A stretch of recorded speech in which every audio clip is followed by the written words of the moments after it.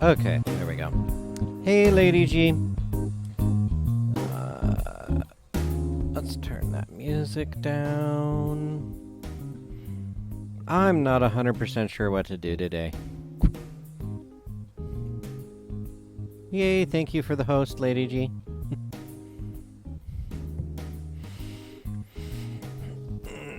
I mean, I could continue what I was doing this morning, which is... Oh, you can't see that screen. Working on a design.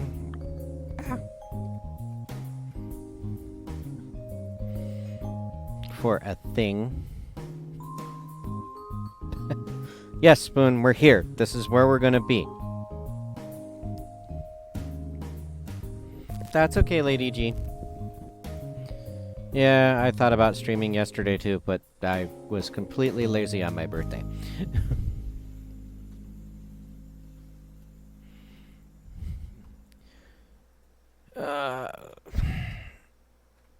Thank you, Lady G.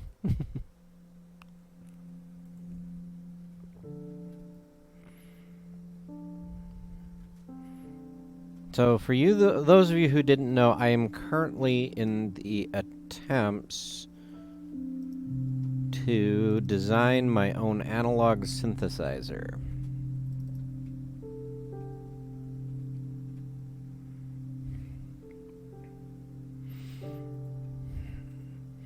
Well, it was partially being lazy in the morning, and then my wife telling me, "Oh, that thing that for your birthday, we're gonna do it at 1." And I'm like, "Well, it's already 11. Crap."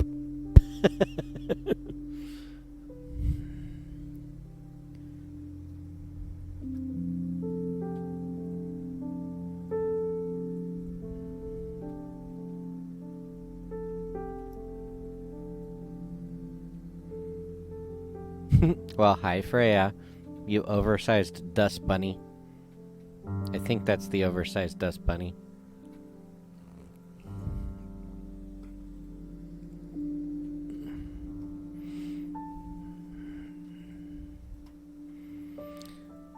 So, like, you know, I've been doing this in my spare time, just having fun. You can see I have a lot of things to do. I think I showed on stream designing those. I don't remember.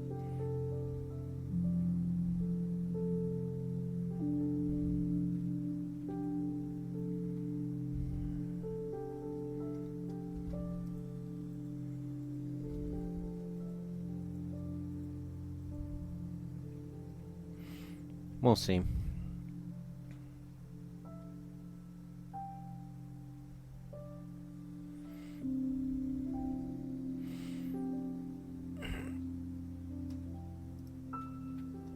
So, I could continue on this.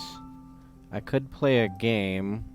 I have a ton of them. I even have a new one that Spoon just gave me yesterday. But he's caused a conundrum in my Steam library. If you look right here, now I have to go and buy Grand Theft Auto 4 because he bought me 5.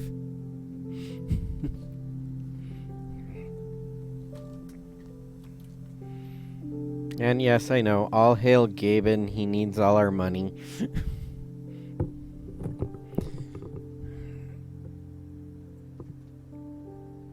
Okay, what?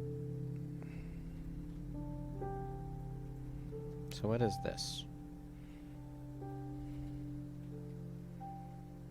I don't remember buying this.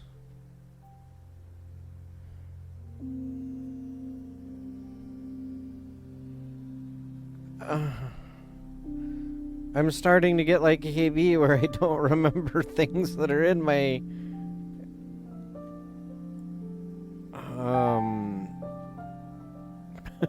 library. Probably came in a humble bundle or something.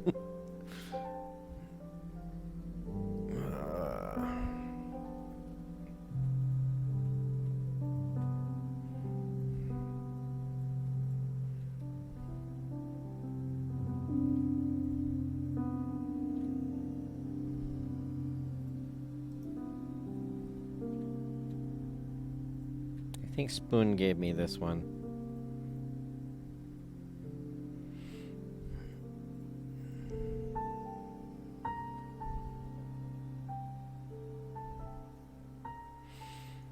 But yeah, I don't know. I don't feel like gaming. I mean, I installed Baldur's Gate because I was gonna play Baldur's Gate today, but then I was just like, I don't feel like gaming. And then I started doing this design, and well, here we are. So you can see I left myself a note the other day because I think those images are wrong.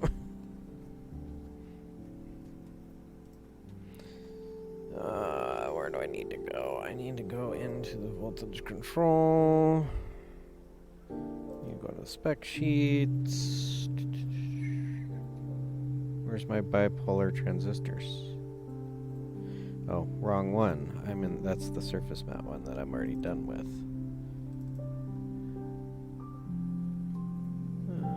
To end this guy.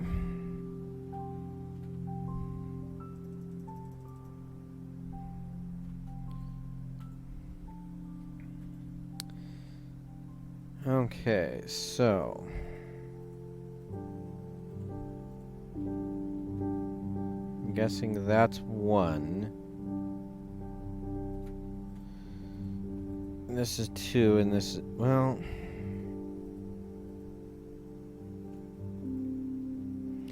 so flat side. Okay, so it's typical there.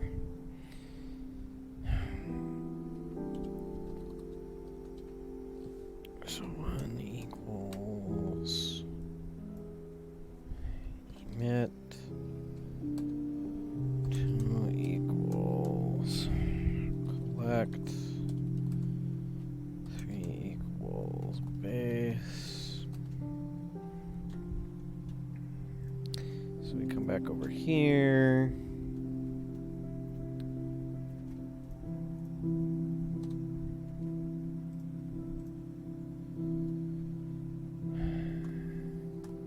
So it's exactly backwards in my...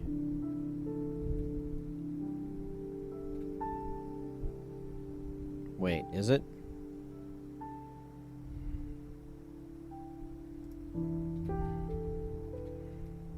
Yeah, 'cause...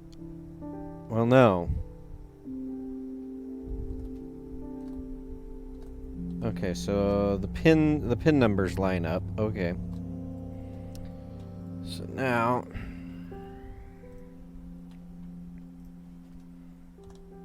which is that? Is that an NPN or a PNP? I believe that's an NPN. Yeah, it's an NPN. I always forget which one.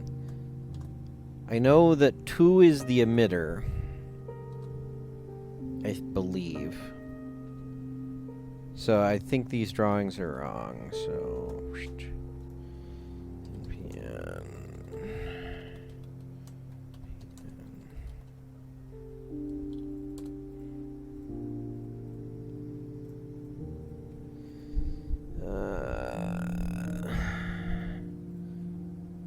Okay, so the emitter is the arrow, the collector is that, and the okay, that's what I thought.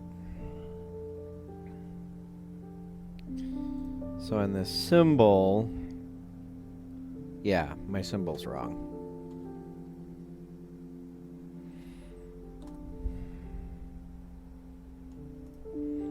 Because, yeah, my symbol's wrong.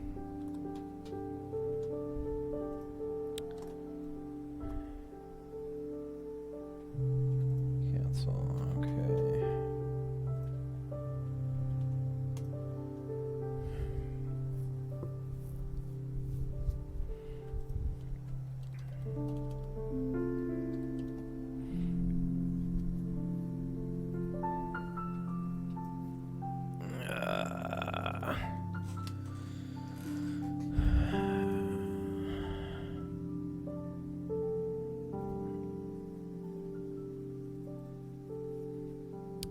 One is base, 2 collector, 3 emitter. Is that what I needed?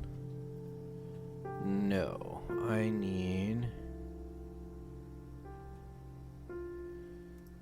EBC. Or ECB.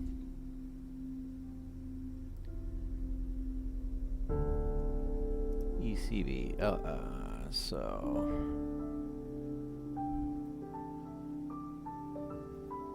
2 is the collector, 1 is the emitter, and 3 is the base. So that's the one I need. And then we will edit this guy. You will be a Q1. You are a 2N517. 2N5172. And I will copy the footprint here in a minute.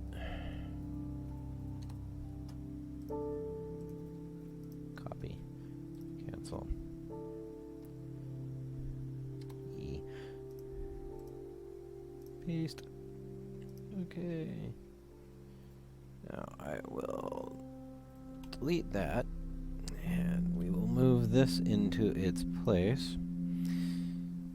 We will delete that. Duplicate that one. Orientation, mirror it.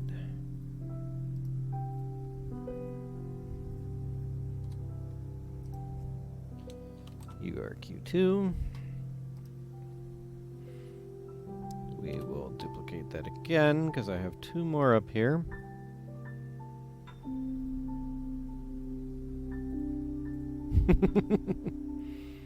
Well, now you're taking care of a dust bunny. Spoon.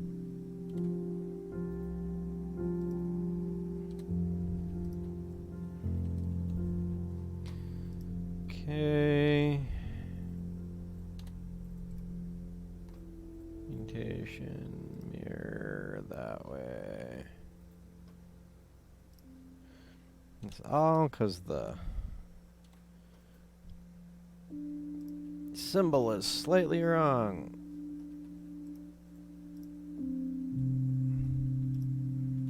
I didn't want to delete that whole line, I just wanted to delete that rogue junction. Stupid thing. Why am I calling it stupid? It did exactly what I told it to. I was the stupid one.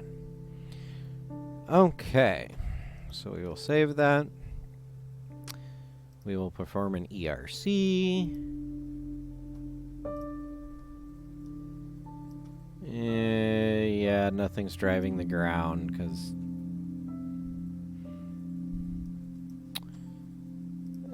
that one's an okay one. Oh, let me delete markers. Double check that all of my footprints have been assigned. Make sure I got rid of all the SMD stuff. Through a hole, through a hole, through a hole, through a hole, through a hole, through a hole. Through a hole. That's all through hole. Okay. We will save it. And we will generate the net list. We will generate it. Save it. We will minimize this. Don't save that. Come back here. We will come to the PCB layout, which is going to yell at me. Surprisingly, it didn't yell at me.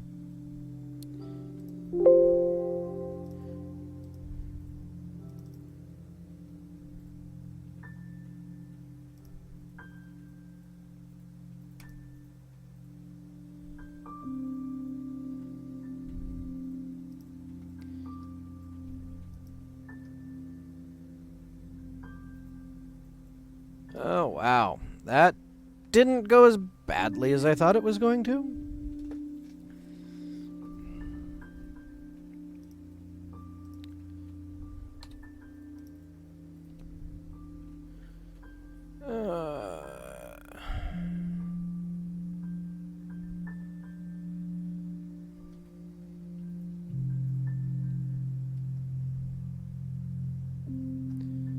Okay, why didn't these delete? That's weird.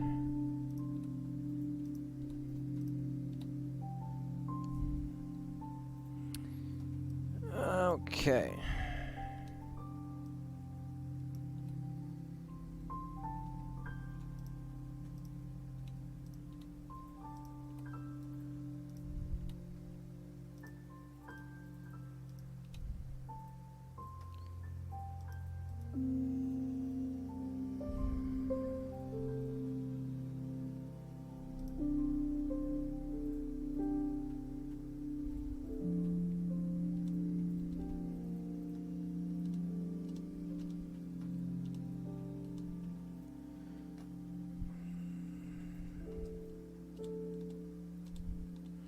Ah, no.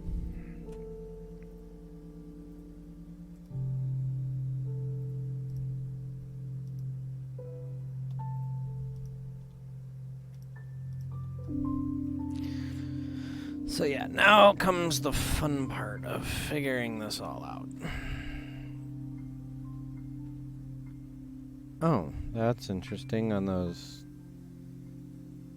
Is that because I've got things stacked on top of each other?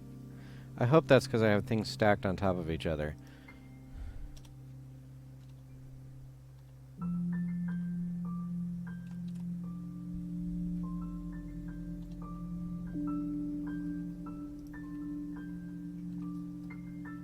Yeah, it's because I have things stacked on top of each other.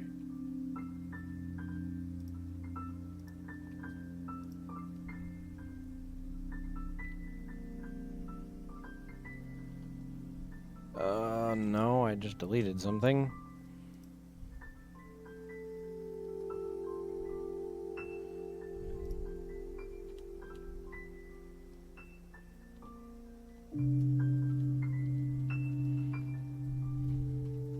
See, I had this all designed out in surface mount, but I'm doing both surface mount and through hole for people. Because eventually, I'd like to offer all of these up for people to build them themselves, but it's going to be a while before I do that.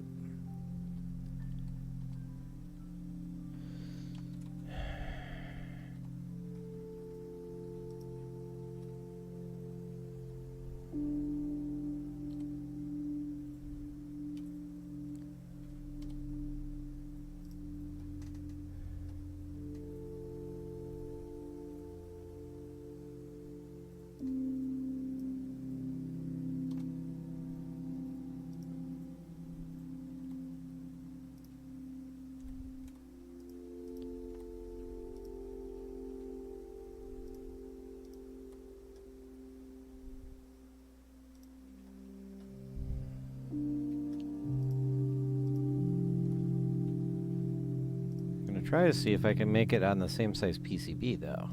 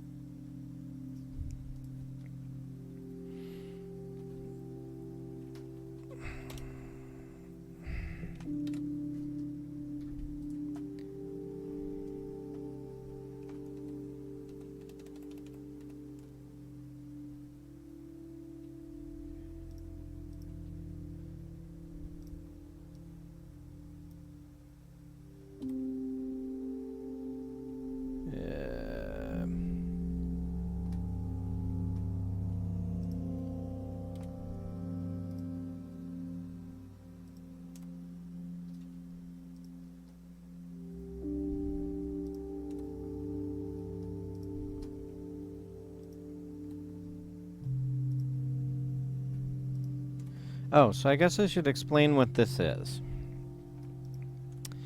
This is what's called a voltage-controlled filter.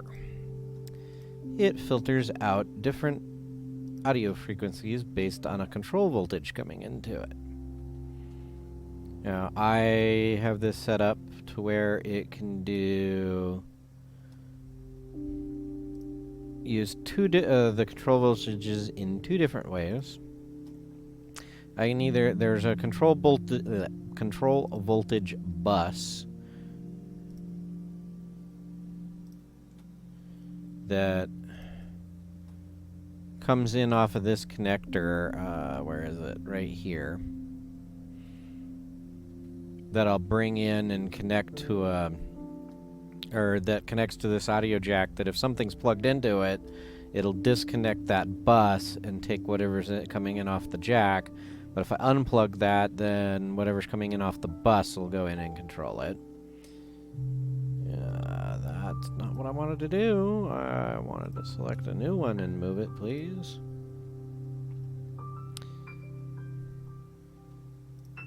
I know this is a mess. This is what happens when you convert a SMD to a through-hole version.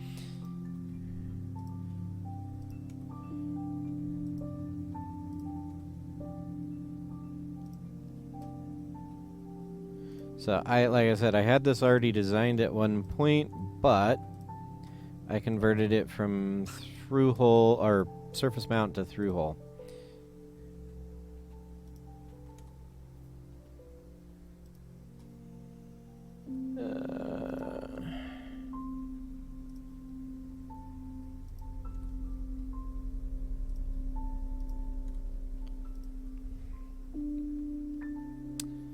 Okay, now I can just start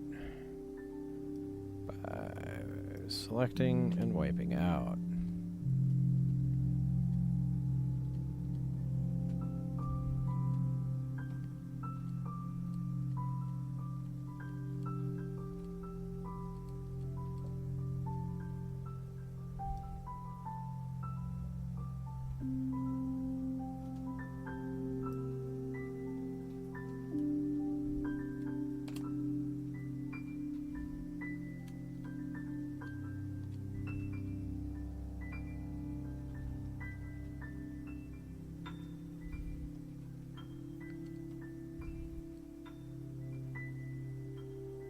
Okay.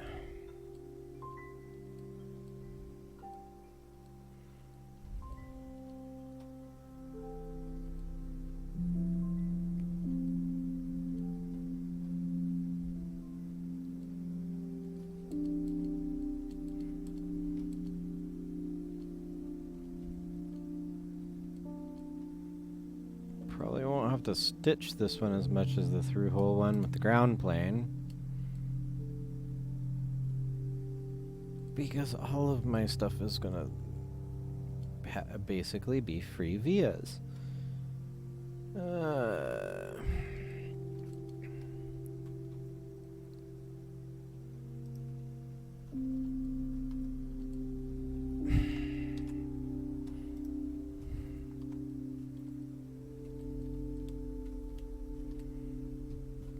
Okay, almost cleaned up.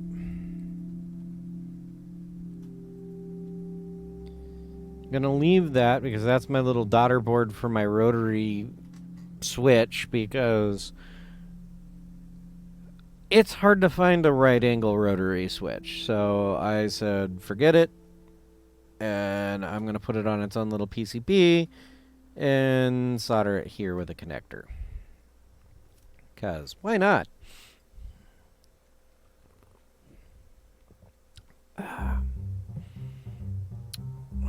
Alrighty.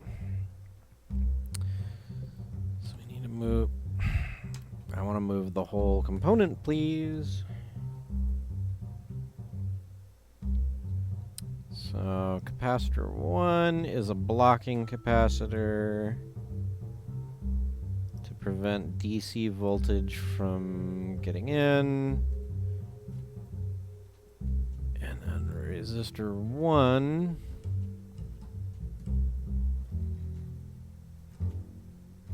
is to limit any current.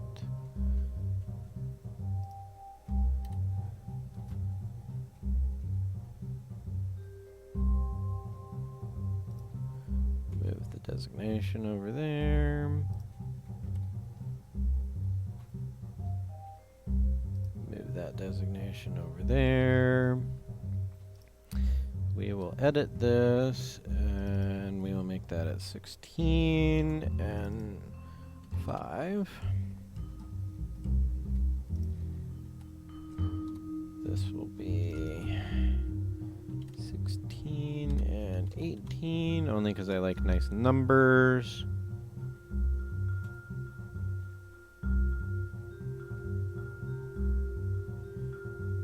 Okay, so there is that. I need all of my diodes now.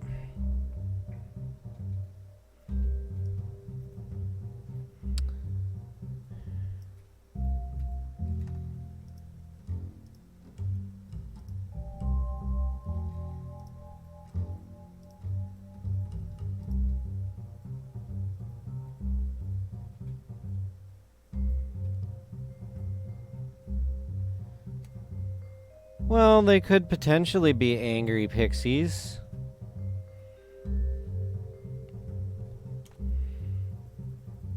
Warg. I mean, it is an audio path after all. So I need D1 and D2. Need to kind of sandwich together here.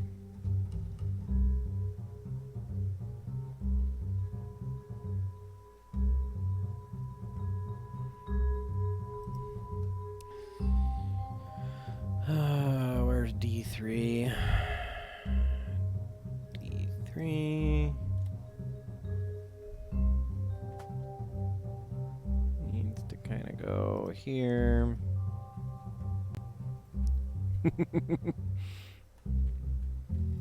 Where's my D4? There's my D4.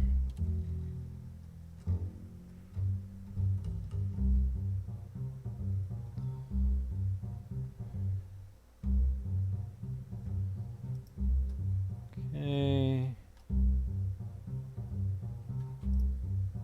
And D5, I'm going to put up here.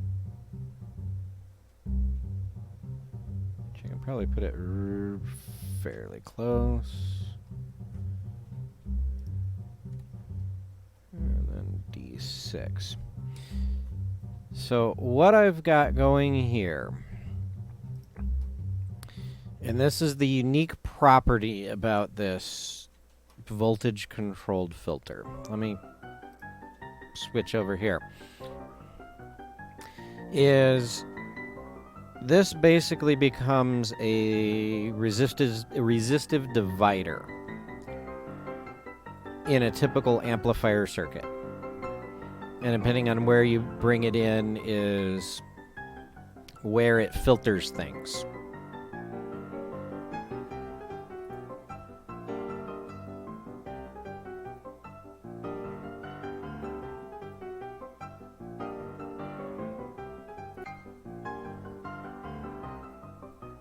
How do I... Okay. Switch to a better thing. But in a... in a voltage-controlled... oh, I don't need that anymore. I fixed that. In a voltage-controlled filter, these these diodes will only conduct if they reach a certain voltage threshold, which that's the control voltage that comes in, and then we amplify it here with this pair of transistors, and either bias towards this end of the filter or this end of the filter, and the audio comes out here. And then depending on where this selector switch is, you either have, if the audio is on, point 1, it comes into the middle and it becomes a bandpass filter where it filters out the highs and filters out the lows. Or, no, excuse me, that's if it's in the middle position. If it's in the first position, it's loaded into this end of the filter and you get a low pass filter. If it's in the middle, it gets loaded here and you get a bandpass filter, which filters the highs and the lows. And then if it's in the other position, it comes into this end of the filter and you filter out the highs. Or it might be the other way around. I don't remember. Yeah. No, yeah, this end is the low pass, this end is the high pass, this in the middle is the band pass.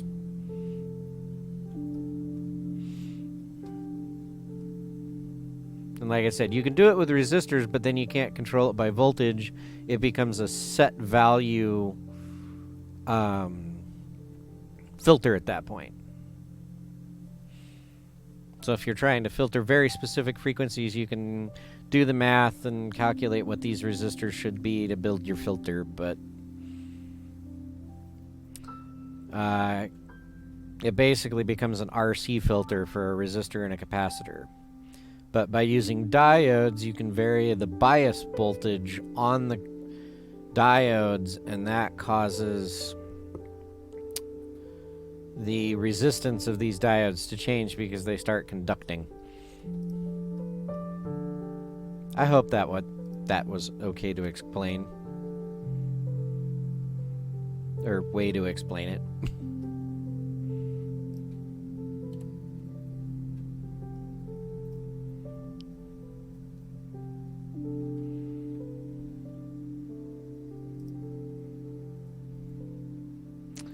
Okay. Where did I put this? I think I put this diode network right there last time. Yeah, I think I dropped it in right here because this is where it would fit.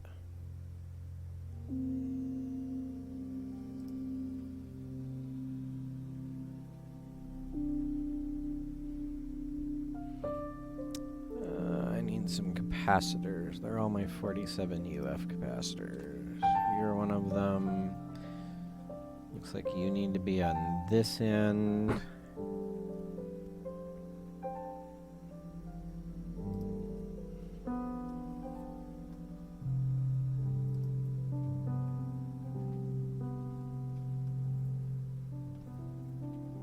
That needs to be on this end as well. I'll move these around in a minute to try to find a good spot for them. And this one goes on this end. I'm going to rotate that one.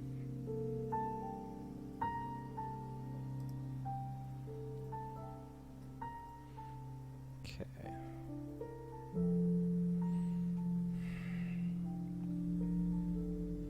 So I can come out with that one and go up there. I can come out with that one and go in there. This can come around. This can come around, and this can probably come sneak between that capacitor.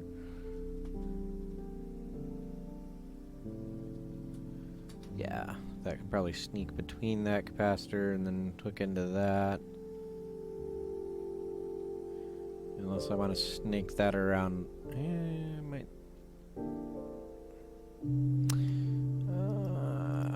Let's change these. We will move that guy up here and this guy down here.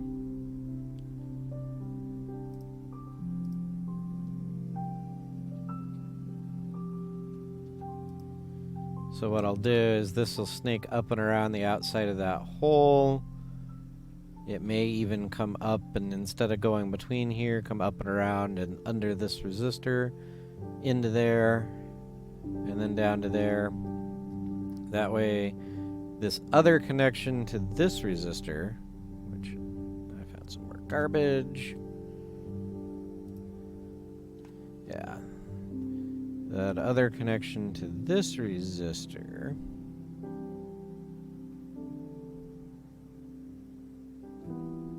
for that capacitor can happen up here somewhere.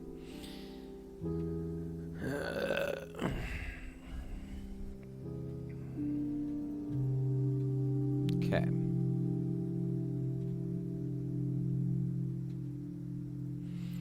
Let's get these all kind of roughly placed. I'll put you at 22 and 11. Only because I like nice even numbers for these. We'll do you at 24 and 15. Oops.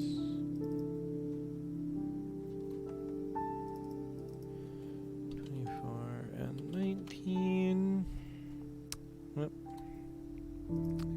wires over.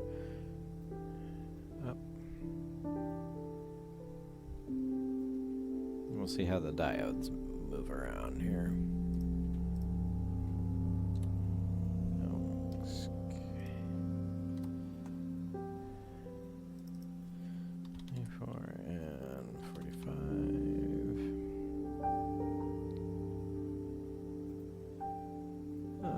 Let's slide these diodes down.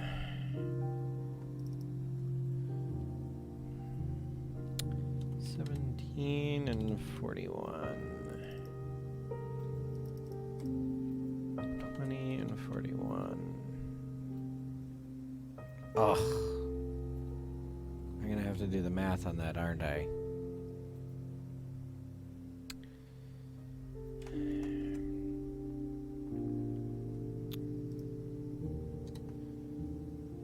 Because they didn't do that in the center. Lovely.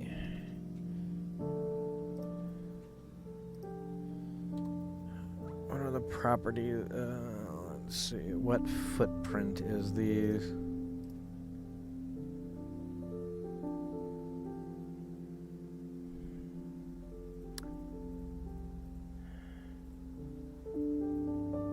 .62. Okay.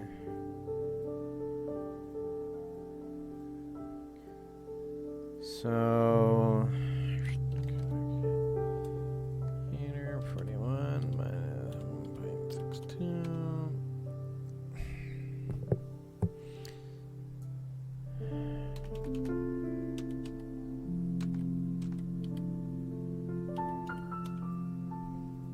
.38.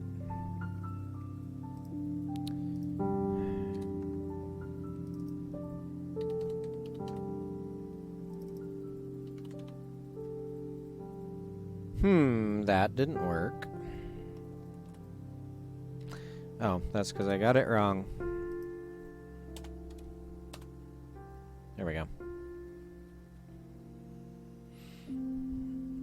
It's not going to be nice numbers, but it'll work. Okay, you're going to be at 25 and 41. Not quite. So 26 and 41. And you're going to be at... How far off are these? 17 to 20. And this is 26. So this will be 29.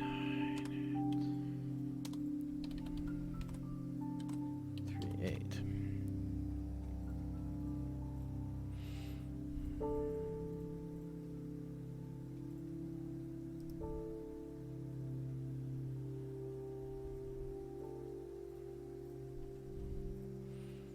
Yeah, I'll show you my power supply design in a minute, Org. That's where my angry pixies are. And I just realized nobody can see chat because of the white on that, so... Oh, that's not OBS. That's OBS.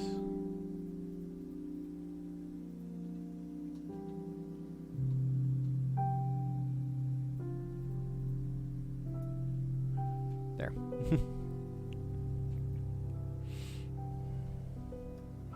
Now you can see chat better. Alright, so this guy is going to be...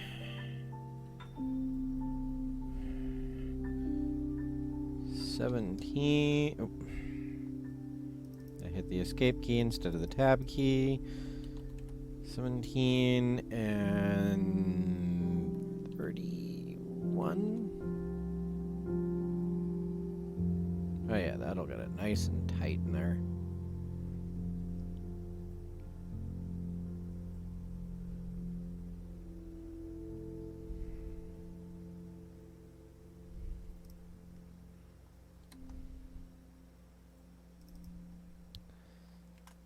So we'll do 31 minus 7.62.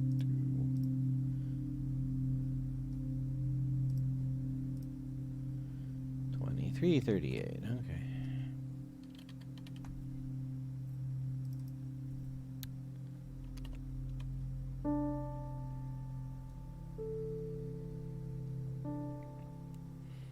Okay, so that one's good. What is this one? 29? Okay, so this is going to be 29 and 23.38. And I think this was 26. 26 and 31. There we go. My diodes are all nice and pretty and lined up. Okay. So we got our audio path that goes in there, comes out into these capacitors and the diode network. Where's my 1 UF capacitor? You're right there. You are going to have to come up here somewhere because you are the output of this. And we will move that to this side. And what is this one at? This one's at 24 and 45.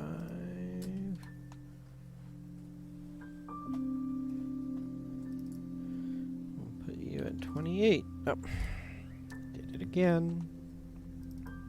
28 and 45.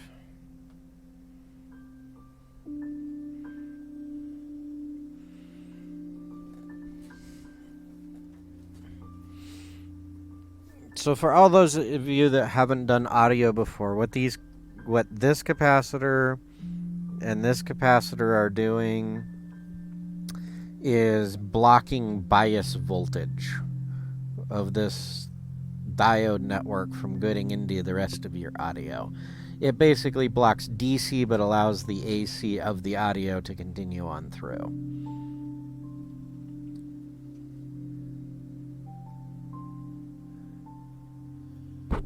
Okay, that's all ground. Okay, good. All right. I need to get this going.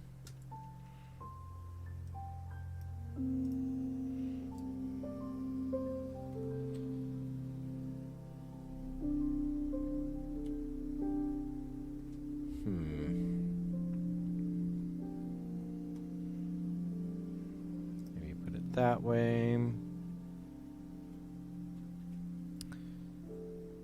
Let's come over here and look. Okay, I need R6. Where is R6?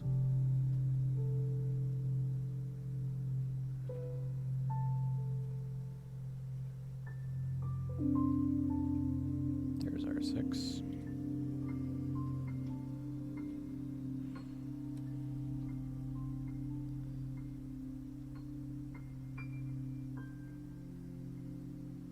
Okay, so I'm thinking R6 needs to be above R5. Just because of wiring.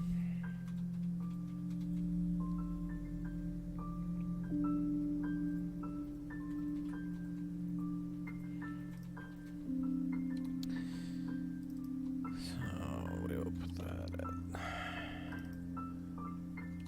17 and 51. What size are these? These are 6 or 10.16. So I need 10, this is 10.16. I think I already know it, but so you are gonna be 27.16 and 55. Let's see if I can get away with 54 on that one, just to tighten it up. Nope, they overlap.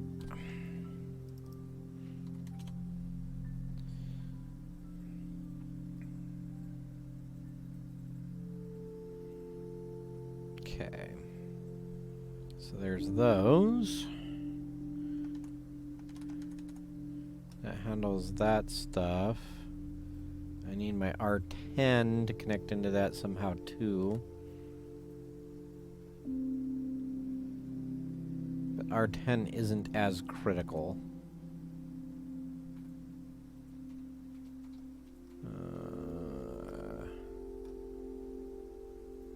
So I need Q3 and Q4.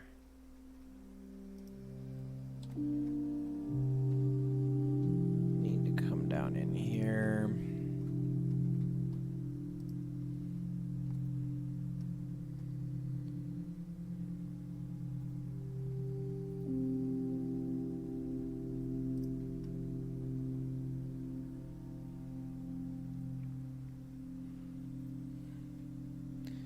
Okay, that can kind of snake through there. That can connect to there. That will go on up there and then snake around wherever it needs to go.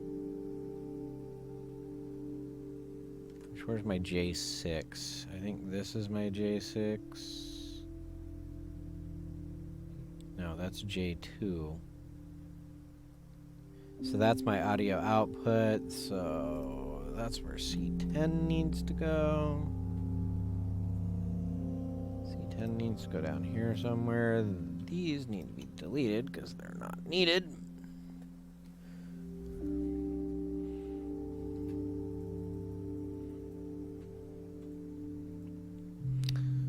Which capacitors go near those? C8 and C9 are a couple of bulk decoupling capacitors. Those need to go near the transistors.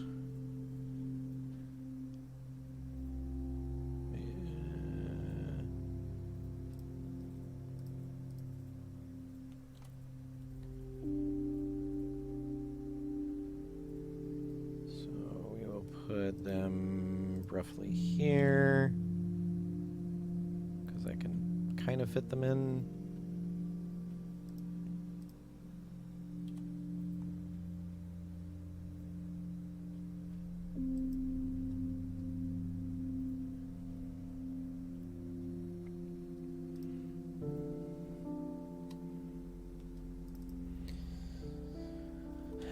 And 62.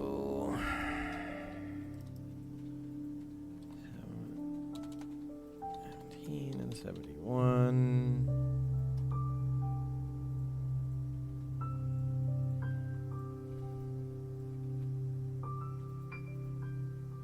I probably don't need that much capacitance there, but well, they're cheap. Okay. What do we got here? We'll put you at 24 and 62. Put you at 24 and 68. Yep. 69. All right. Oh, sorry.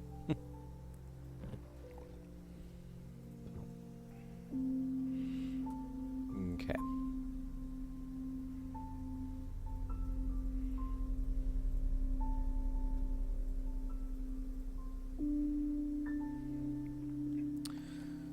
Okay, so that's that stuff. Now I need to start building all this resistor ladder work stuff for it.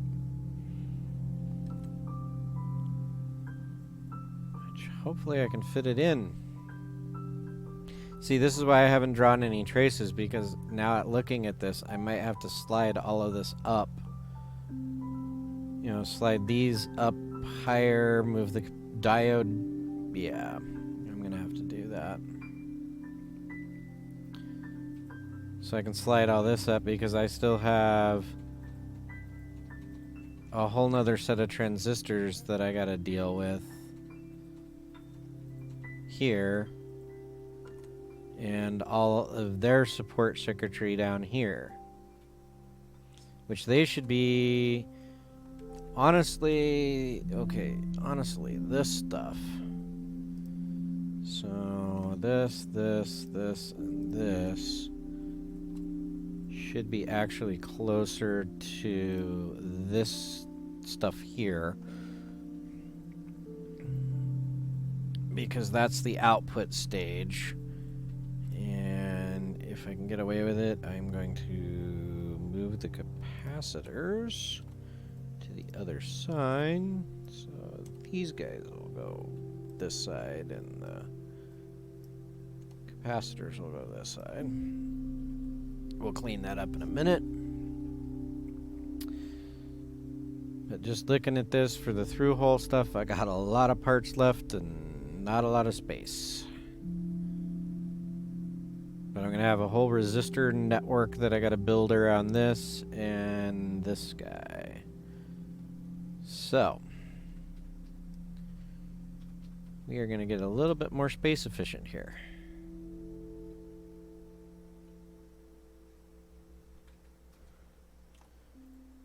It's a puzzle. Let's see. Can I actually... I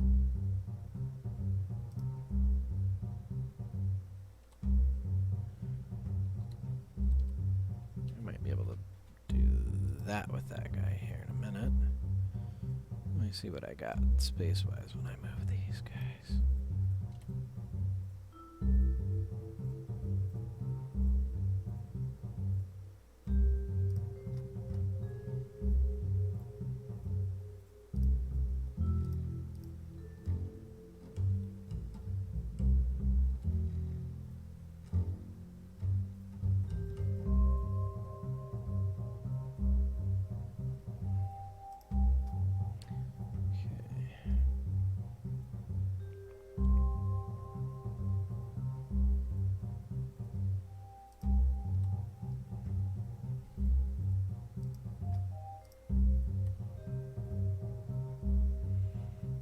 We'll put you about right there.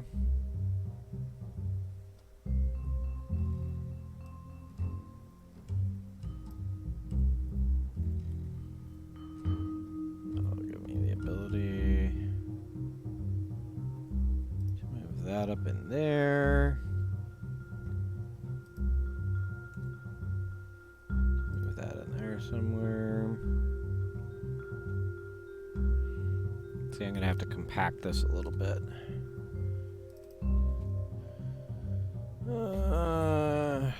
20? Can I get away with that? No. This is when I might have to start using half values. Nope. So 21 it is. You'll be at 21 and 16. And you'll be at 2. 21 and 2.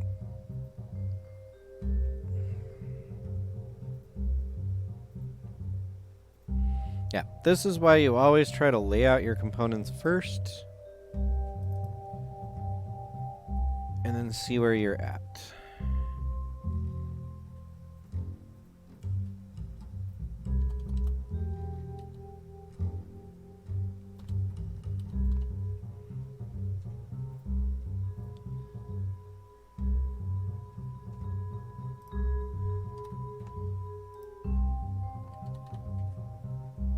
Okay, 25.5. Okay. What were the diodes? The diodes were 762, so what do I need to do here? So 25.5.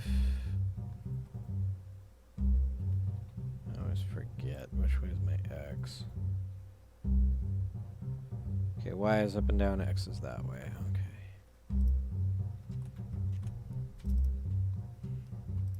And then I need... What is that? 14 minus 7.62. 6.38.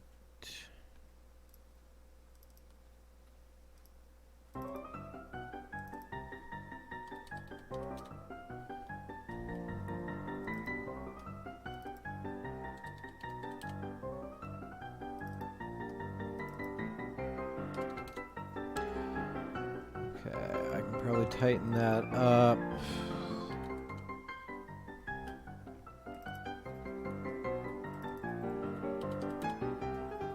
Yep. And there, my label still ends up on the thing.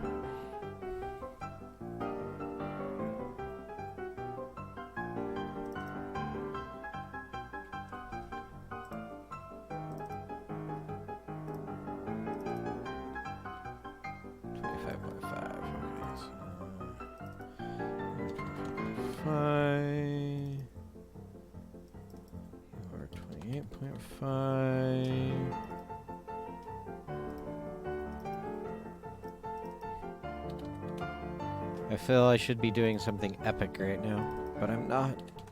I'm moving diodes.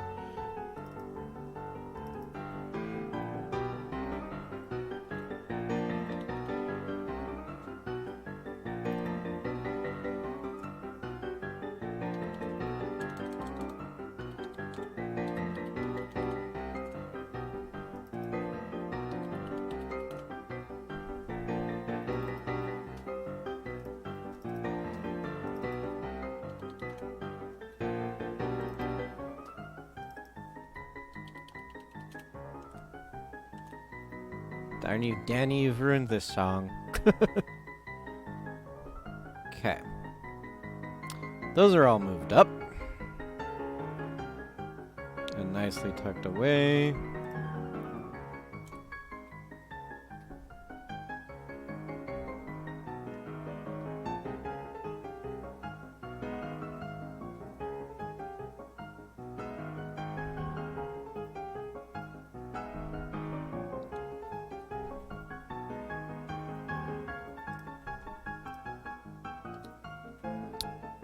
That is at 16.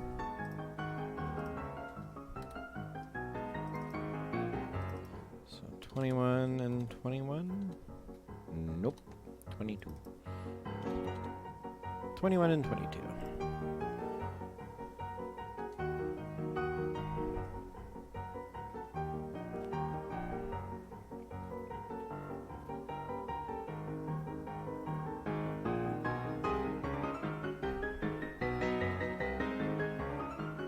I know, right? You know, I have crashed KiCAD lately, so I'm gonna save before something horrible does happen.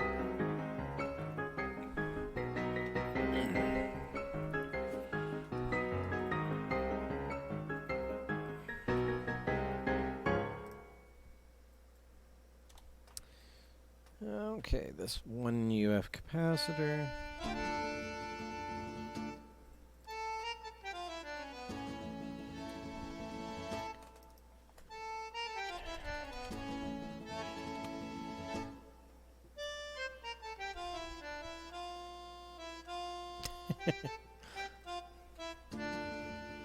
Sorry, bugs stole the U-238 explosive space modulator.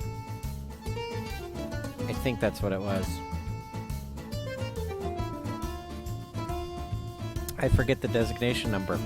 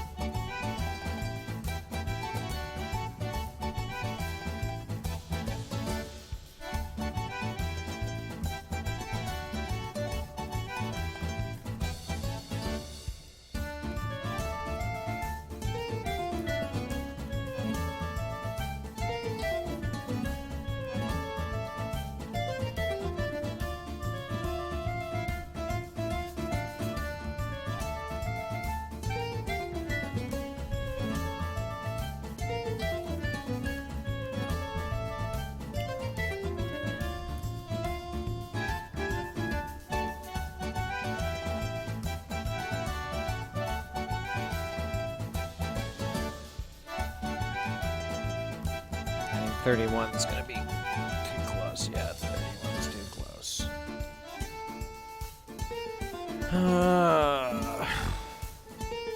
What are the spacings on these? 10.16, I believe? Yeah. So I need to go 20. So 33.16.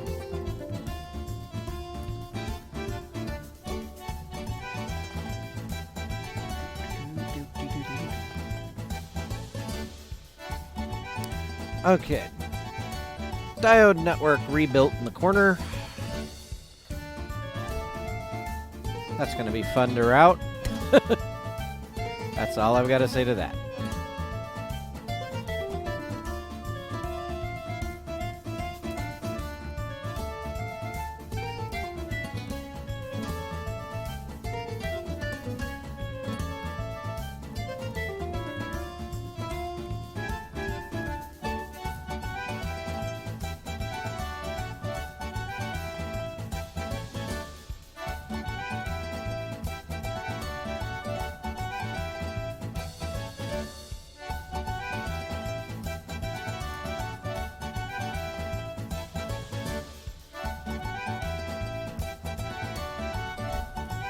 Oh, that's right. These have to go through a resistor before they go through that.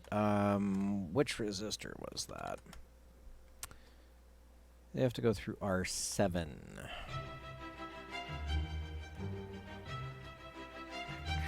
They have to go through that.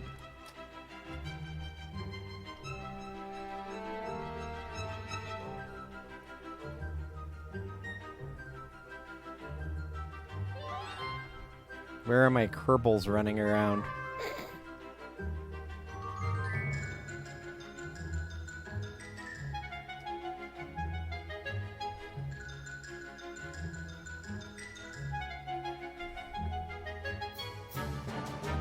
I can squeeze this guy in here.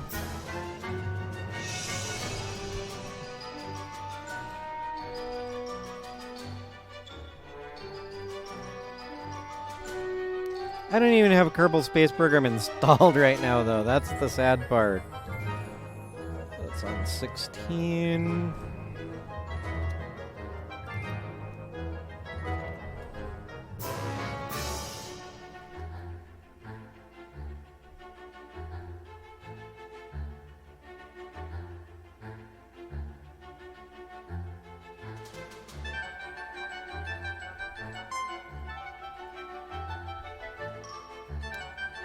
See, but there's a problem with putting that resistor like that. Routing.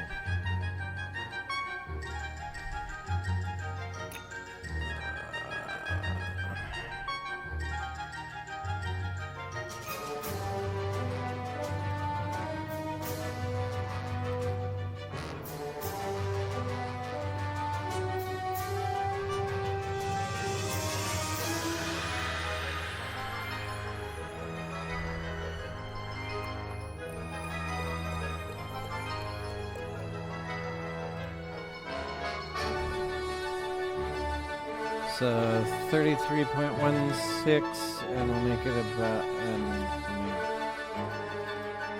so 33.16.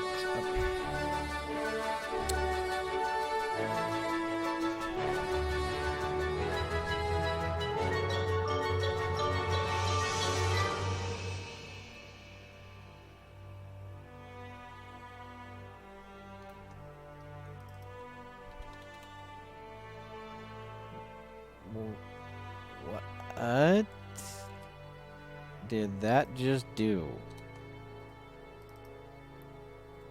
I have no idea what that just did. That was weird. It must be the music. That's all I've got to say to that.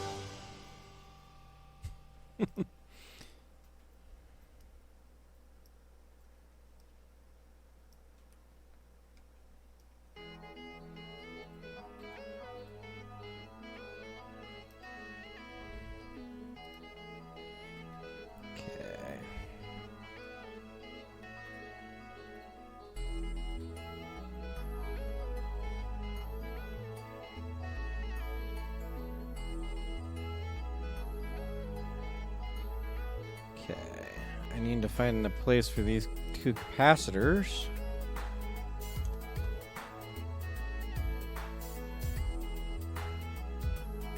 So I'm guessing right there. And right here.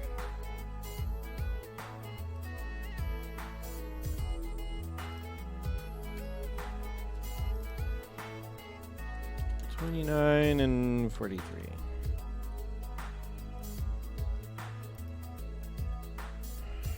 $29 and $52.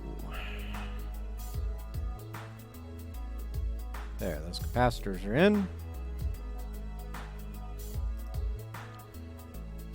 Have these been lined up yet? No.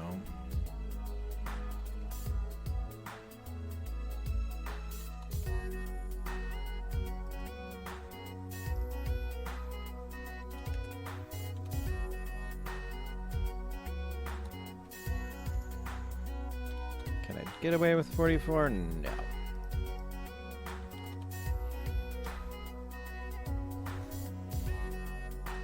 Ugh.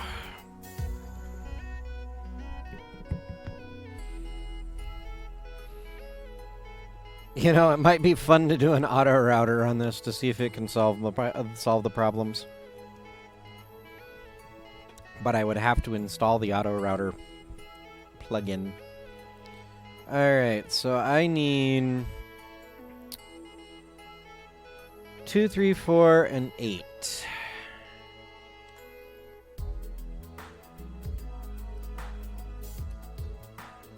Two.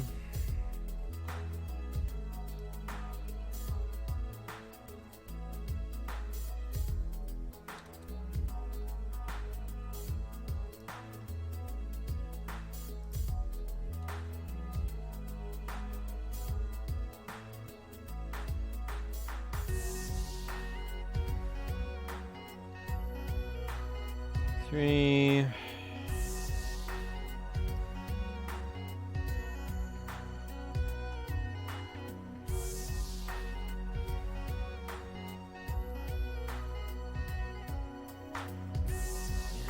Eight.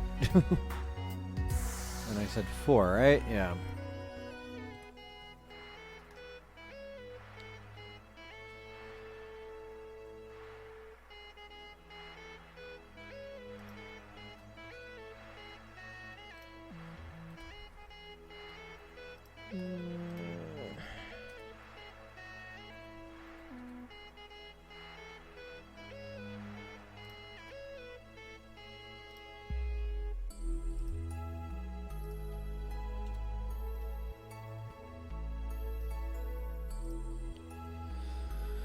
Okay, this is quite the rat's nest.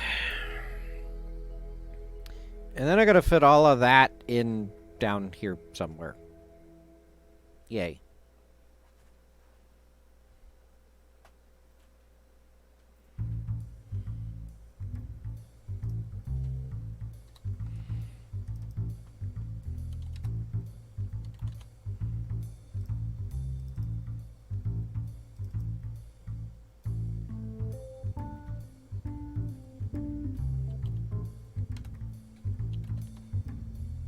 Yeah.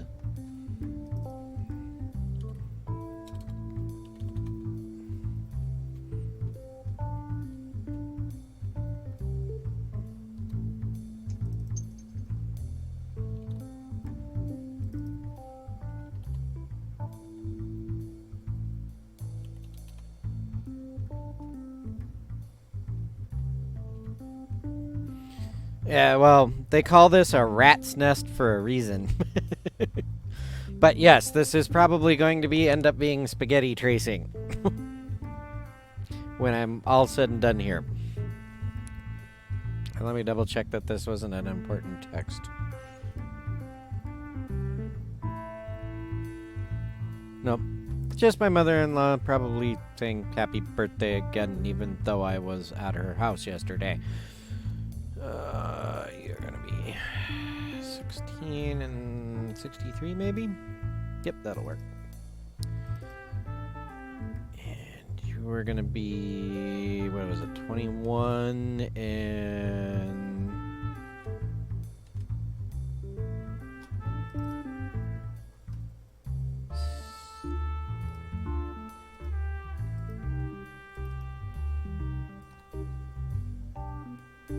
21 and 63.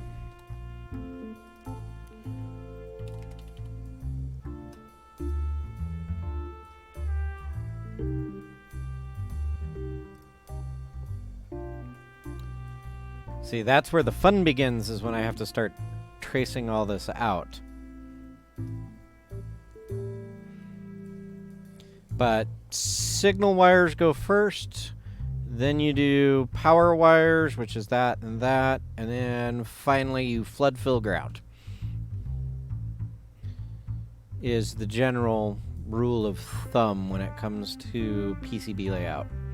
Okay, I need to cram 8 more resistors in here, so you guys need to move up here.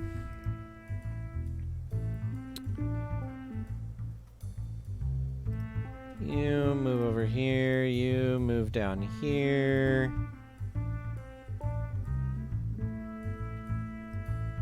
Take that.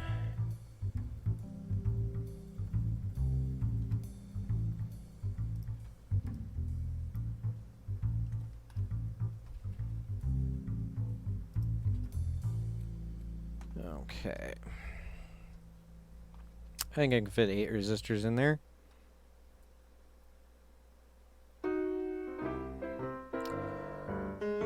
Okay.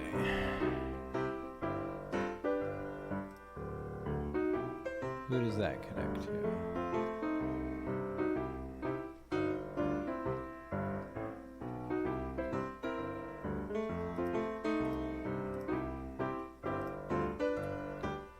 My highlighting rat's nests isn't working right now. That's annoying.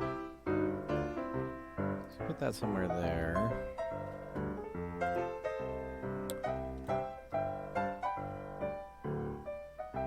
You'll go somewhere here.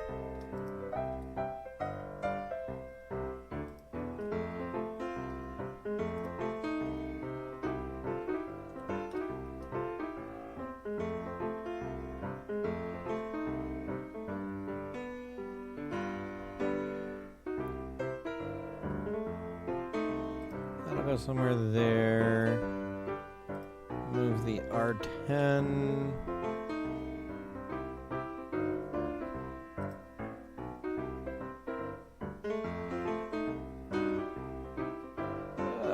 I don't know if I'm going to fit them all in that way.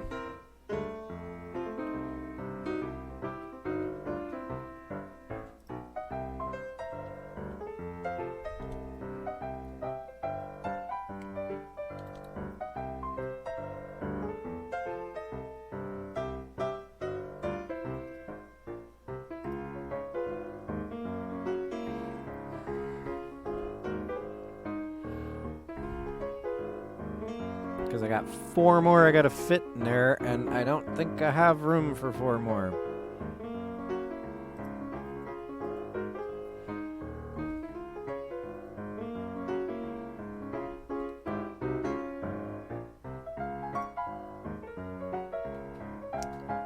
It's the R13 that I need to move.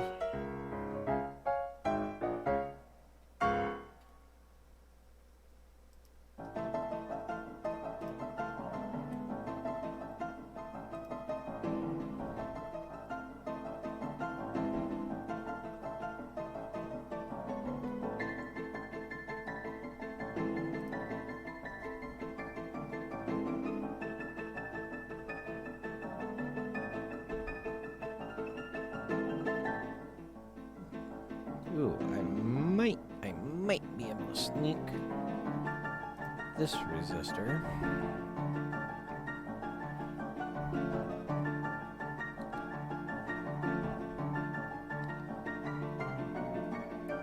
In here like that.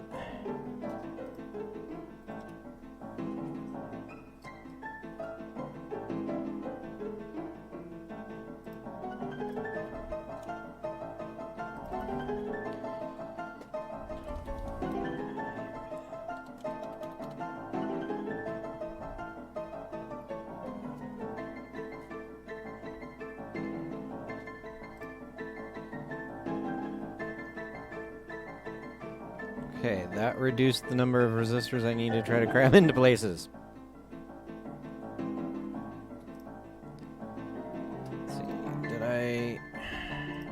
think I already placed this one. No, I didn't.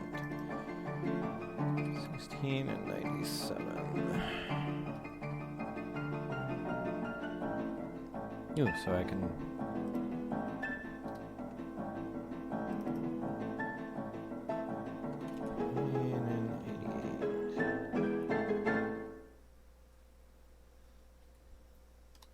Make that 89.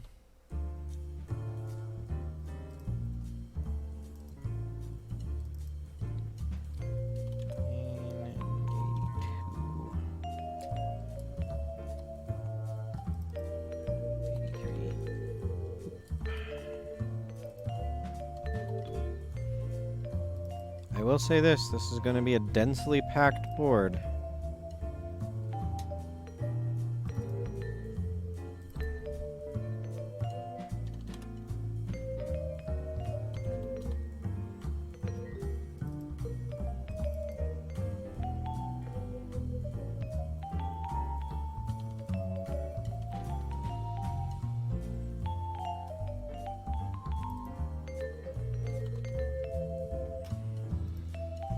Okay, so those are all in a decent position. That's in a decent position.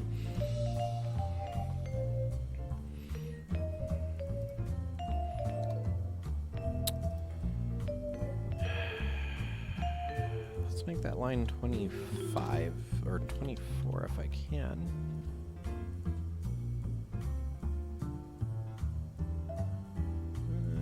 No, let's make that 25. Then I'll miss the resistors up there. And make this 89. Yep.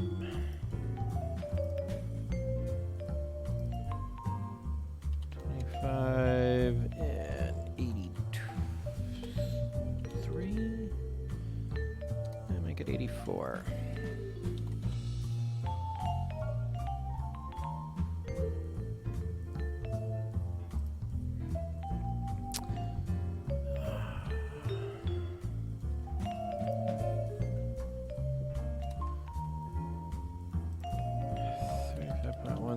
Six, and we'll make you 80. Nope. 79.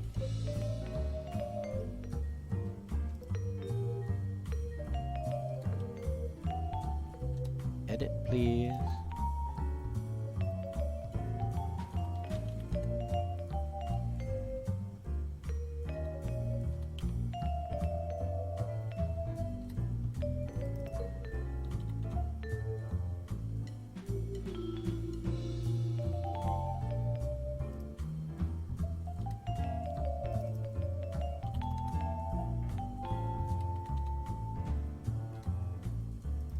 Hehe, 69 again.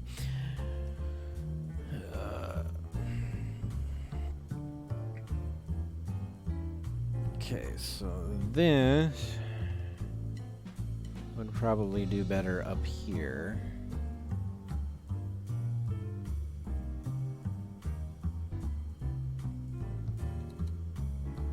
Just for routing purposes.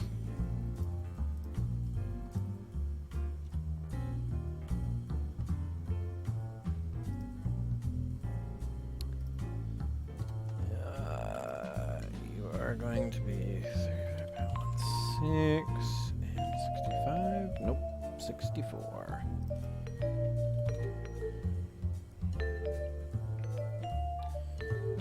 Okay, now I just need to try to get that one last resistor in there, which I think I see a space for it.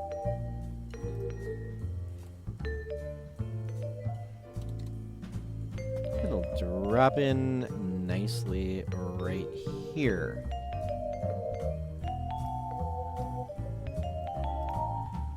R17, move that to this side.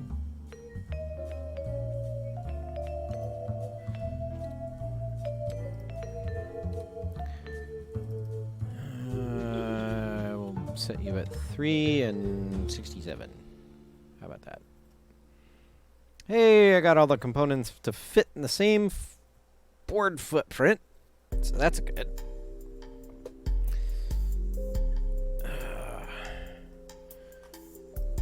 Now let's see if I can route this mess or if I'm gonna have problems.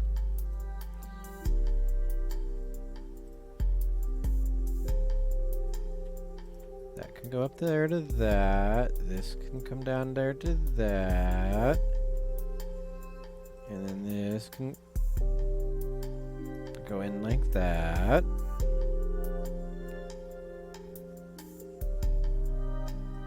Coming out, this guy can come around under there, up here, and in.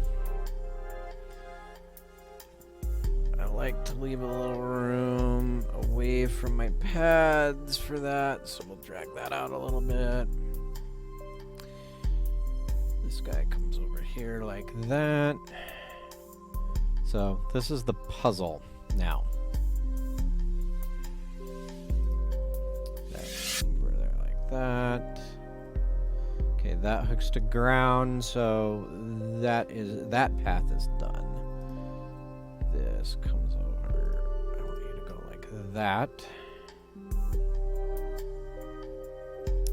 It's also going to come down.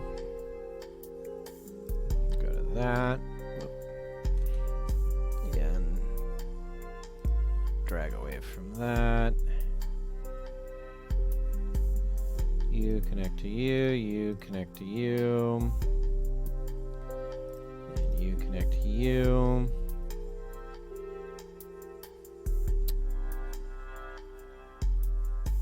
That needs to connect to a resistor down there somewhere. You connect to you, you connect to you, you connect to you. This comes over and connects to that.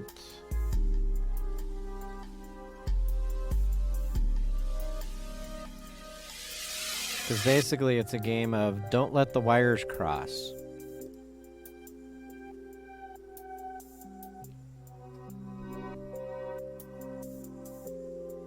Yeah, you can go like that. That'll work. And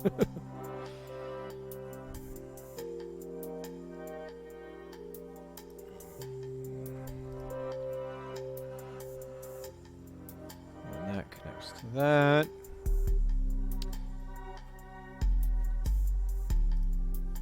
The audio output. I need a bias resistor there. Ah, see, but now we have a problem. I can't get from here to there easily. So, we backspace that guy. And that guy.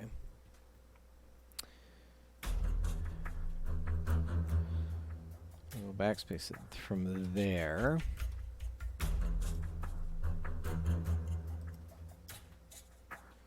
You'll come around and do all.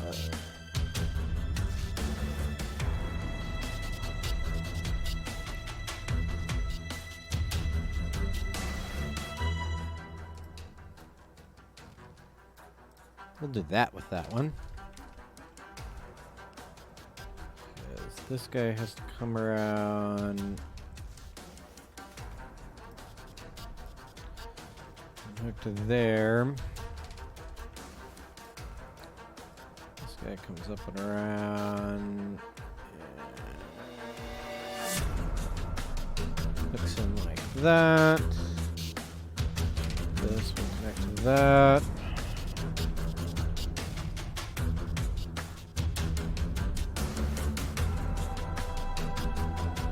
Very dramatic music.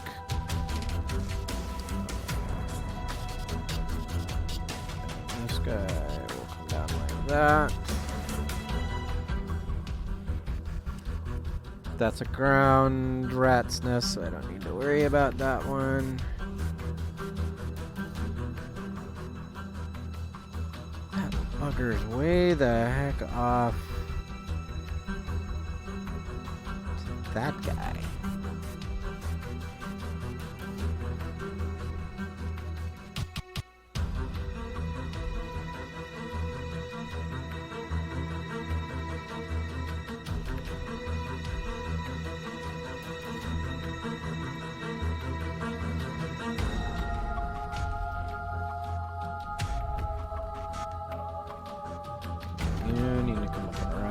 that, and then down and through and that guy. That's a ground, so I don't have to worry about that one.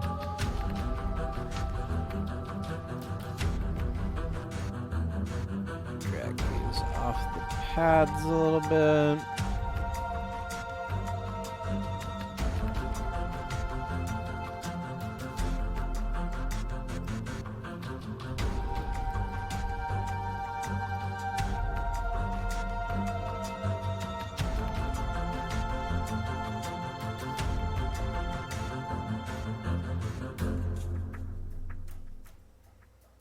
Okay, that one looks good.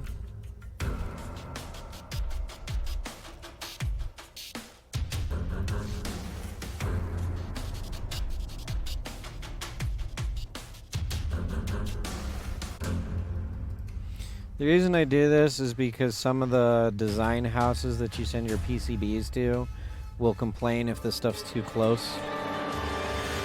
So if I have the room to do it, I will spread them out a little bit like this.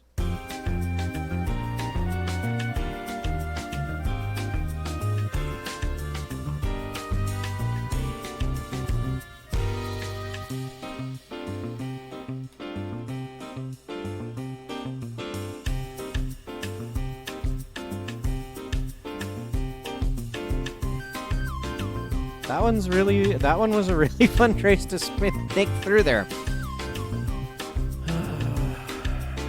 And that's ground. Oh, that one's an easy connection that I can do.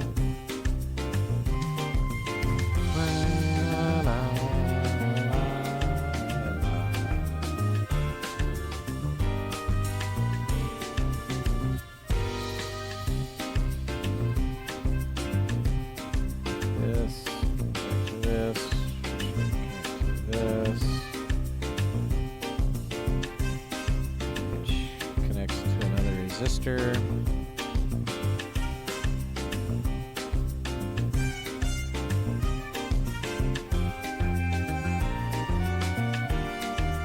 That's ground. That's ground.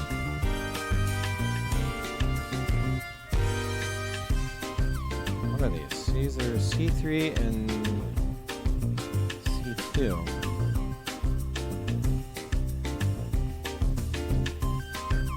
Oh yeah, they get their power through R8. Where did I put R8?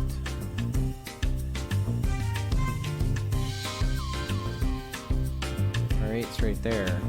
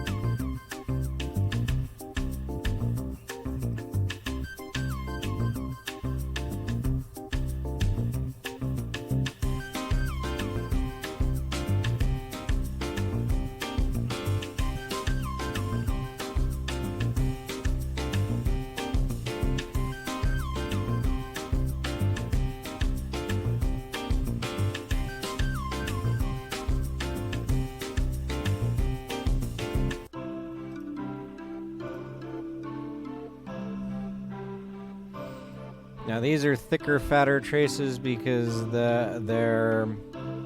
that's a power trace. That's ground. Don't need to worry about that. Do still need to get this over to R8 though, and I should.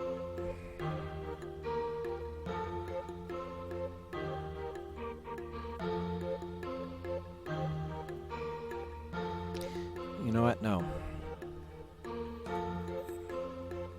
Power traces are last.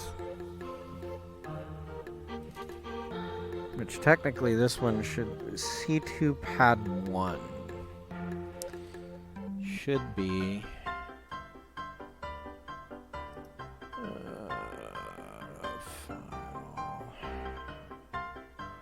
setup. Net classes. C2 pad 1.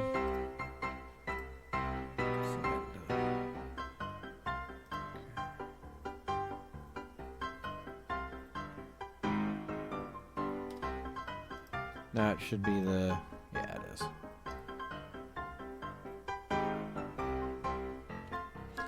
So that's a power trace that I'll have to figure out in a minute. Because power traces are probably going to end up on the bottom of the board.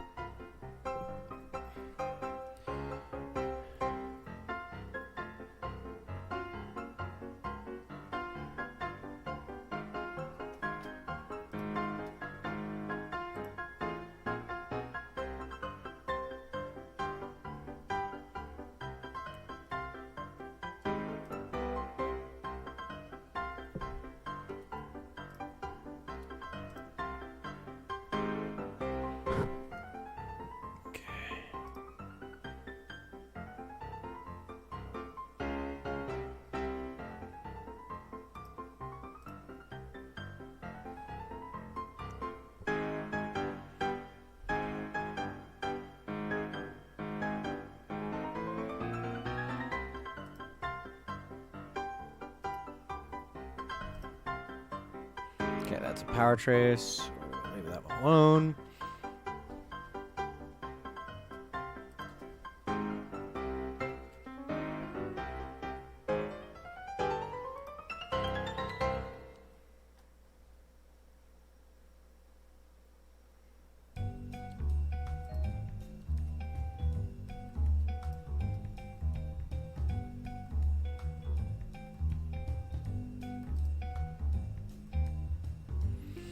So that's my bus for my control voltage coming in. This switches it, and it comes out and goes through all that stuff.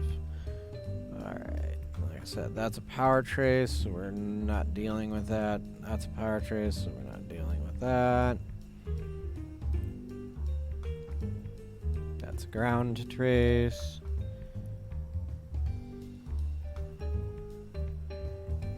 Okay. That, this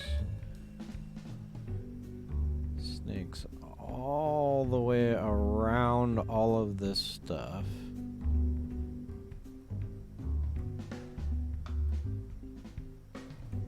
What?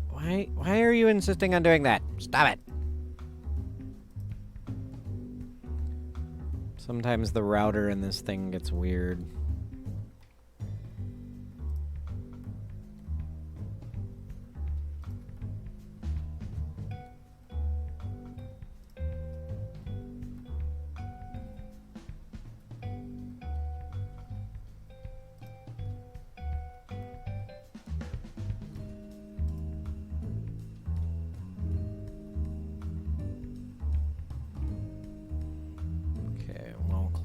That stuff.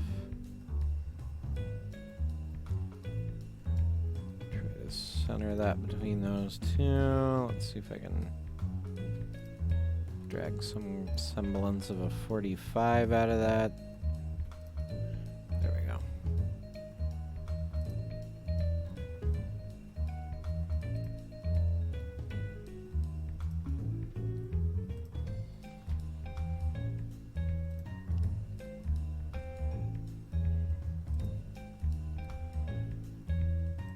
Wrangle them, pixies.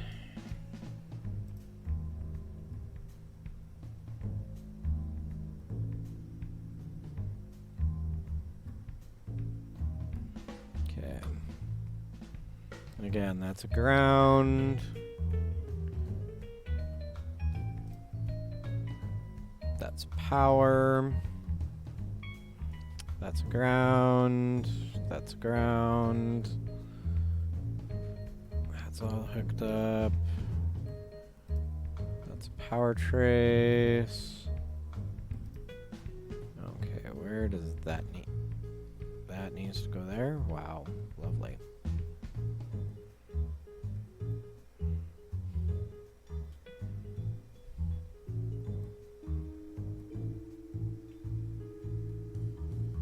Yeah.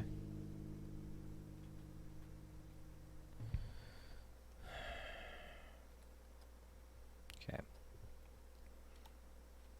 Drag that away from that. So now I can try to draw that one again.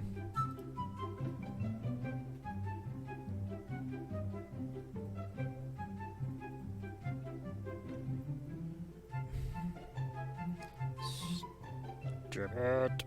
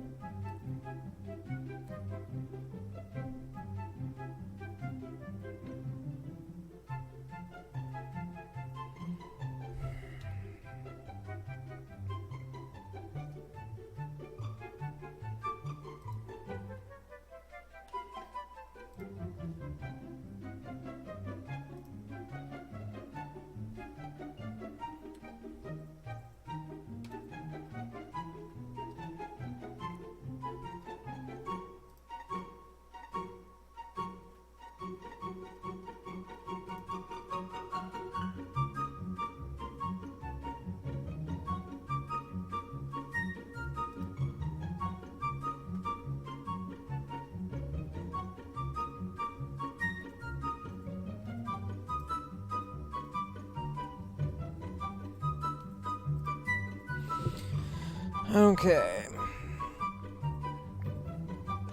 So, the other one that I had there, which I think was this one, yes. It's gonna have to come out and around that ground. Like that.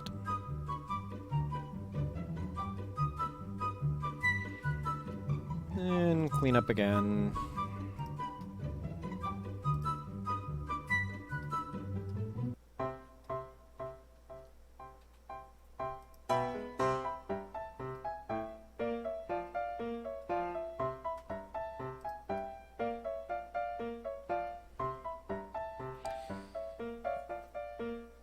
Okay.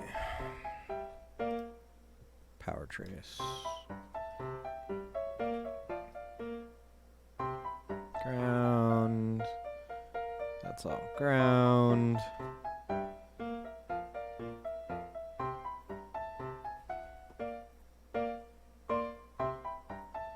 Okay, you, go to you, and then you.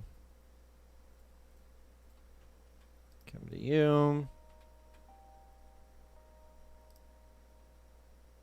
That is a power trace, don't worry about it. Right at this moment.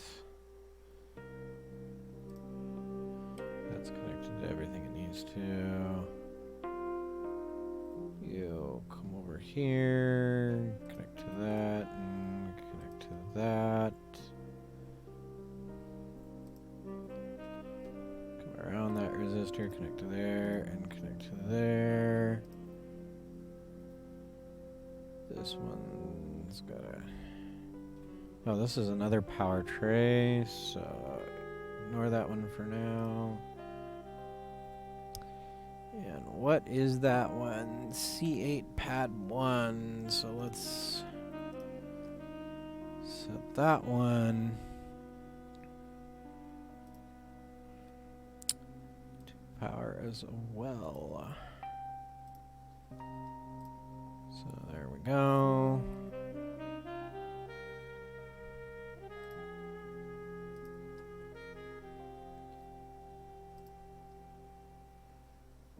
That's the one that's got to snake around things.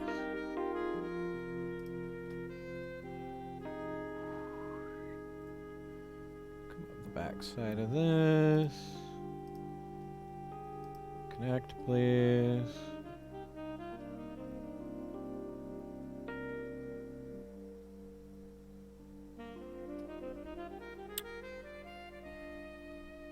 Okay. That's a power trace. That's a power trace. That's already connected. That's a power trace. That's, what am I thinking? Of course that's a power trace. You go like that. You go like that. But I also need you to come around like this and connect like that. That connects there.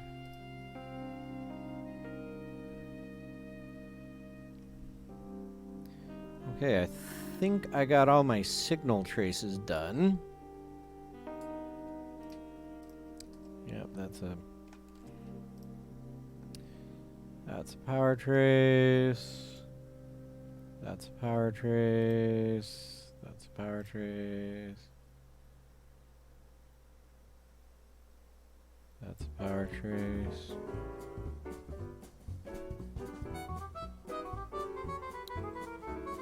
Alrighty.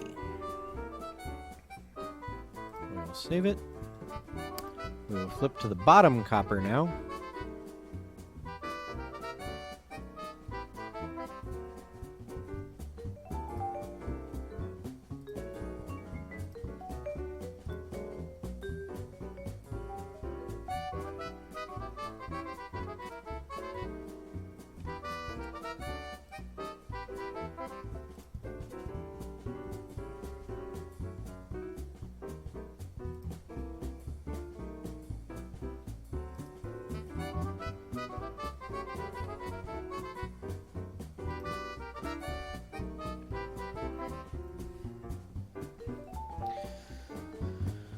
Okay.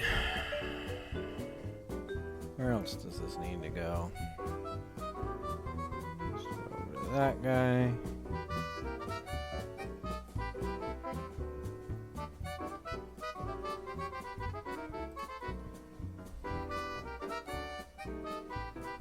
That's all ground.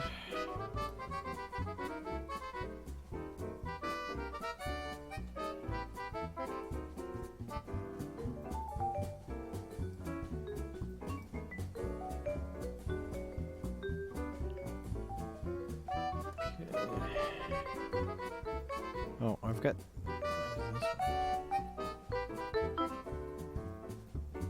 Wow, that's got to tie into that too, huh? Okay.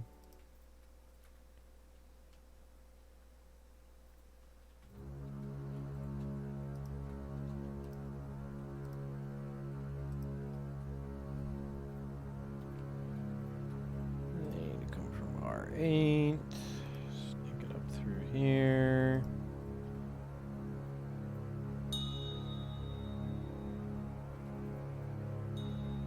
Might need to flip R8 around to make it easier.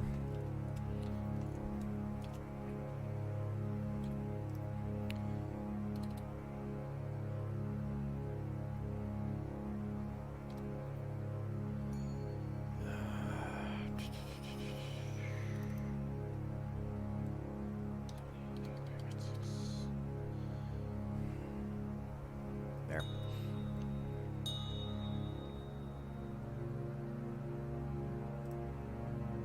Move the reference R8.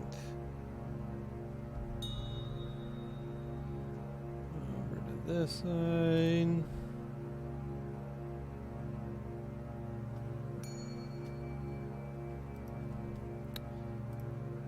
then we come like that.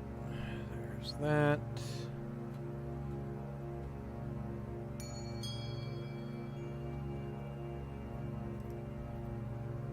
And this guy comes this way and up here and into there.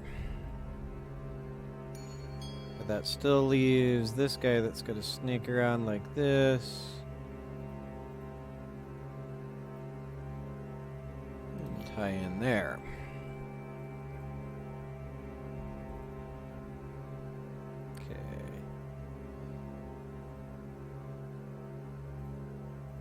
I gotta somehow get that to that line as well.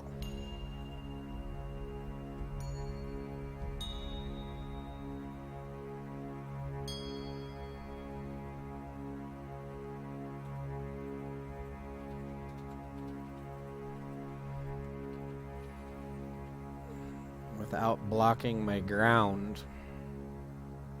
Because if I block my ground,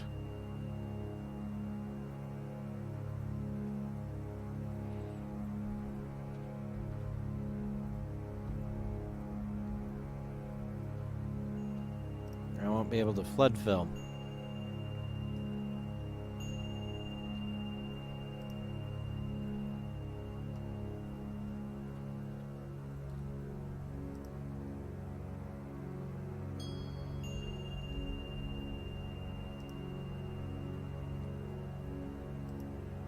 Let's just take this one around the outside edge of the board. Because I can.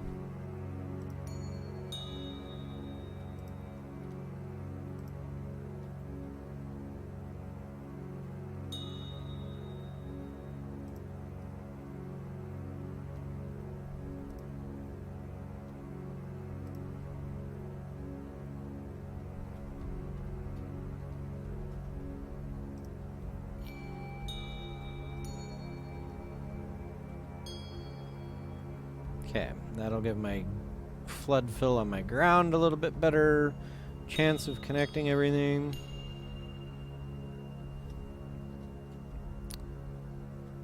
I think I got everything but grounds.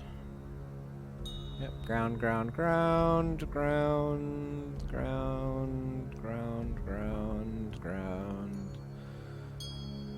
Okay. Now time for the flood fill.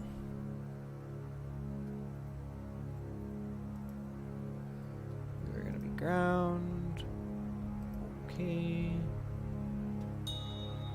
That's not quite gonna come all the way to the end of this because this is a V-score that's gonna split the board up.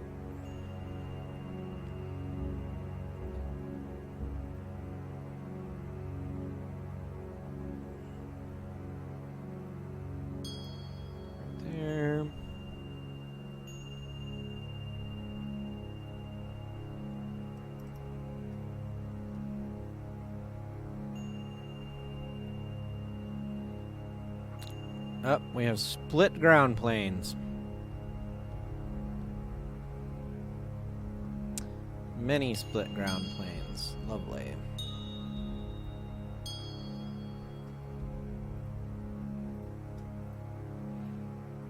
It's okay.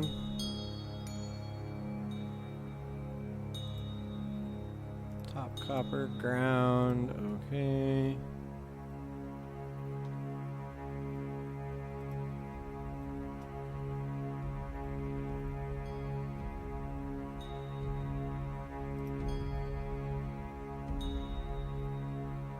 See if I can do this.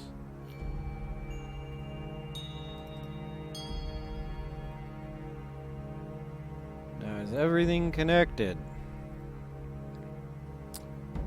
It looks like everything is connected.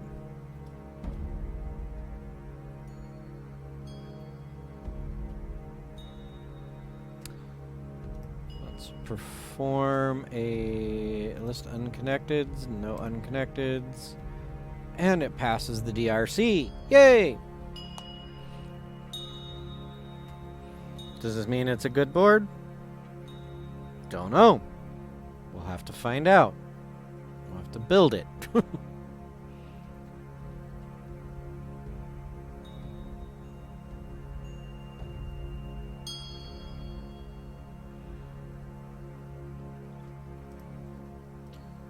For that, I'd have to be able to afford to... Okay, let's see. To actually do it. Okay, so front copper, back copper, silk, mask, mask, and edge cuts and DWG, because that's what I'm using for my V-score. We'll generate the drill file. Exit this, minimize that, we'll save this, and we'll exit. Then we'll come in here to the Gerbers, and I will rename this file to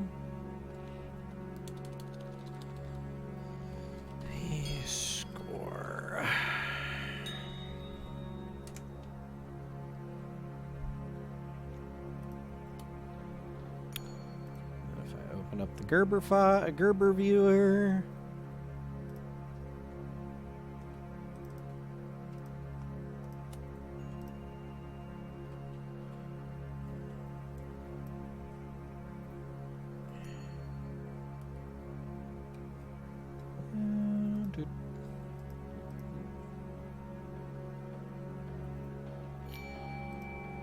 Copper layers look good. Although there's a couple of voids that I might try to remove. Or void fills. So you see this void fill here and this one here. I don't know if that's necessary. I might see if I can remove... I don't know if I can remove those.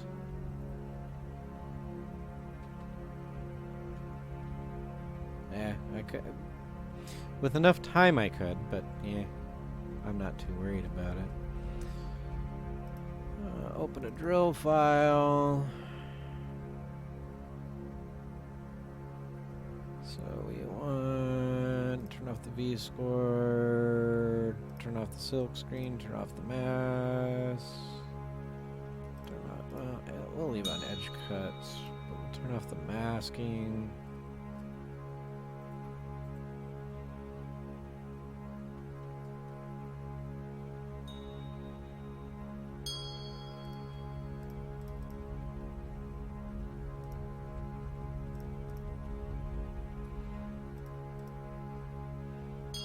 There's all my holes that are getting drilled or milled in case of some.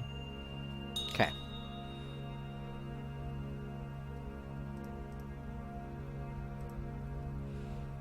So that looks good. Yay! Oh, I forgot to show you guys one thing that's kind of cool about this program. Or, whoop, wrong one.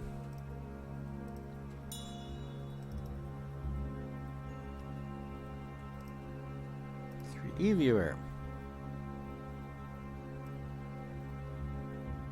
So there we go. Now you can see what the silk screen is going to look like.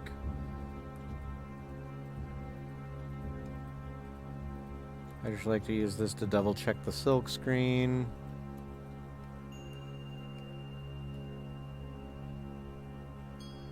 I don't know if I like that.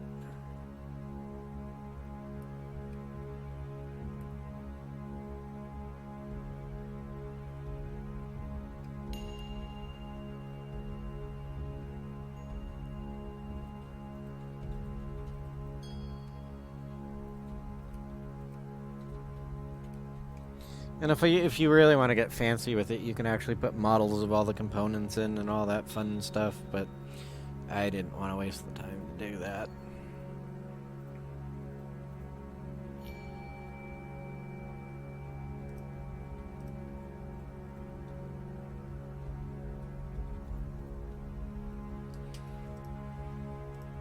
Let me check something. Did I do this on other projects?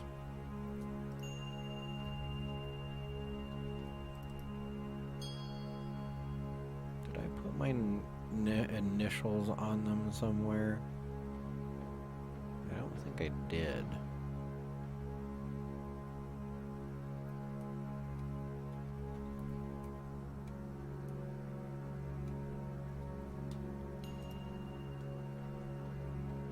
Which is odd for me because usually I'll put my initials somewhere in an inconspicuous spot in the copper layer itself.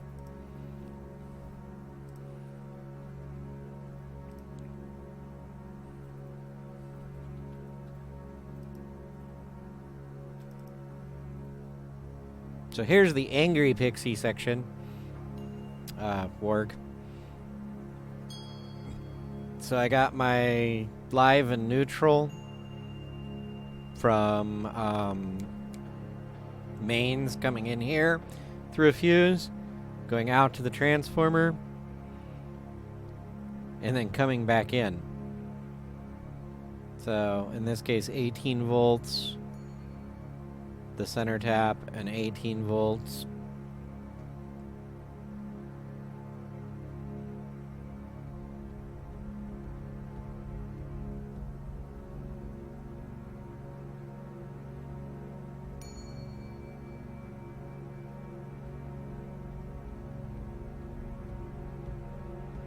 And then I have voltage regulators and stuff that are stitched down to the 0 volt rail.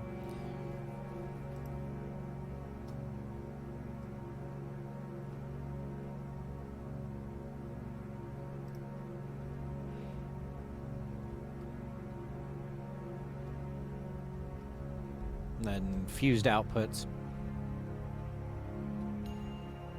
I think I've got a 5 volt, a 12 volt plus, and a 12 volt minus, and a 0 volt rail.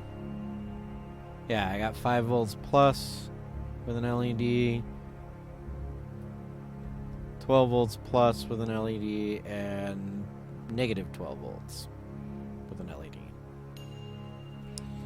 I'll actually show you the transformer that I picked out for it.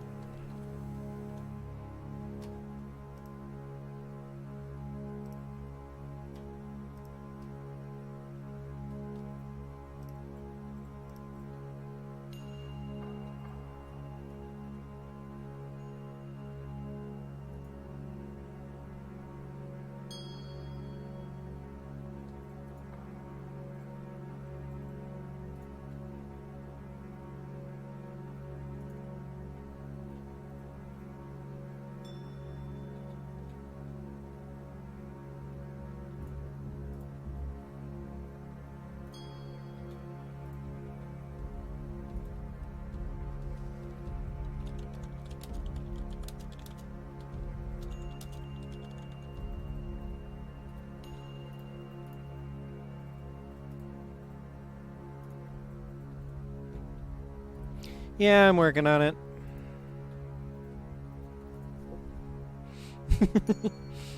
I like to report the spam bots before I ban them. Because I'm an asshole like that.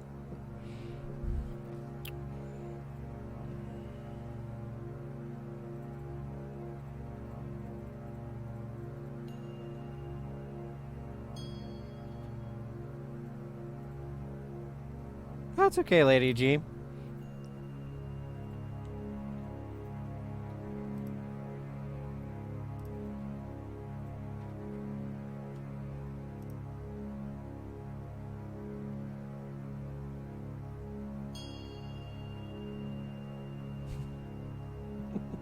This is the transformer that I'm getting for org. There are other ones out there. Like if, for example, if you were gonna build this, you'd have to adjust this transformer instead of being because it's the 115 to 18, you'd need 230 to 18 ish. So, but they're not cheap. I think this is the most expensive part in my entire synthesizer.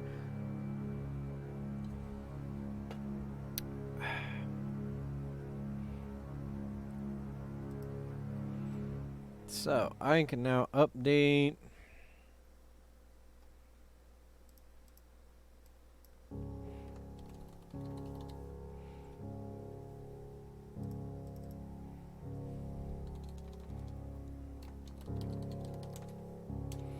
I am going to copy.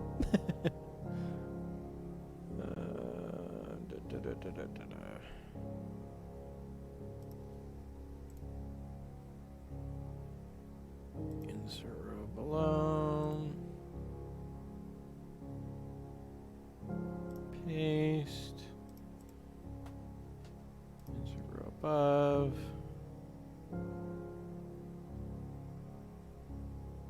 Yeah, they can be pricey. Delete row.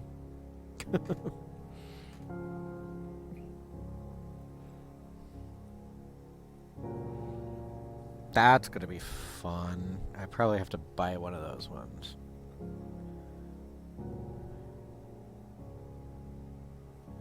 So yeah, this is gonna be the fun part too, is I gotta make the front panels for everything. But what I'm gonna do is when I get all of the Gerbers complete and all the designs complete, I'm gonna pick whether I want to do through hole or surface mount, and then from there I'm going to gather them all up and create a package of them all and ask a local supply house that does circuit boards for Honeywell. They do rapid prototyping for Honeywell, basically. When we need something quick to test something, they're the guys who do it. I'm going to ask them, I'm going to go to them and be like, okay, I'm probably going to take up an entire sheet, maybe even 2, of your PCB material. Here's what I got. How much for all of this? You know, I need, 4 of this design, 4 of that design, 3 of this design, 2 of this design, 1 of this design, And just see, again, how costly this thing is. I know parts-wise, I'm already in about the $300 range in parts in just the ones that I have created. I haven't even priced boards yet. So.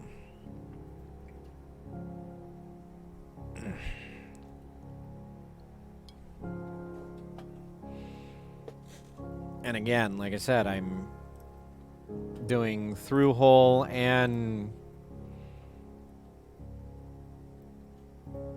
regular. Except for the logic gates. I think the logic gates, I did all of those.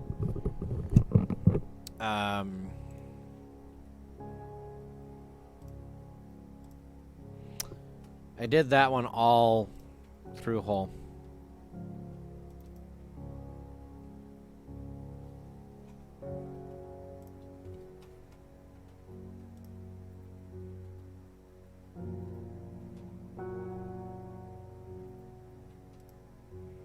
If I remember correctly.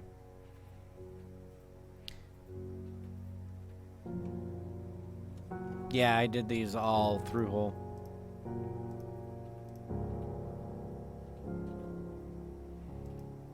Because I literally had this chip, some bypass capacitors, a resistor, and some diodes. And these chips are easier to locate in through hole than they are surface mount. At least in surface mount that I can hand solder.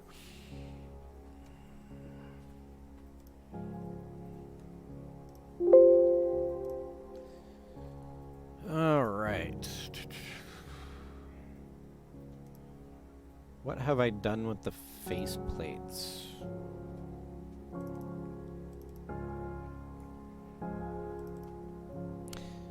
Oh, that's right. There's no schematic for the faceplates because they are all... I haven't done anything with the faceplates yet. So...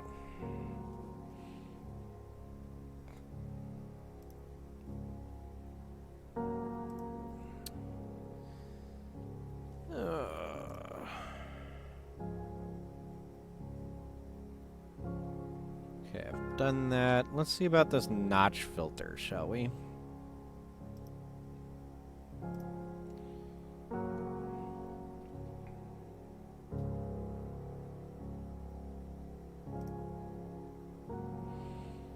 Okay.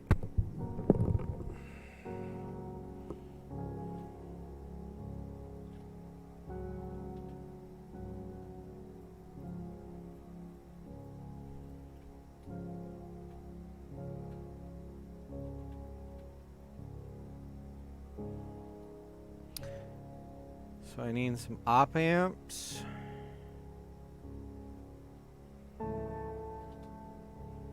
This will actually give me 1, 2, 3, 4. This will give me 1 input and 4 outputs for this filter.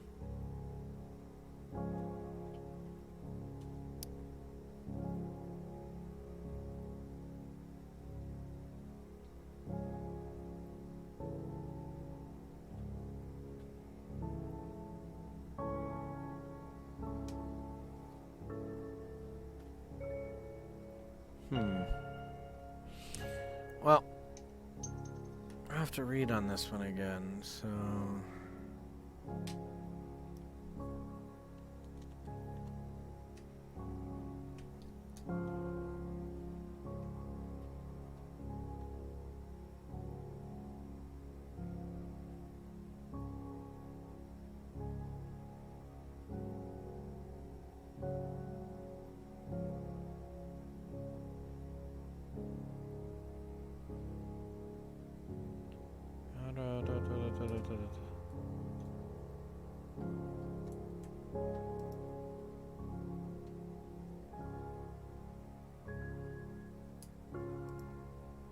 Yeah, so...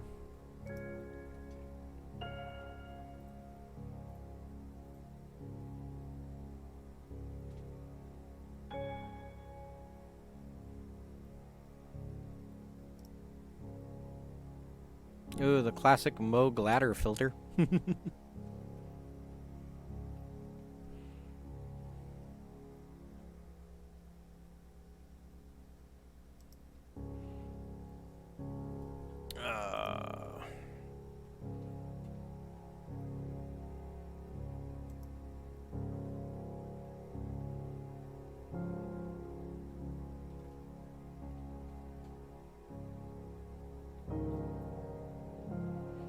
So yeah, we'll have to look at that, but I need to use the restroom really quick. And I'm gonna run a 60-second ad for all those who don't have an ad blocker, sorry.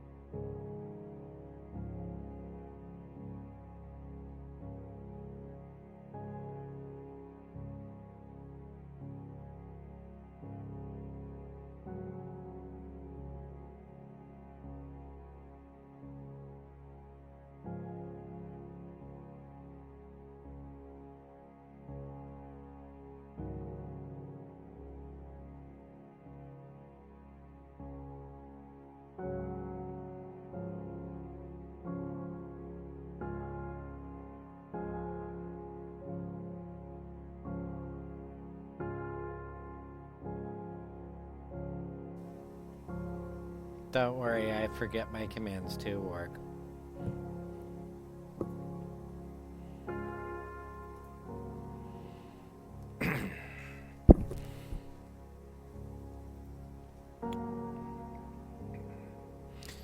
So,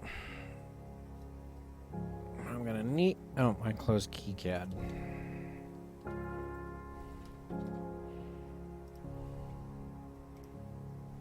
Thank you, work. Analog synth. Let's do the notch filter. Yeah, notch. Should I name it Dinnerbone? Or codename Dinnerbone?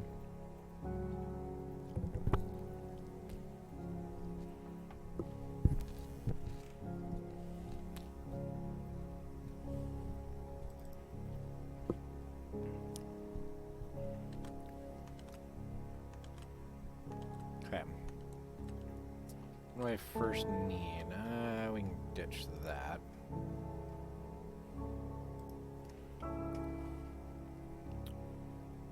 I need an op amp.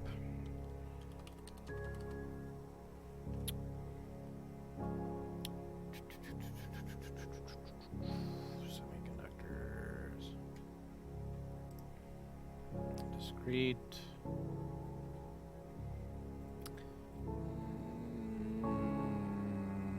No.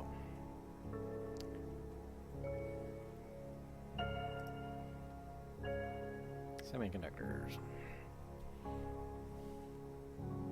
Optocouplers, no.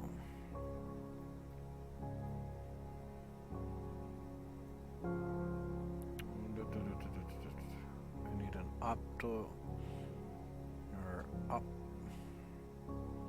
operational amplifier.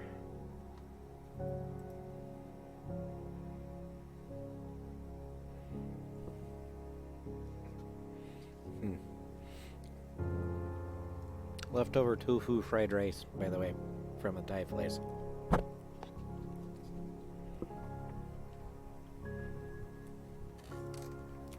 Can I get a 3-channel?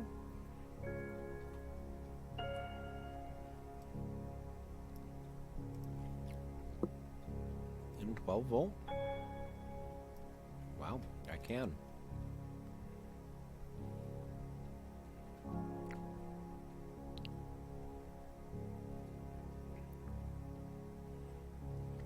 But only in surface mount.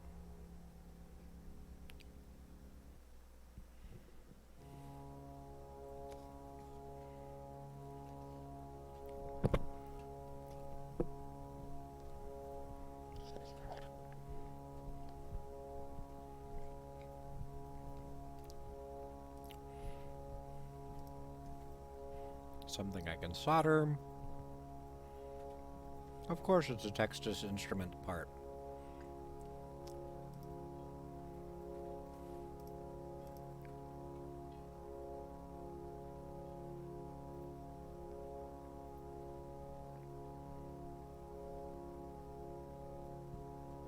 Single supply, dual, and triple.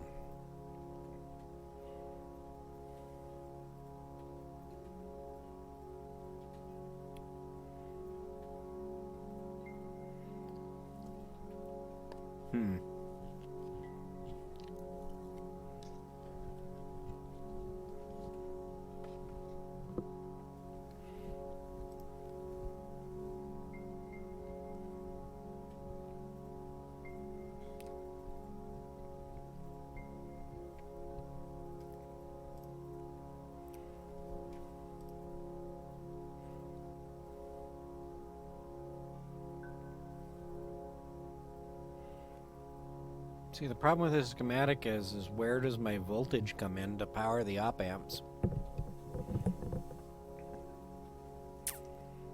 Maybe I better find a better schematic.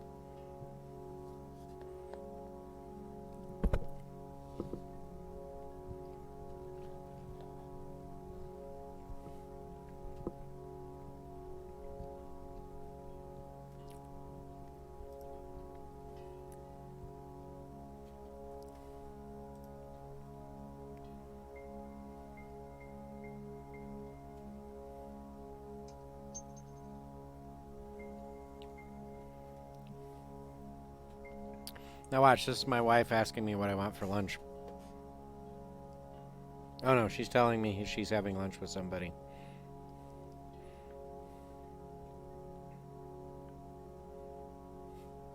But that's usually the case. I start eating and then my wife asks me what I want for lunch.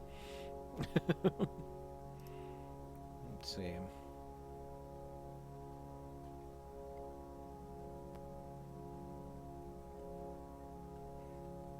That's a nice theory.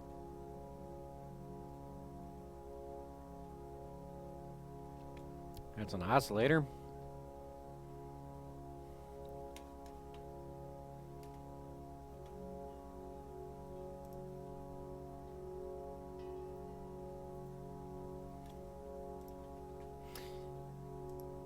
It's a takeout container from Thai Chili to go. And this is what's left of tofu fried rice that my daughter had the other night but didn't finish.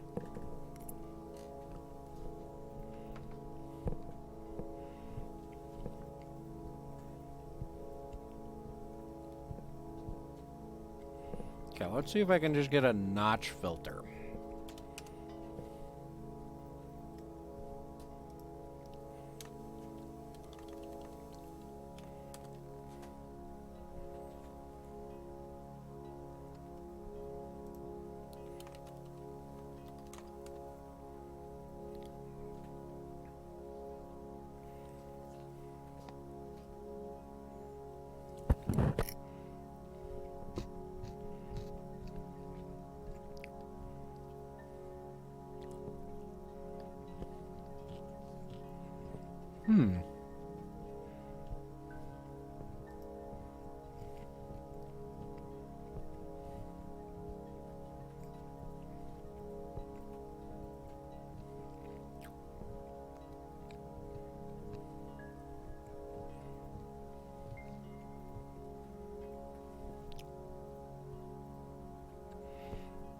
See, but I'd have to voltage control both of those.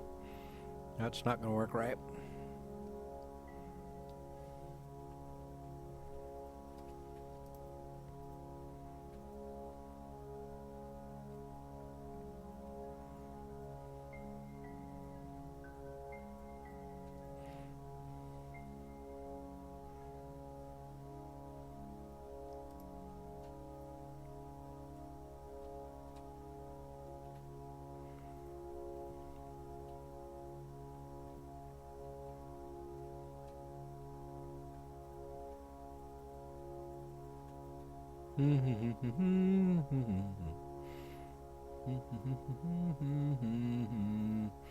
Why didn't it take me straight to the...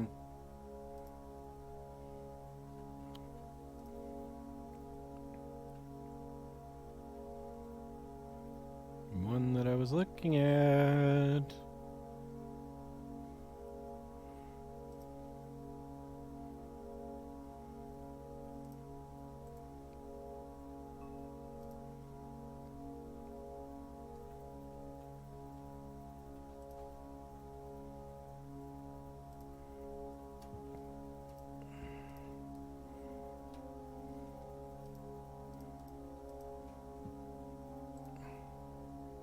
I can't zoom now.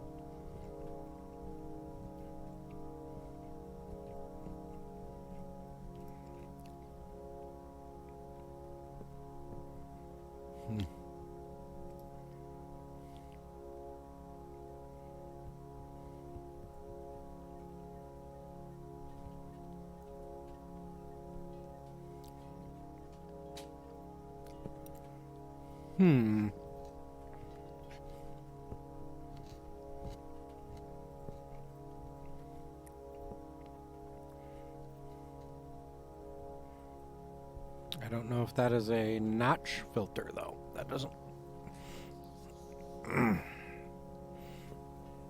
It's some kind of filter.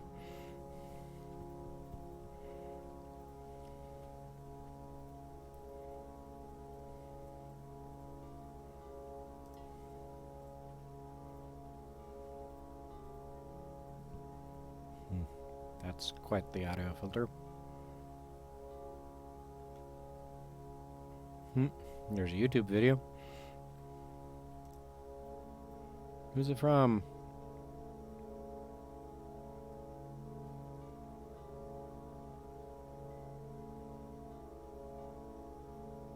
Oh, it's a module. I don't want just a module. I want the fun of designing and building this thing.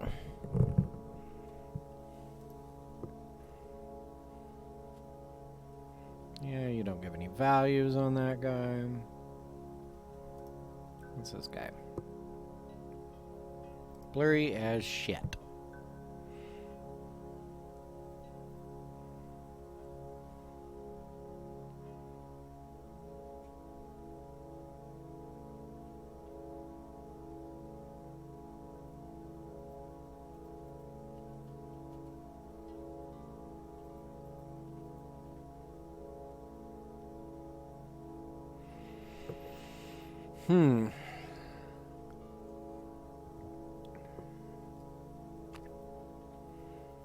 That's designed to run off of 9 volts.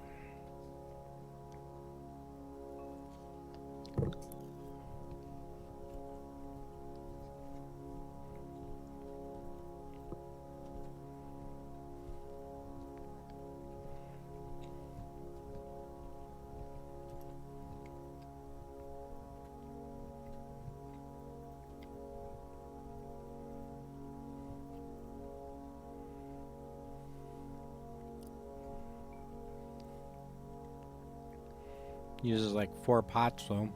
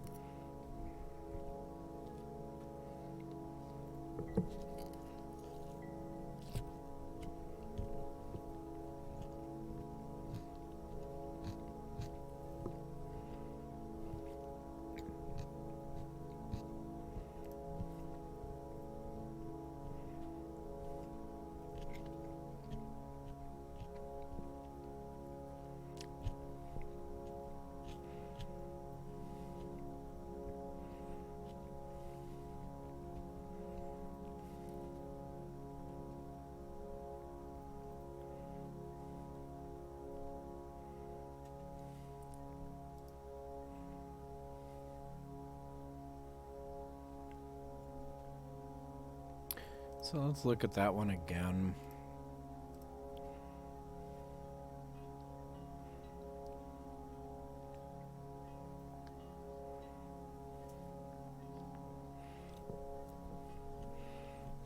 I mean, I could do that one. I'm just gonna find an op amp that's can do a 12 to 12, 12 volt to 12 volt swing.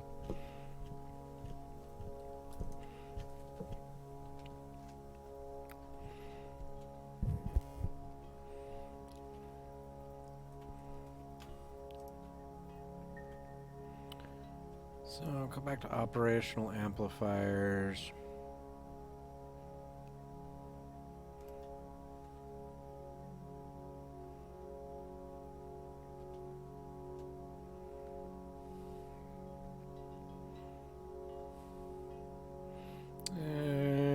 Let's do 24 to 40. Apply. Let's do through hole.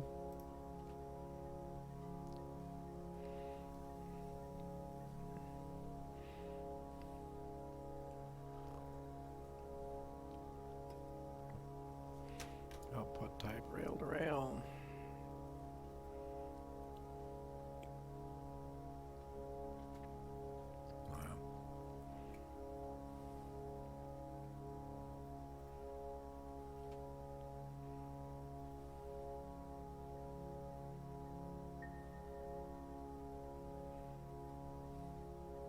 We have an audio option.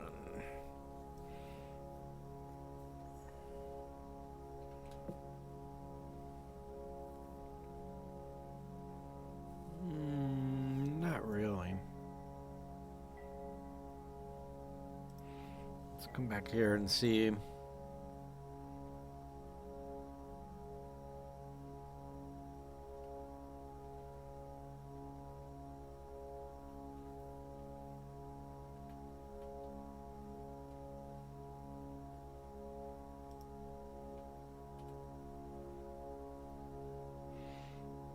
I guess there's not really a... Wow! Holy cow! Does that come with a nude virgin?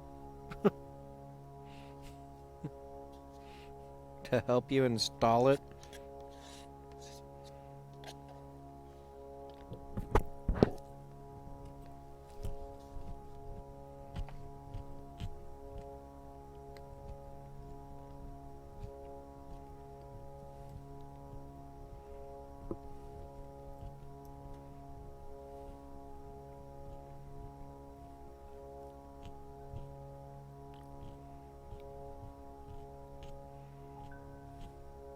Oh, let's just go ahead and do one channel.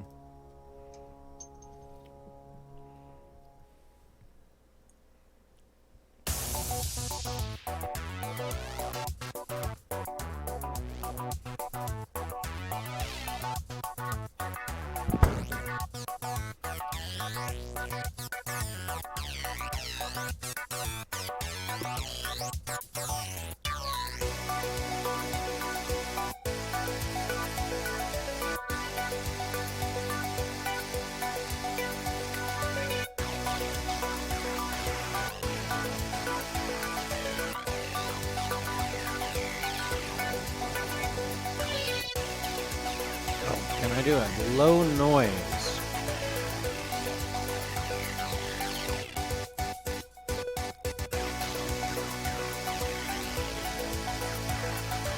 Because I want a low noise operational amplifier.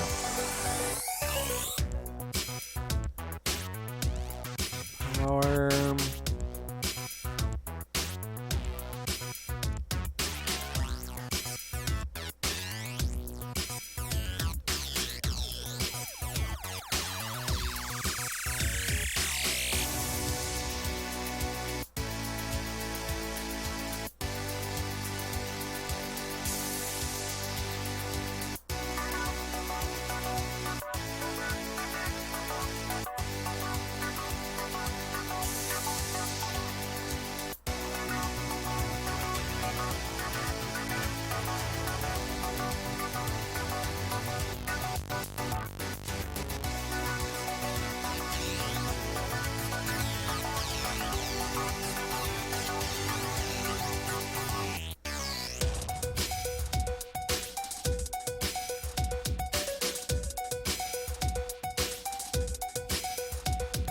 Come on, where's my specifications here?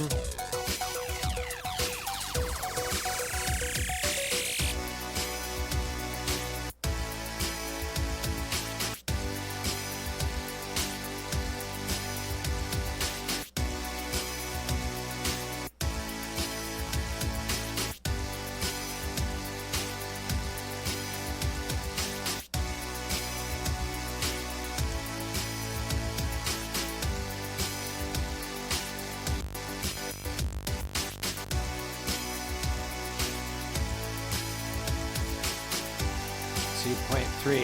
Okay, so that guy won't help me.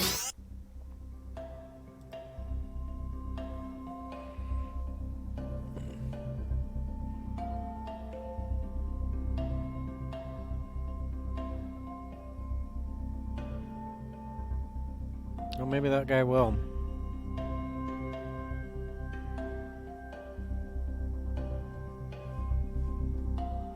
Let's check that guy. Let's check that data sheet again.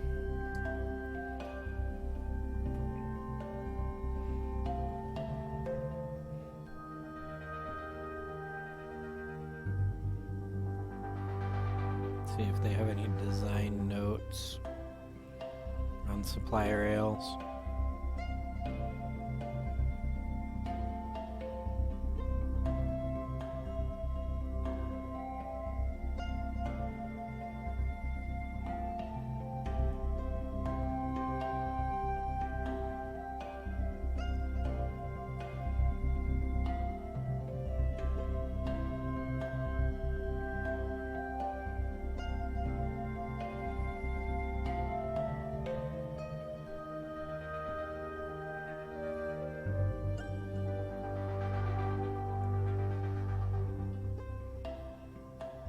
Okay, yeah, I can do plus minus 12 volts. Cool! Okay.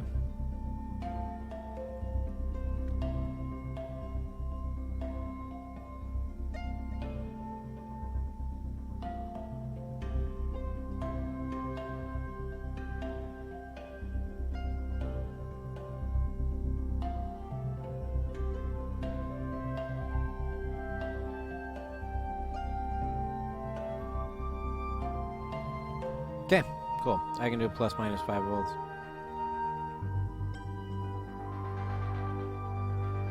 It looks like.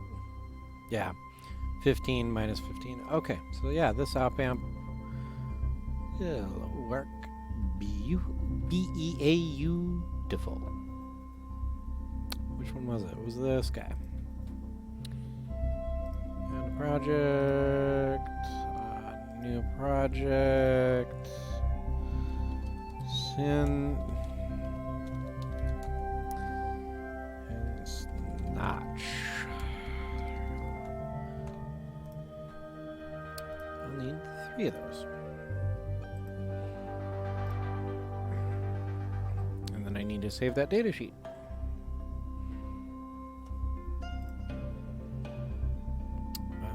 Go back into my Google Drive, go into the analog synth, find my notch filter, new folder, spec sheets,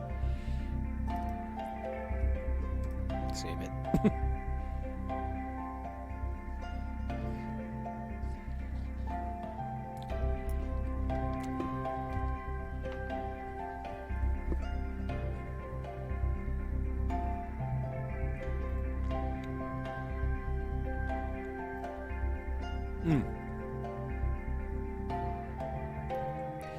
TL07 something D.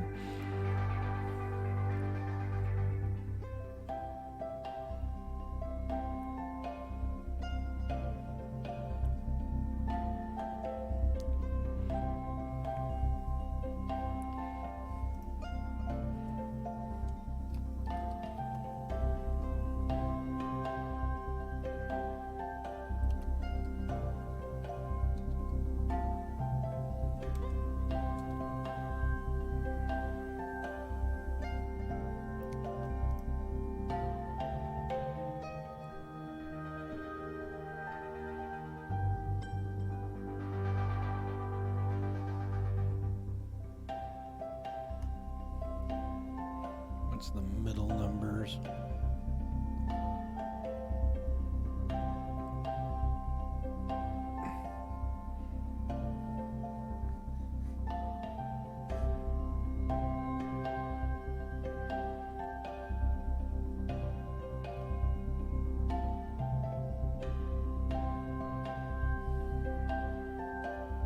Yeah, the TLO 71.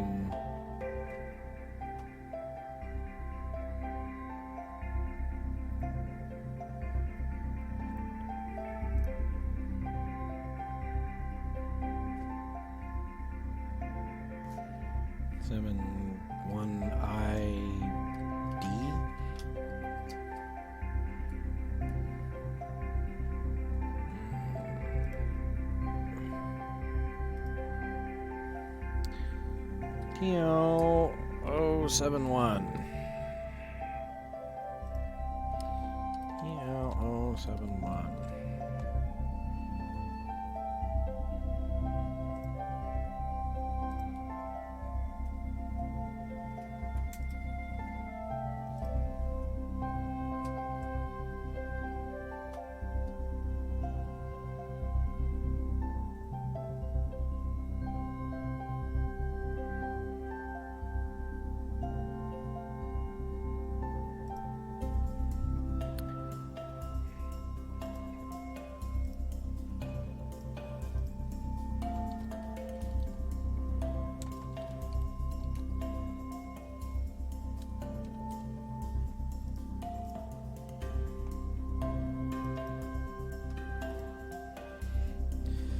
Might as well snag that while we're at it.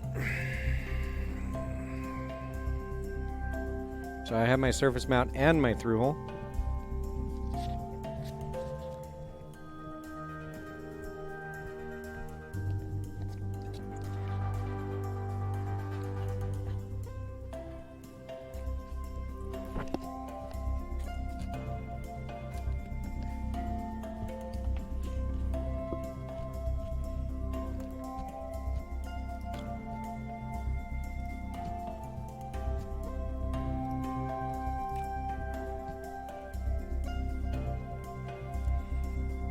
Need a 500K pot.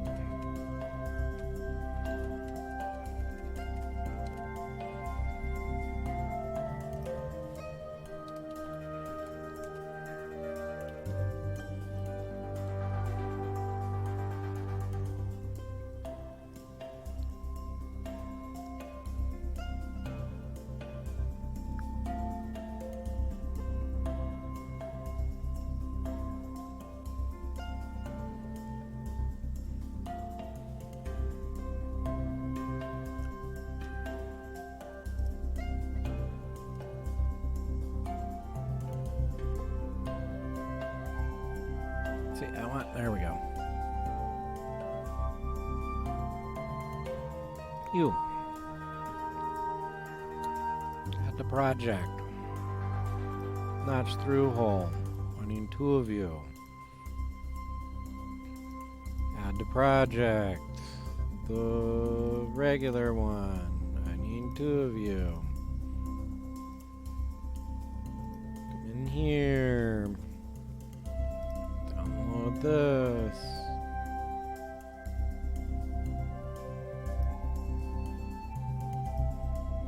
$500K. Hot.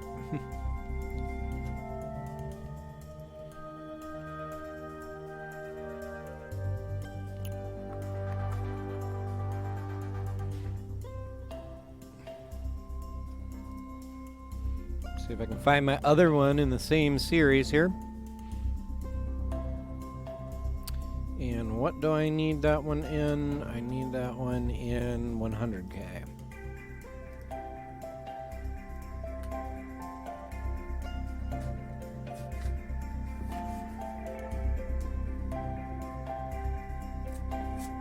Ow, the what? It's okay.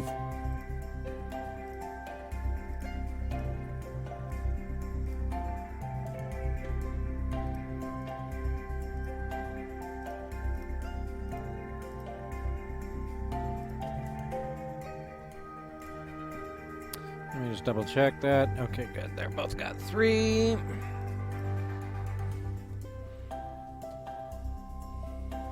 Yep, it's the pots and the op amp. And that one is the surface mount. And this one's the through hole. Okay.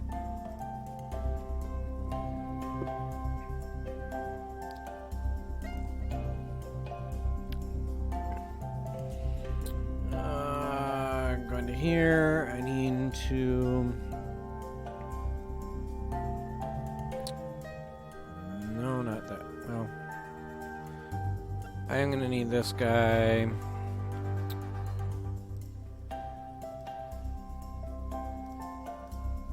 Add to project. Close. Add to project.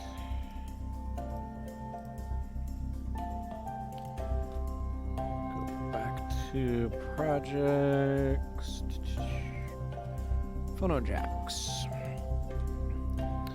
Now this, I can have a high pass, a notch, a low pass, and a band pass, and an input.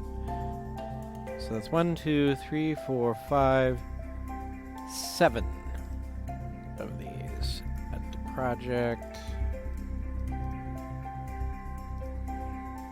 7.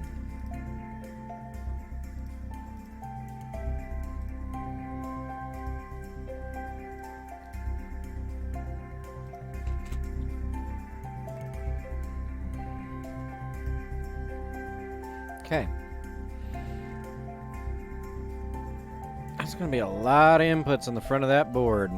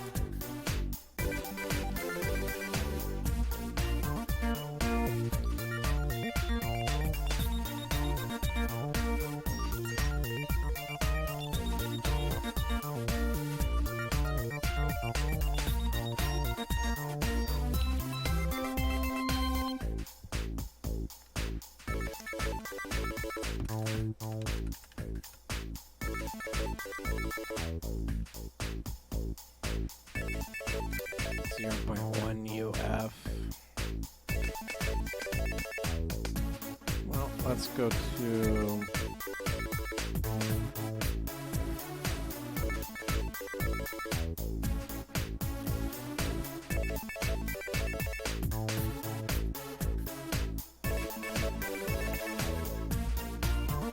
these guys.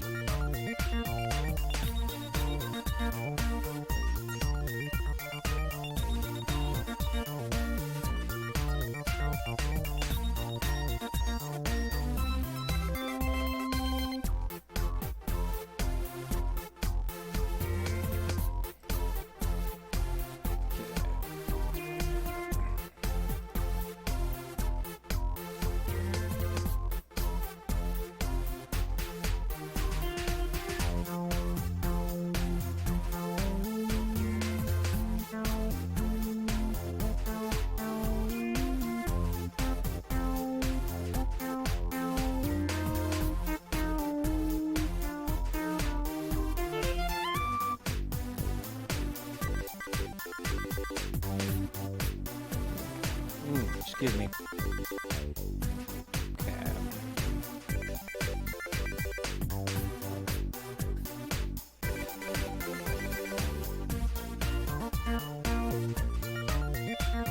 Okay, so those are my capacitors there and there.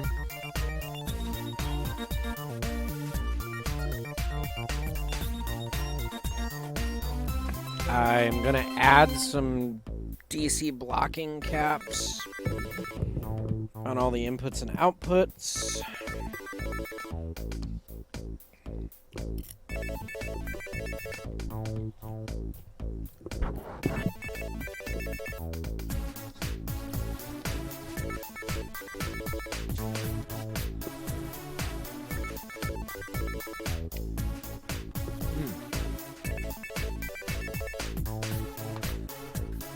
I might be able to save some caps. So I can put one there, and one there. That covers these 3 outputs, so it's 2 instead of 3. So I only need 4.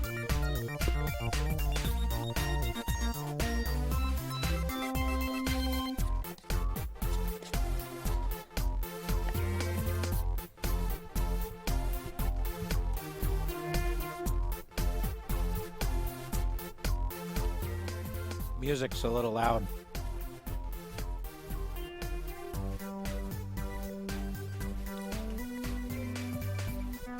Mauser.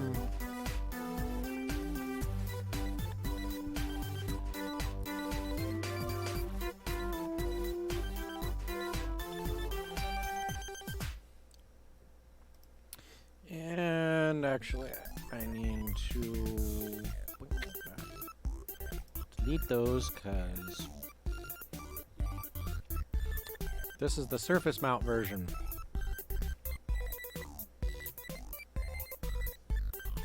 Back to my projects, please.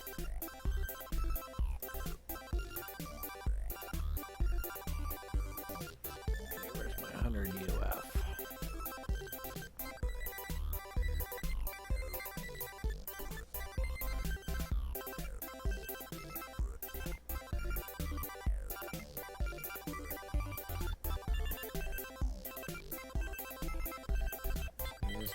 Resistor.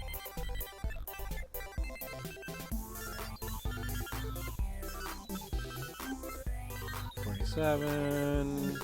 This guy.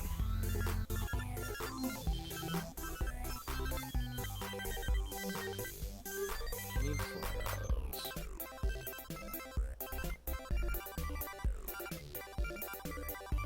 Now, go back to my projects. Go back to the VCF through hole.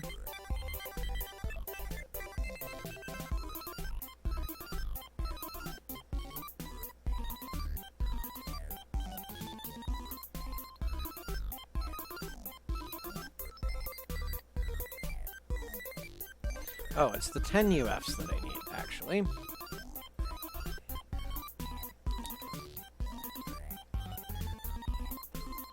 Yes. Where are those?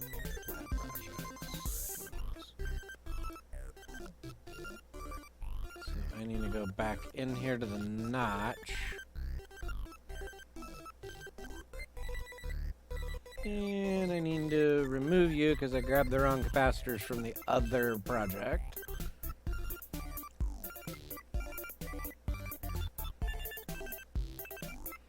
So come back here to this one. I need the 10 UF, not the 100 UF.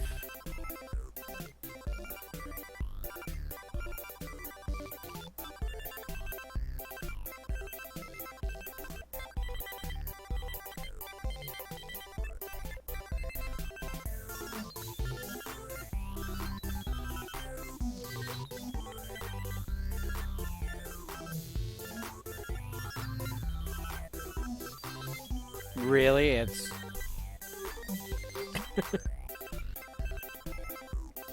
How far behind are you? Because I just saw your message work.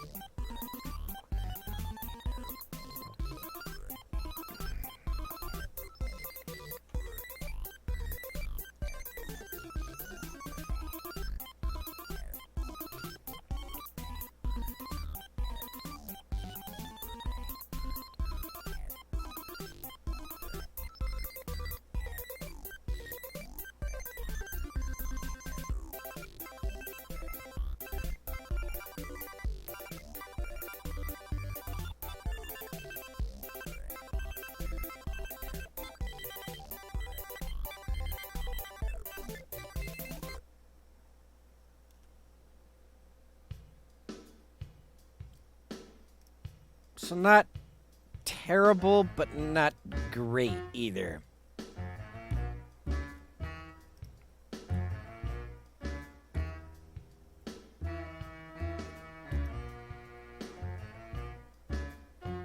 Did I just pick the wrong one? I think I just picked the wrong one. I did. I picked the wrong 1210.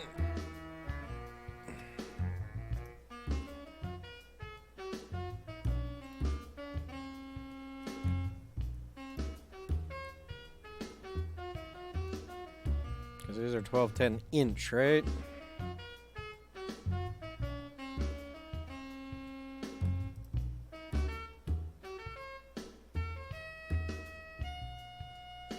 Yeah. 1210 inch.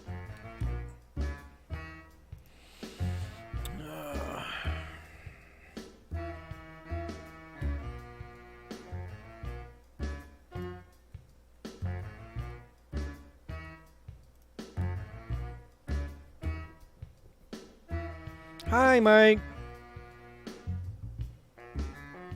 I gotta watch. I think I have the ability to watch that. I don't remember.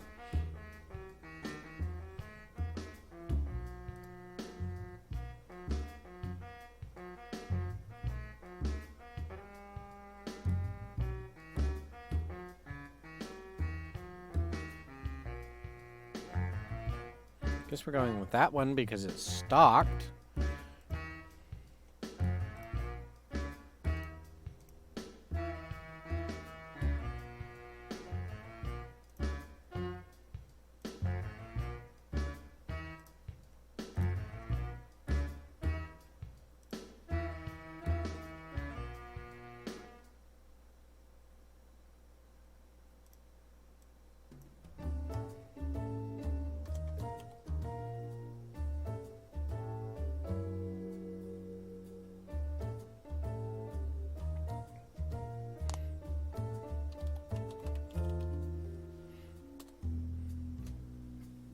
Yeah, and try to keep it somewhat clean.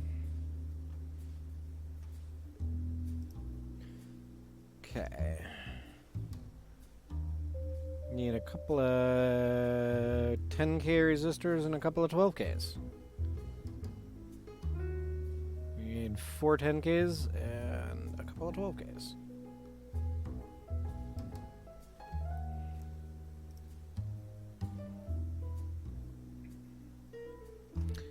Resistorbs.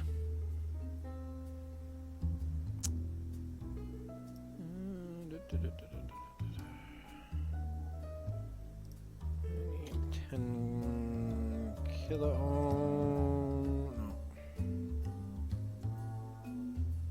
There.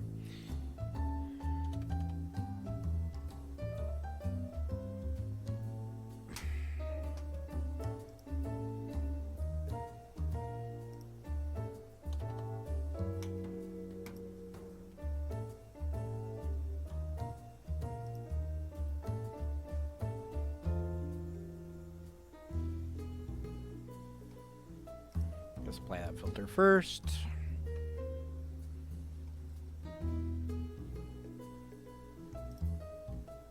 $12.10. Apply.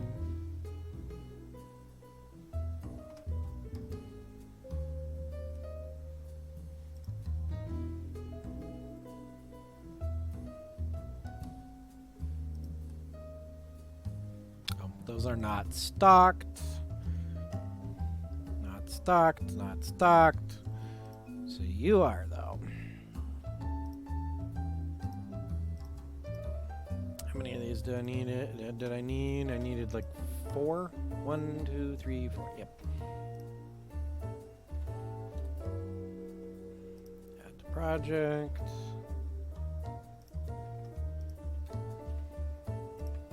Go back to this series. We'll see if they make it in 12K.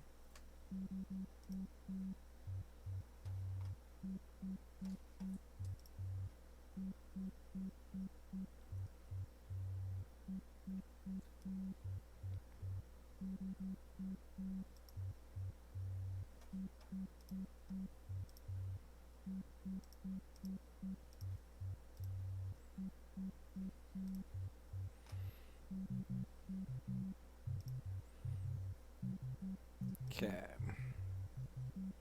So I got my op amps. I got my potentiometers. All three of them. I got my power plug. I got my jacks.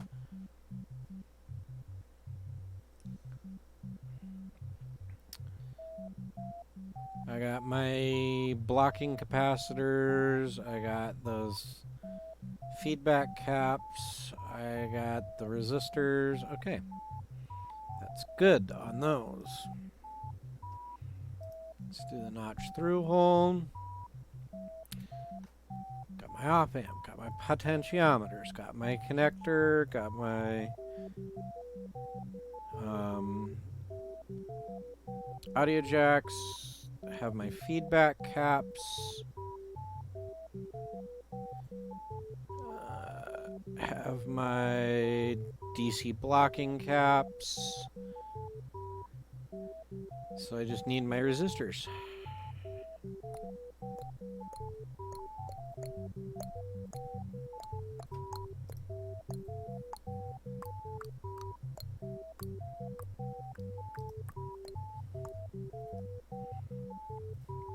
Carbon film are fine. Quarter watt is fine.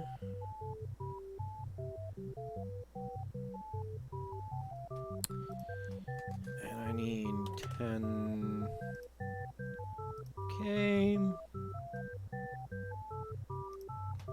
Apply the filter. Give me the cheapest one because I'm a cheap bastard.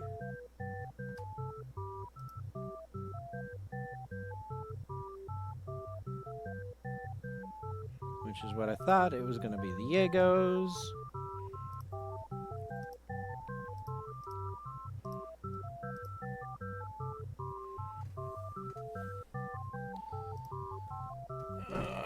And then go back to the series. And I need some 12Ks.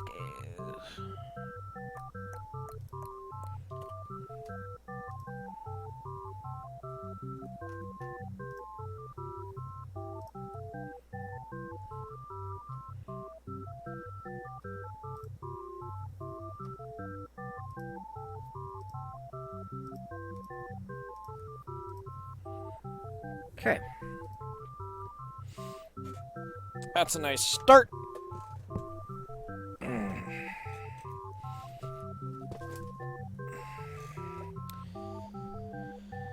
For parts, however, I needed to look at something.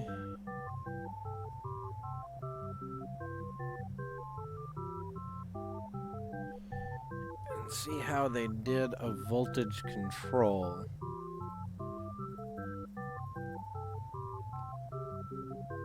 That's going to be complicated.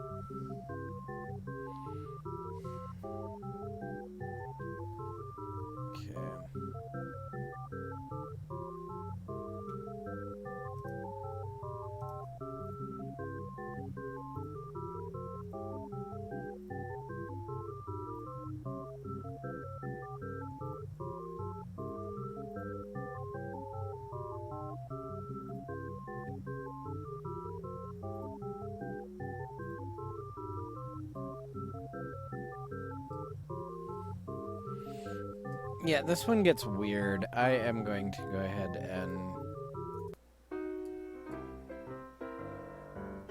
I'm going to go ahead and change that one, because that music was getting weird.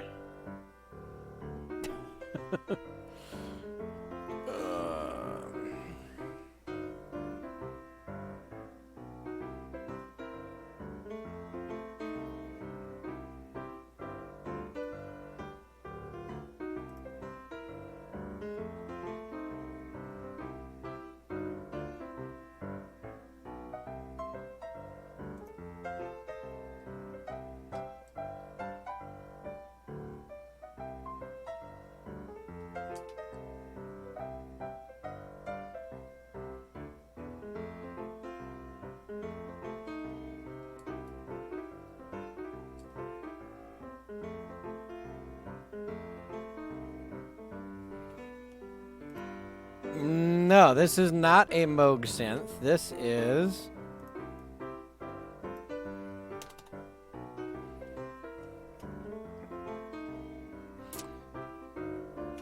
I can't remember his name, but look, Mom, no computers. It's his home-built synthesizer, which I'm trying to build as well.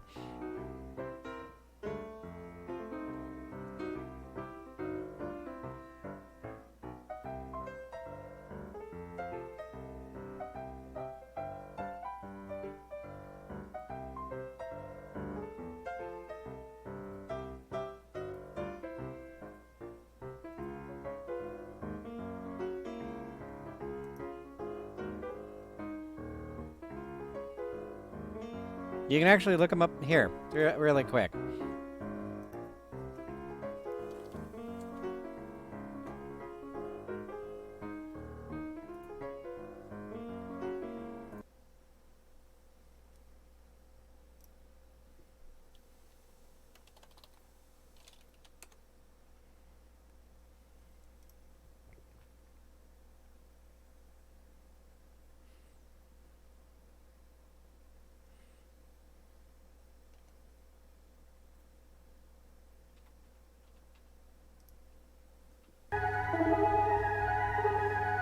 Now, mind you, this is his synth a year ago.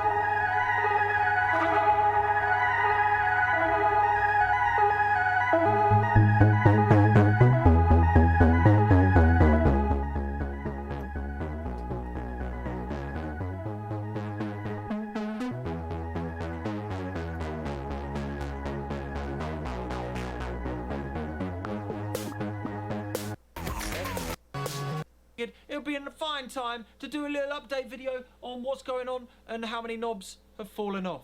Let's start here. This is all the drums. This is the BeatStuck Pro that is sequencing this. It's getting MIDI output into this thing, which is a MIDI to gate sequencer. It's very oversized because it's quite a large performance point.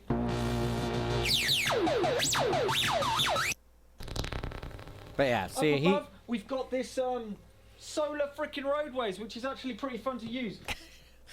Go and watch him. He's funny. He's hilarious. He builds his own synth stuff. The VCLFO, so...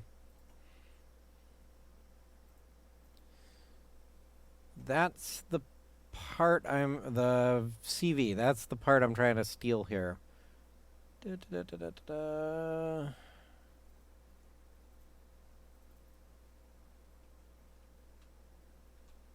Ooh, he has it in KiCAD. So, I'm going to... Analog synth. We will save that there. Because now I didn't know he used KiCAD. Analog synth. Extract all. Extract.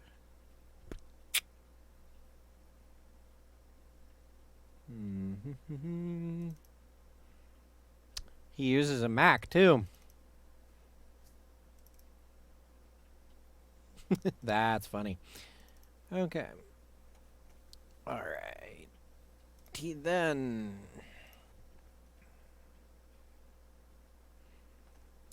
So, we will come back here. We will go ahead and close this. We'll go ahead and open this. I will open a new project. We'll go into here. We will go into here. We will go into here.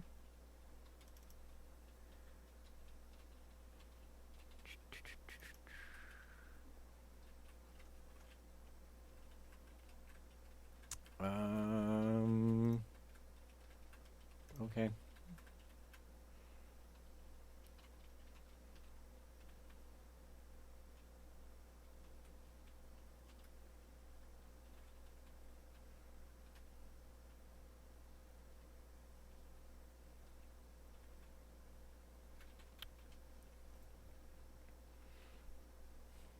Okay.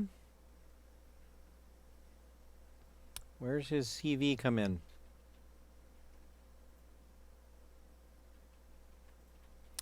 Frequency.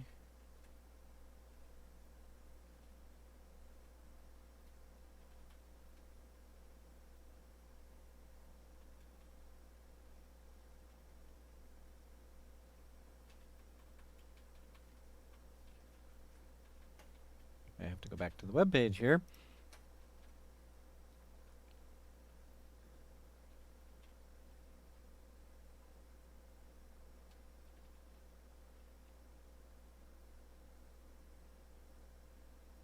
Oh, does this module have its own CV? I think this module has its own CV input, is what he's using.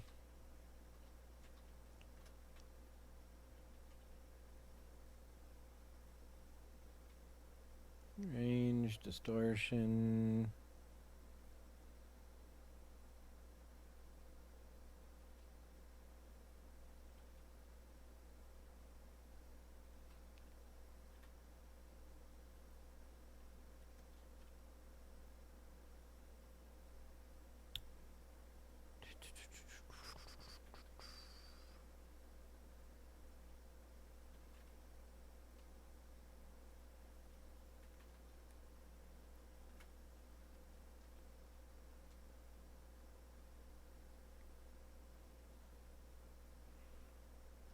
So he's using a TL702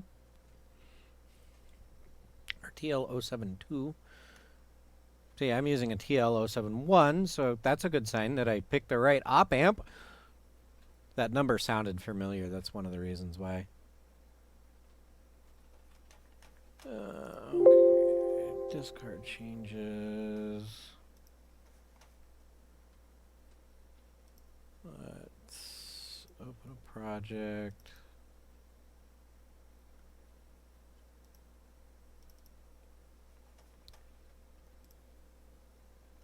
Okay, here we go. Here's a better thing. This one's probably got the CV in it.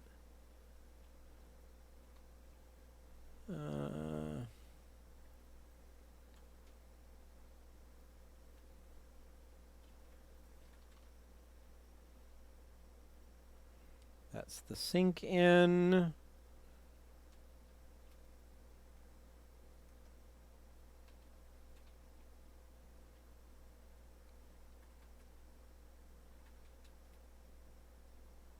Okay, so that's how he's doing it. All right. So I'll need another TLO. Well, he's using a 74. Oh, he's using a TLO 74. So this is B, C, and D.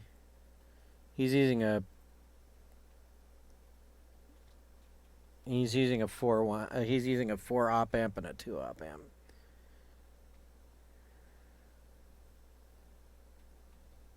So I'll need an attenuator.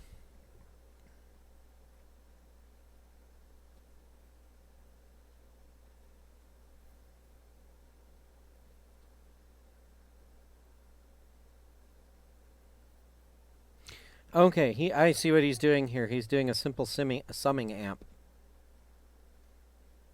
Using an op amp.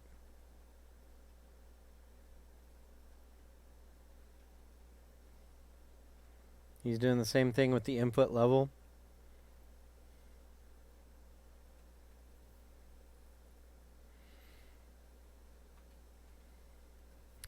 So I might up to the TLO 70.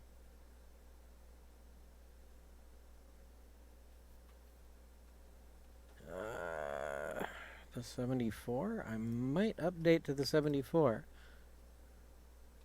Because I'm going to need 5 total. So I can do a 74 and a 72. Okay.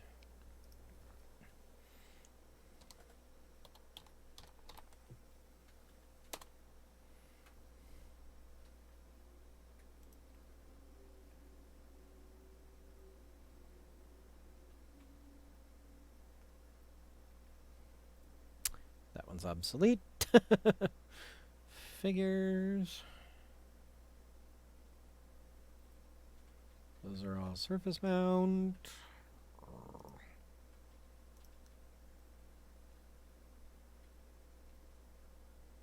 Ah, there we go.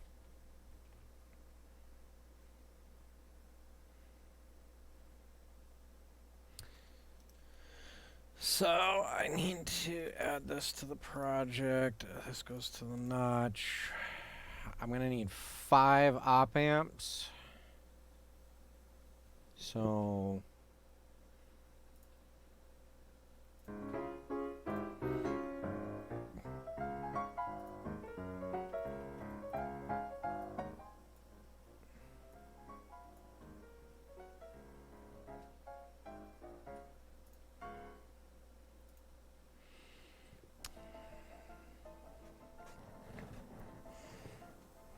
do I want 2 separate parts on my bomb, or do I want to just buy 3 of these? I probably just want to buy 3 of these.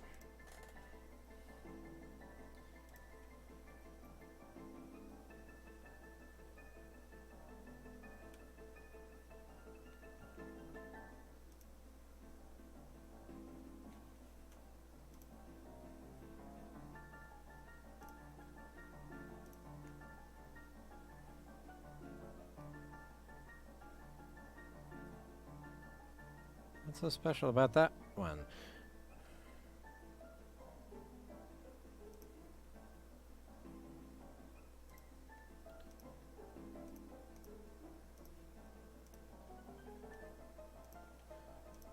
Okay. We'll go to the notch here, and we will remove the TLO71s because I don't need those. So that'll give me 6 op amps. I only need 5 though. And that is the SMD version, right? Yes, that is the SMD version.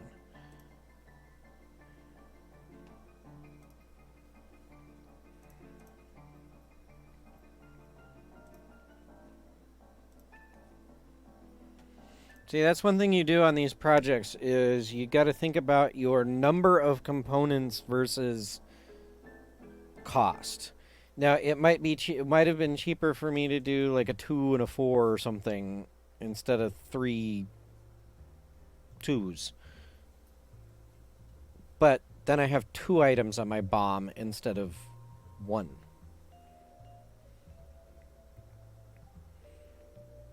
Okay.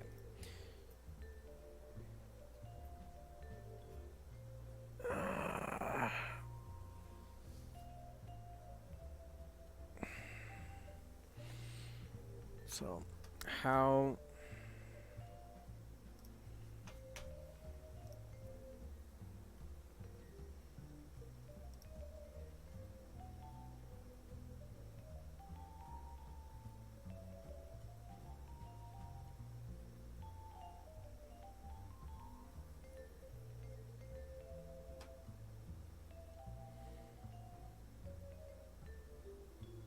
That doesn't show me where those the center pins connect on those. This is a terrible schematic.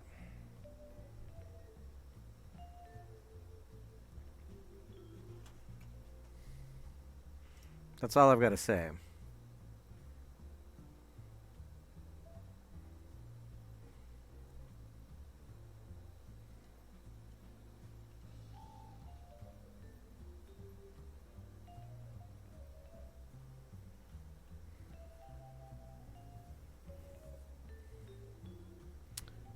Let's go ahead and add... Oof, that's going to add more pots to the mix.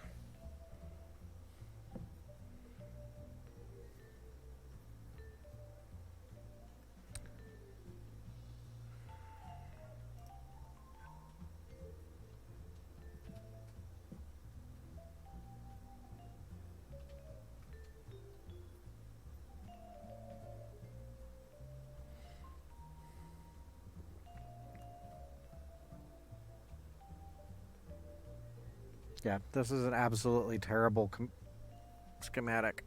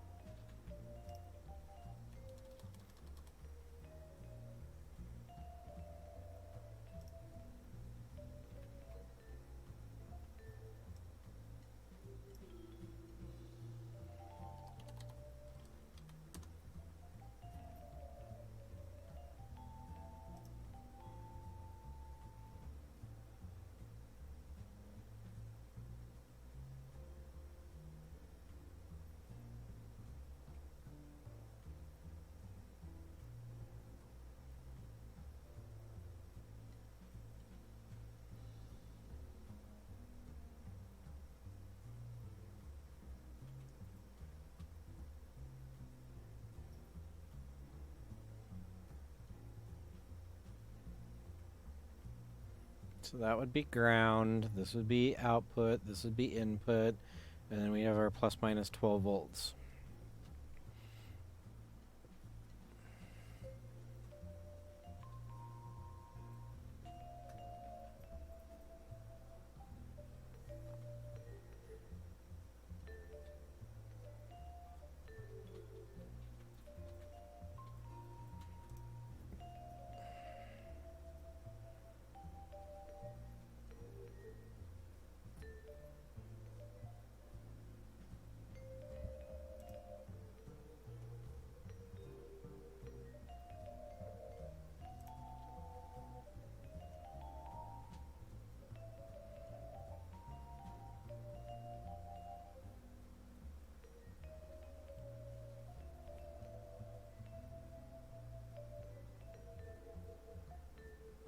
See, that's the one that's got the 4.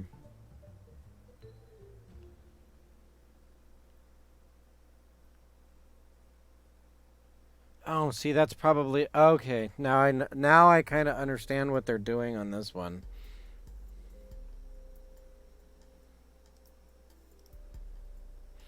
So what they're doing is they're connecting the output back to the center tap of the pot.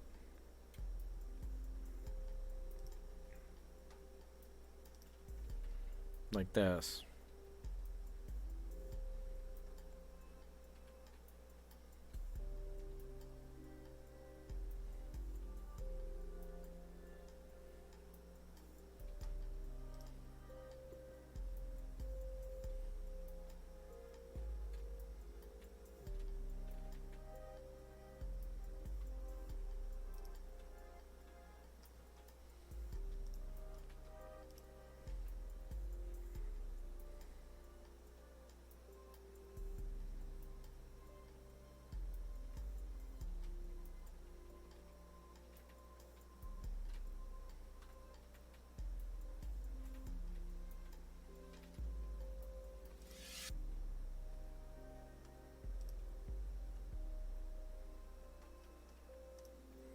So I might be able to use that.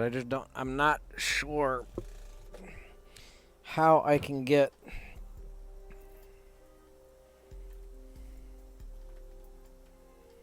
the CV voltage,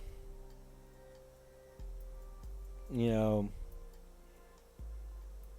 of a synthesizer to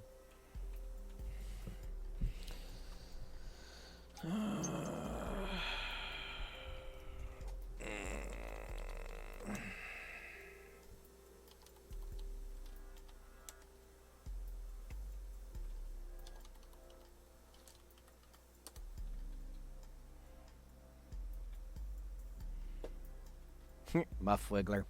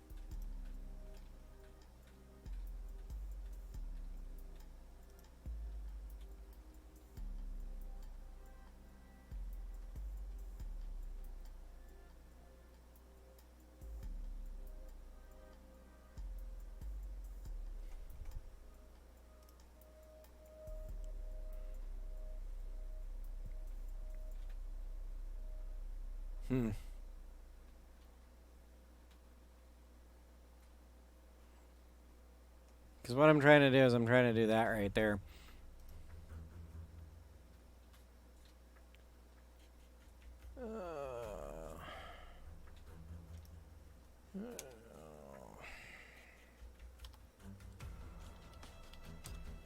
Schematic.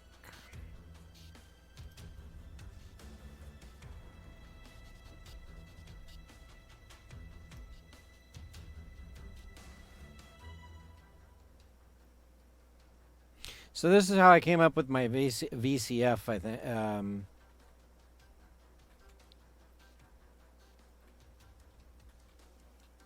Yeah, this is how I came up with my VCF filter. That has... It can be a low pass, a high pass, or a band pass. So that's literally, I kind of stole the design directly from this.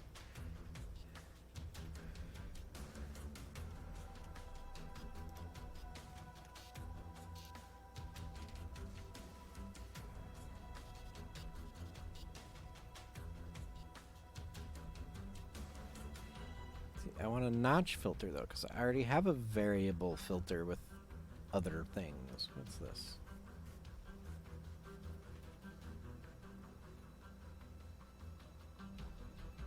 That's a mixer, it looks like.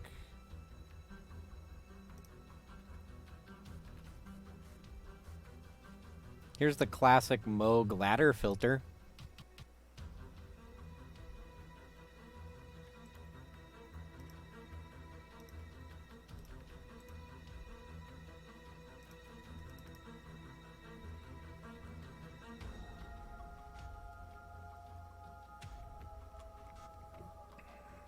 So if you ever want to build one.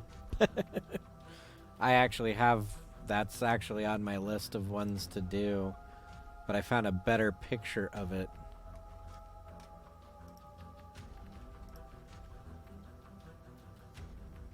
Here's a better picture of how it works.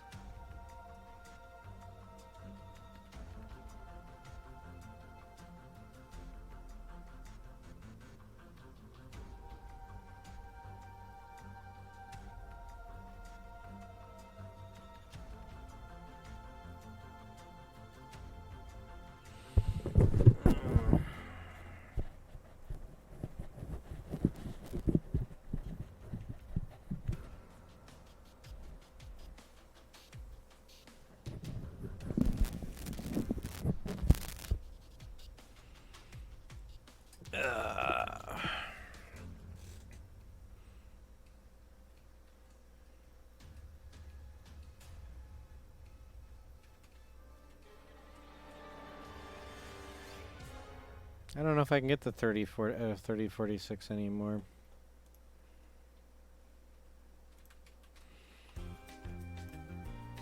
I can close that one.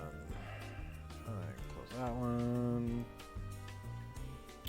CA 3046.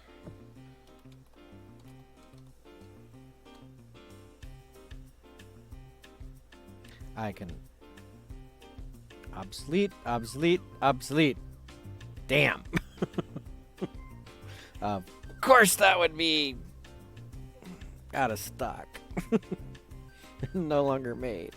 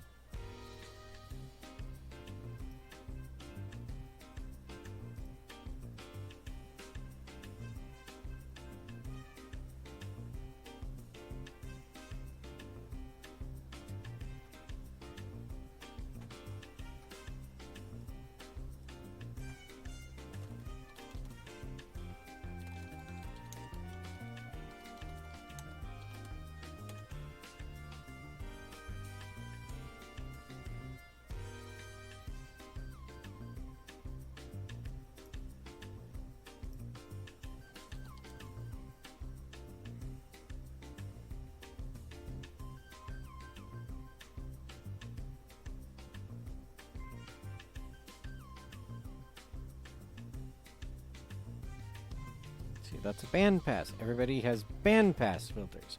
I don't want a bandpass. I already have a bandpass. I want a notch filter.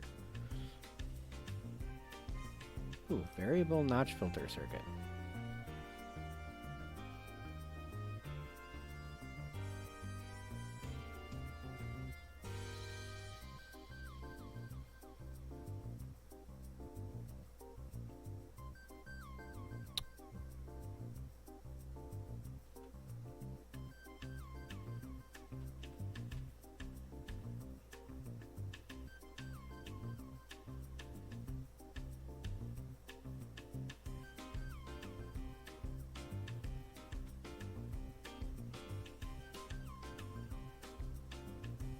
Oh, and it uses two N3904s.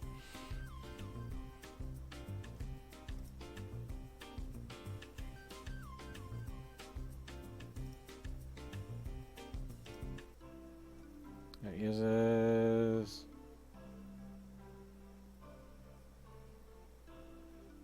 Well, I'd use 4 op amps, but yeah.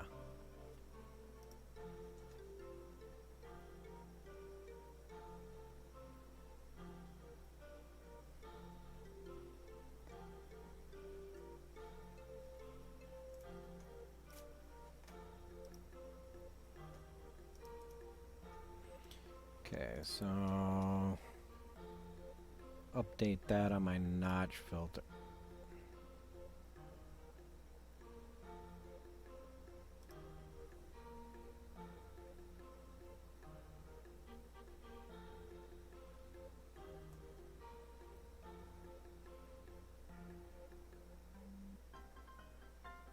Oh, that's a comb filter. Trying to figure out what that was. So that's the notch. So delete that. And paste that. Okay, so...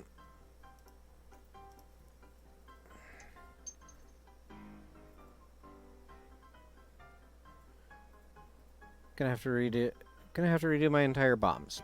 Yay! Lovely.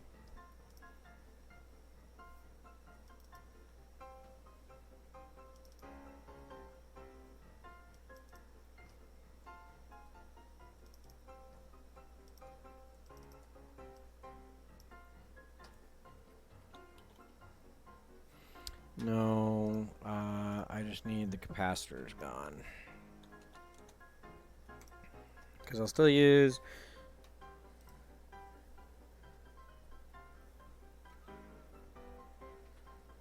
See, it says a 1K pot.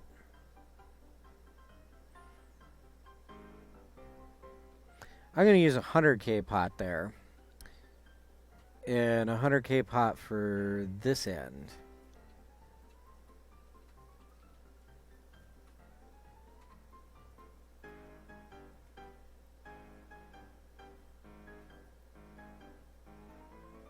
I think we can do... Okay, I think we can do this. I closed Mauser again, didn't I?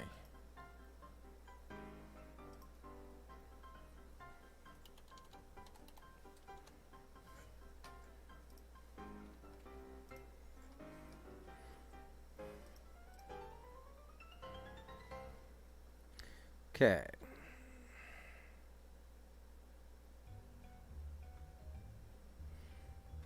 Which ones are these? Are these the 50 or the 500K?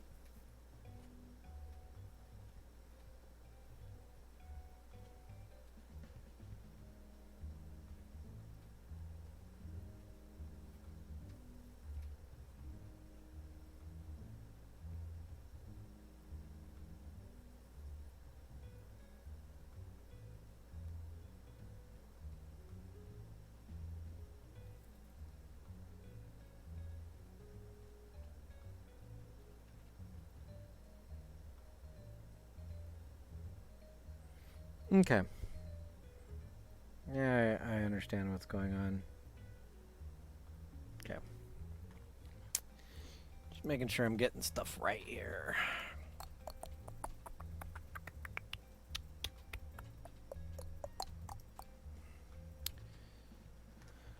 So I'm gonna need an input, an output, and a control voltage. So that significantly reduced the number of these to 3. I'm only gonna need 2 pots.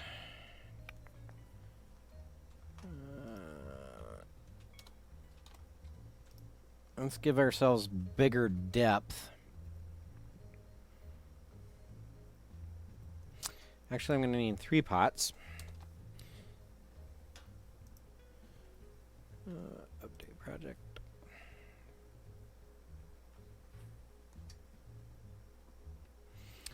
Because I need one to control how much the notch affects it. One on how much the CV voltage affects it. And then one on if I'm not using CV voltage.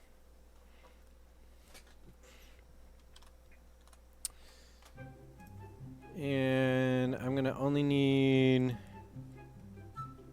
2 of these. I think these are the blocking caps, right? Yeah.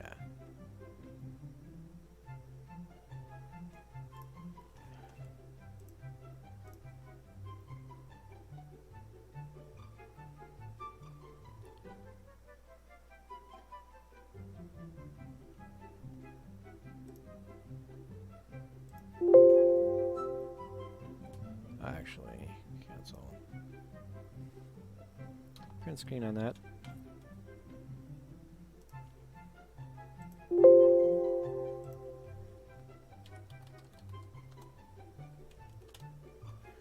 There. So I have that for later.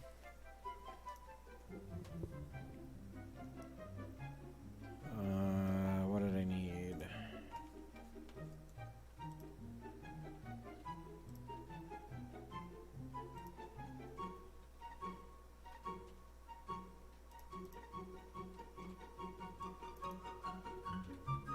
Have I done anything with my LFO yet? No.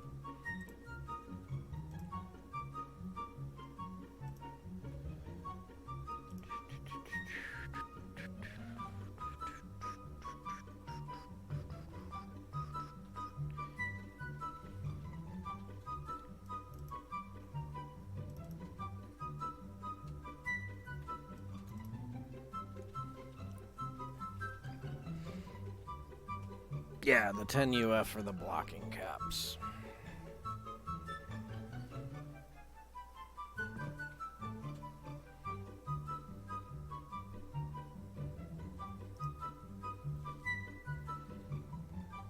So I only need 2 of you.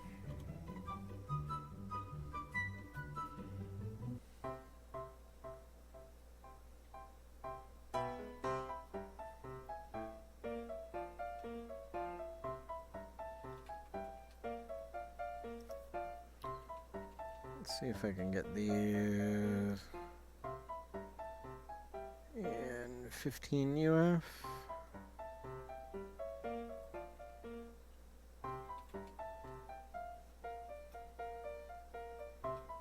No, I can't.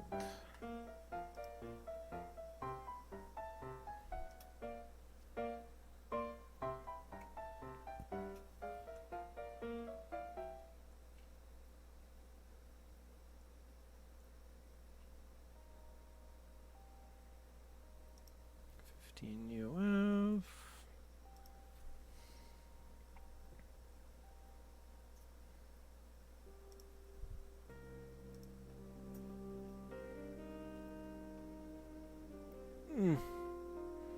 Those are some big boys.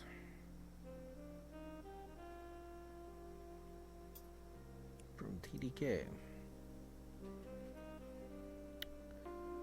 Add to project. Distance notch. How many do I need?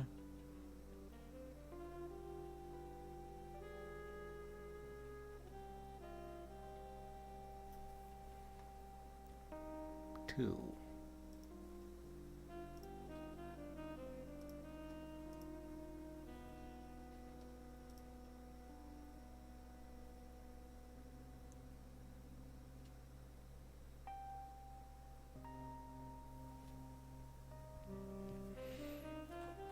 Okay.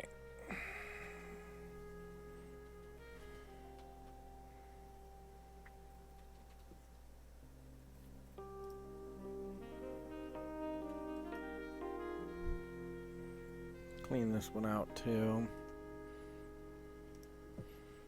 Need 3 of those. Gonna need 0 of those.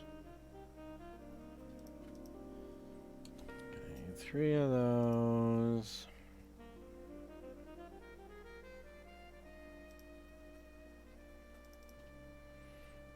Gonna need 0 of those. Gonna need 2 of those. 0, 0.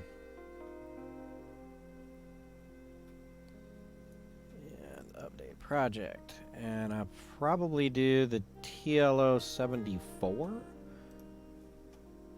Well, I need 3. Yeah, I need 4. So maybe do the TLO 74.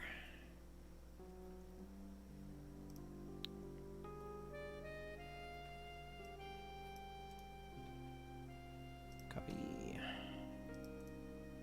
Paste. Change that to a 74.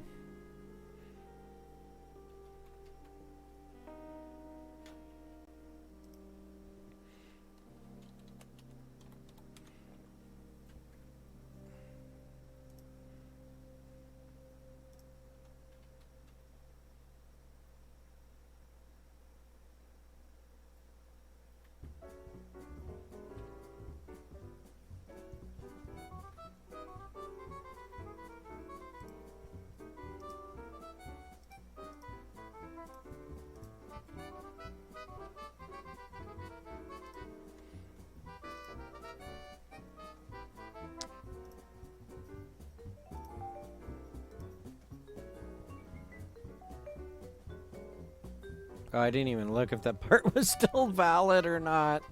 I should have done that.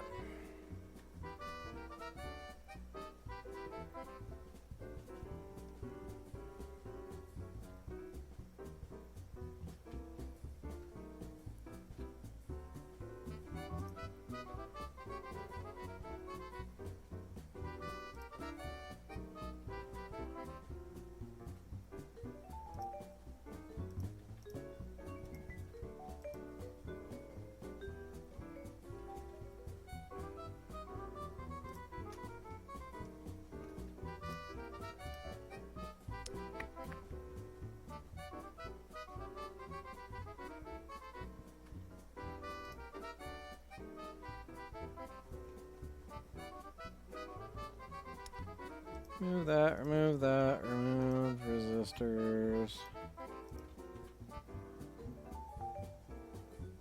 Remove capacitors.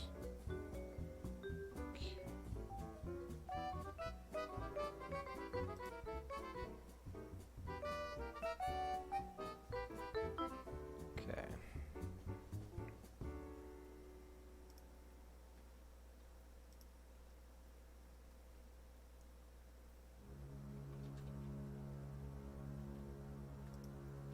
Okay, yeah, that one is available. Good. Okay. Okay. All right. See the fun and joy of doing this stuff.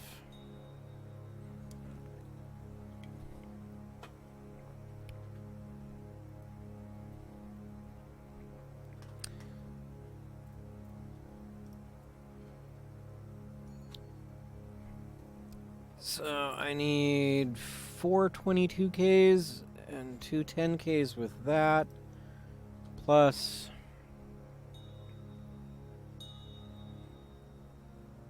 I'm gonna make all this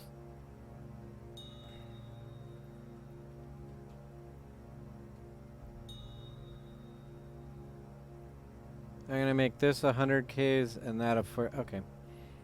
So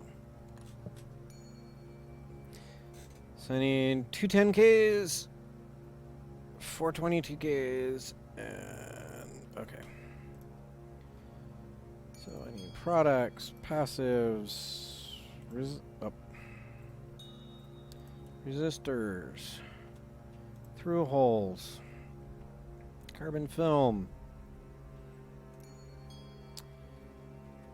So I need 10.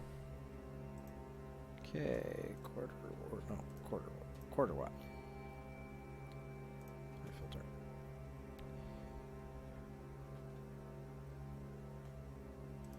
Cheap.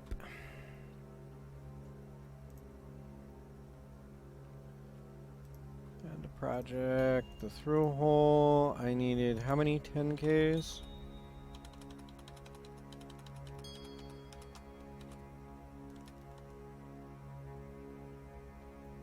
Needed 2 10Ks.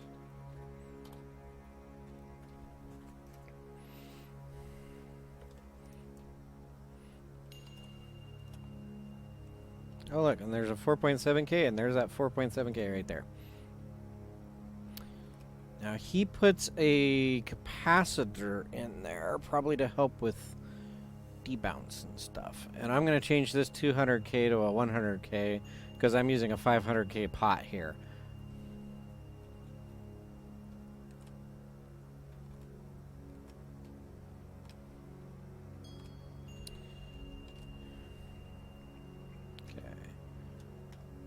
Back to the CFR series from Yago.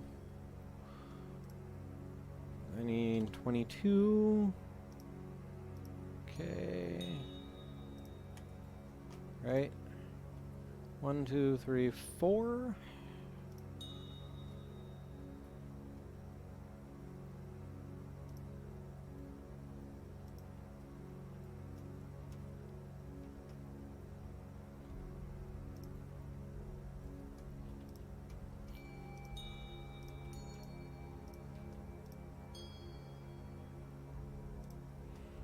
Okay. And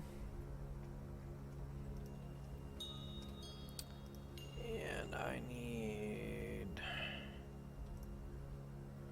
100. Need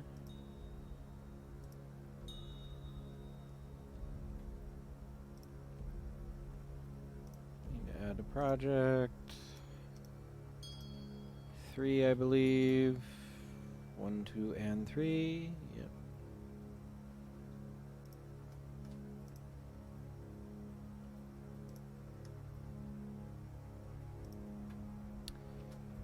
And then I need a 4.7K.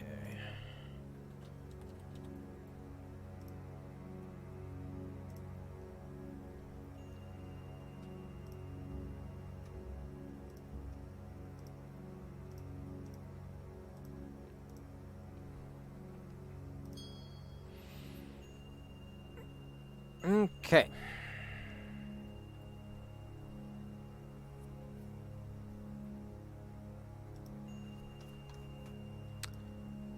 Exit that.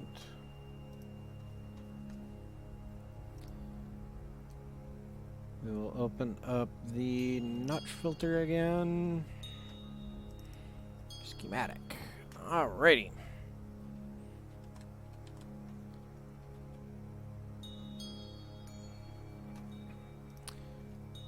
Wink.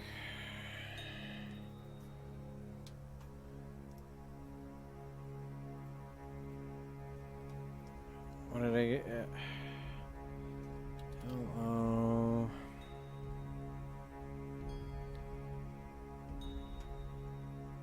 74.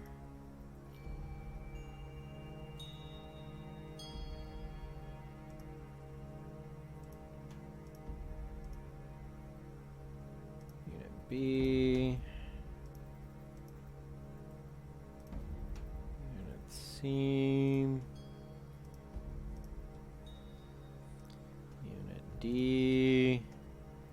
So there's my 4 op amps. And I'm just gonna stick that off to the side.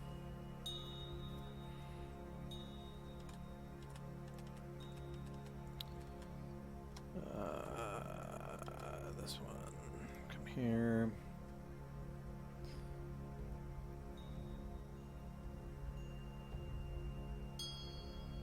I need...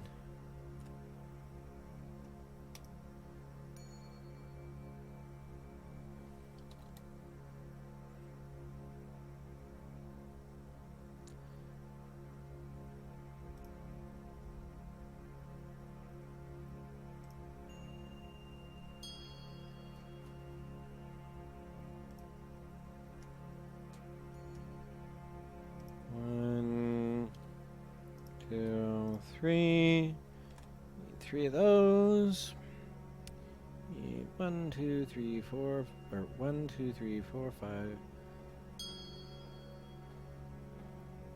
6, 7, 8, 9, 10.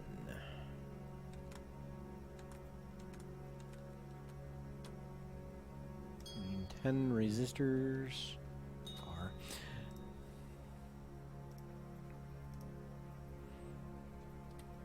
Two, three, 4, 5, 6, 7, 8, 9, 10.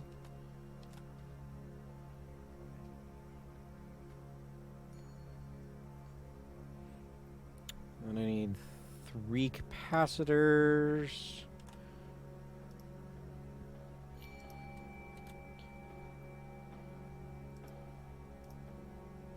No, I need 5 capacitors. 2, 3, 4, 5. I need my custom library. Where's my custom library? There's my custom library.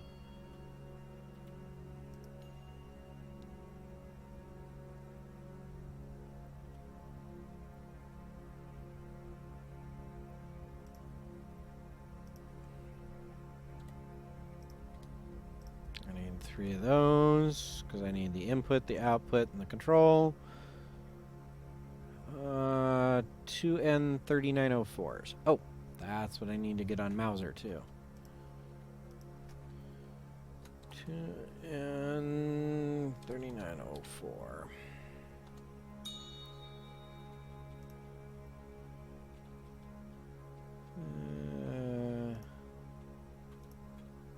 Should get that one.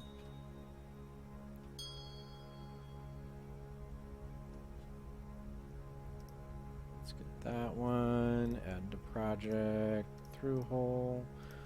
4 of them.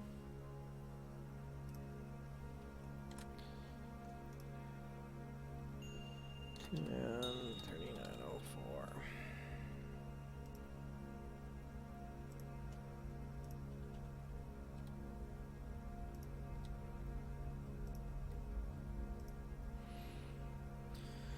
Okay.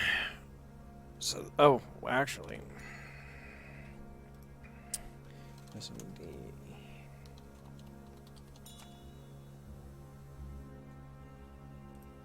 N3904. Oh, I can get the 2N3904 in service mount.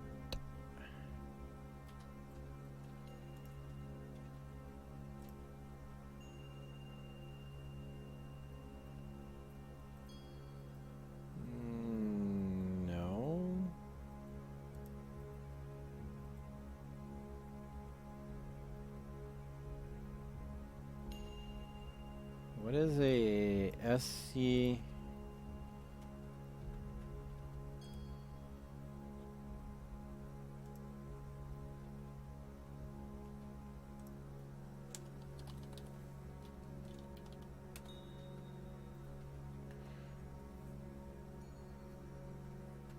It's a through-hole package. No, I don't want a through-hole.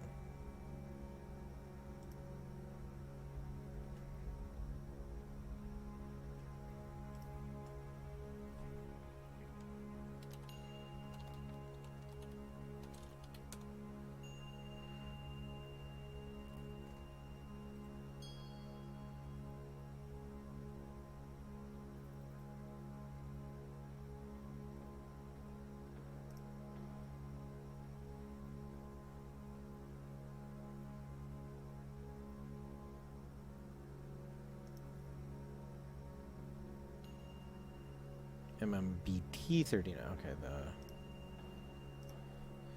BT3904.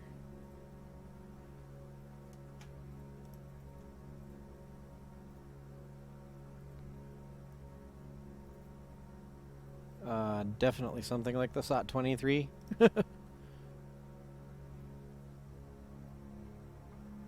we go.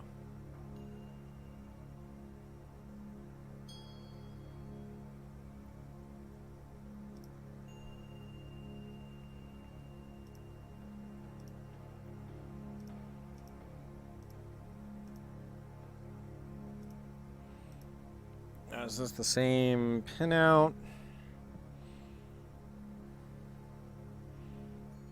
So 1, 2, 3.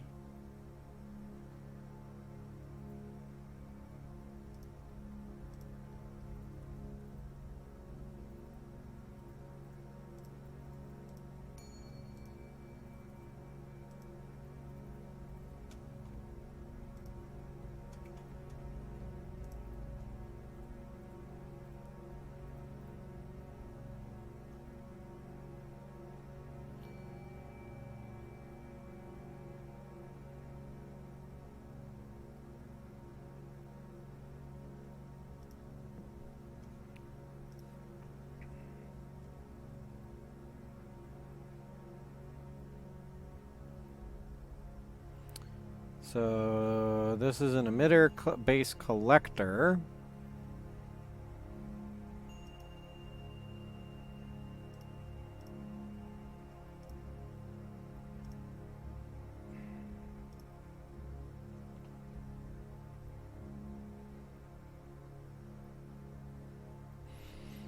So notes. Through hole. 1 equals.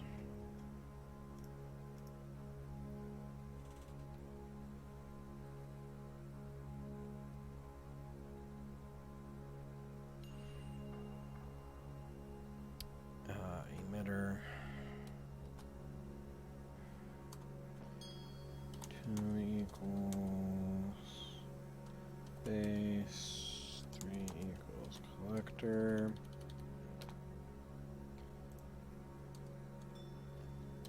SMD.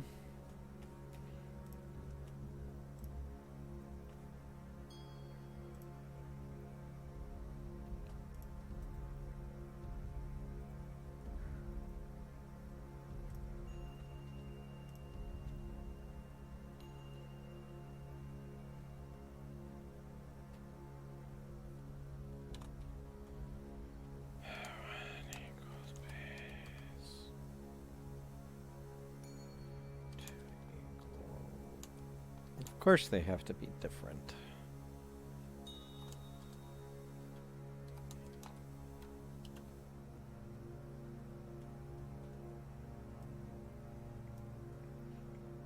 They couldn't have the same pinout, could they?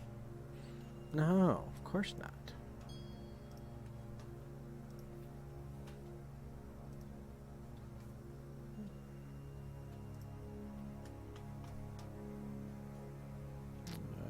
Do a text block. Paste.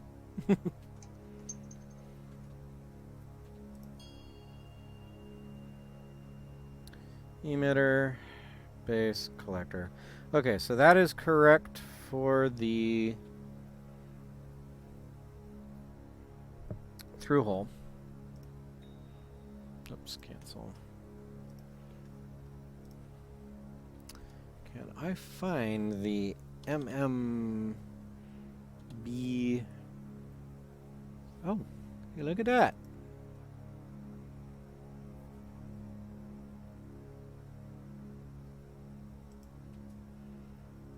You know what?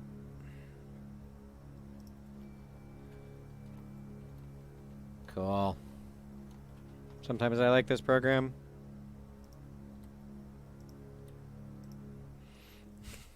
Okay. So I think I got all my resistors. I got that. Oh, I need my connector generic. Two by 8.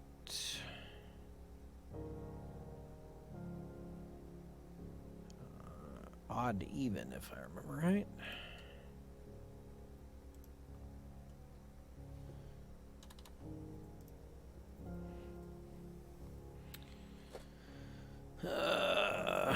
Because that's my main connector in for power and everything.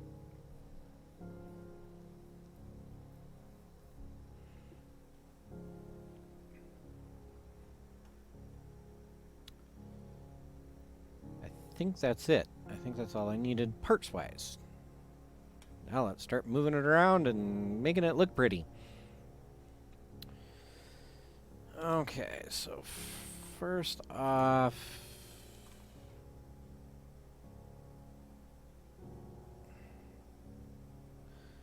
well, let me look at the TLO74 spec sheet.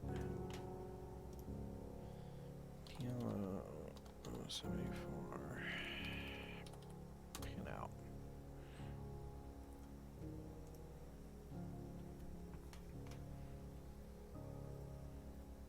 Okay, so A. Okay, so yeah, they don't cross over, so I can pretty much use any one of these. Ooh, yummy. Lady G. Okay. So we will move you over here. That will be my final output stage. With a blocking capacitor.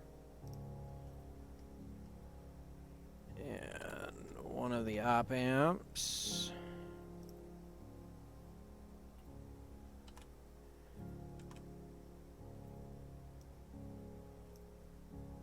Oh, I didn't want you to move with it. Okay.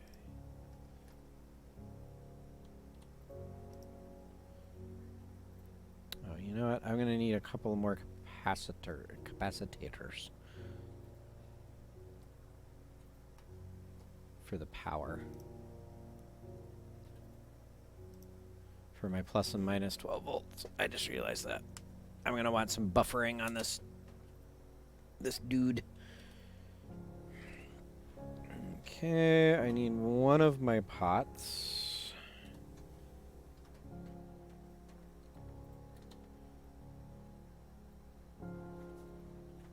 Like so.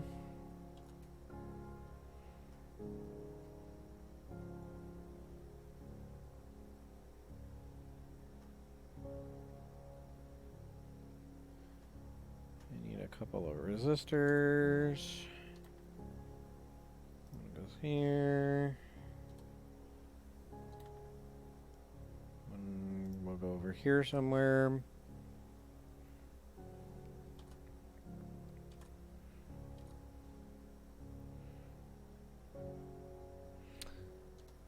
You are going to be for my CV voltage. You go down there. Spread these out a little bit. Cancel. Move. Rotate. Move. Rotate rotor.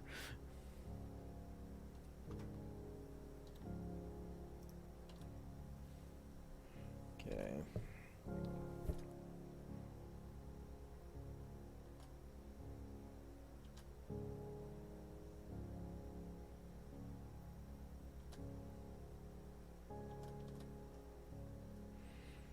Both of these pots need to move down here with the CV voltage stuff.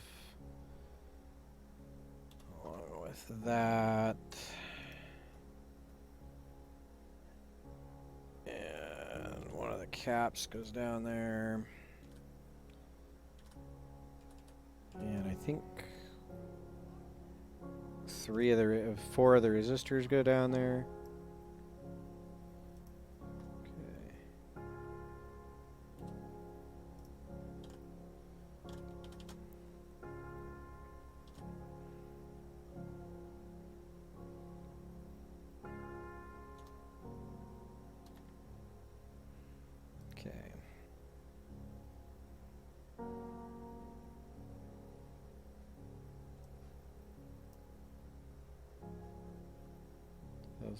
come down here somewhere.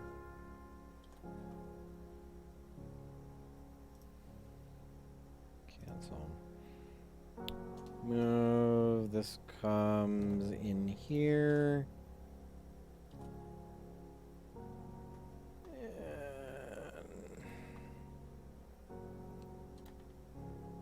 That goes roughly there. Okay.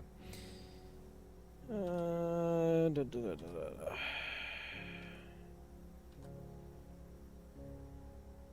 think it's X? No. Was it? It was Y. So those both get wide. These both get X'd.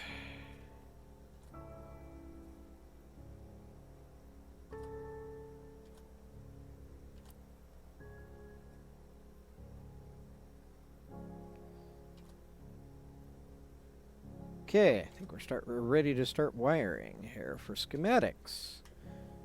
First off, you don't connect to anything.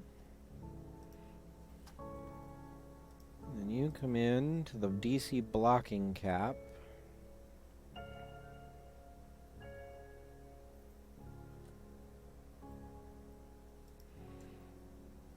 And then to that resistor, as well as down to that cap.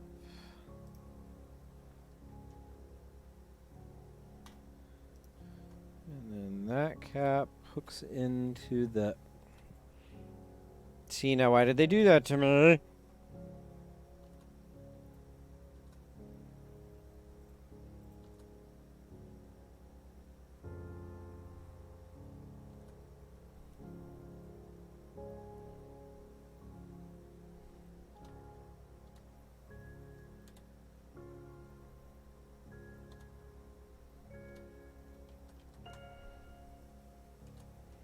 His can be either way, so I'm gonna flip you.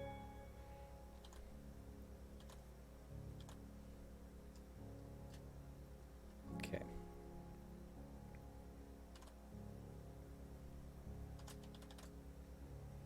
Watch that when you're doing things, because I didn't notice that at first, that they had the plus down at the bottom. Okay. What the?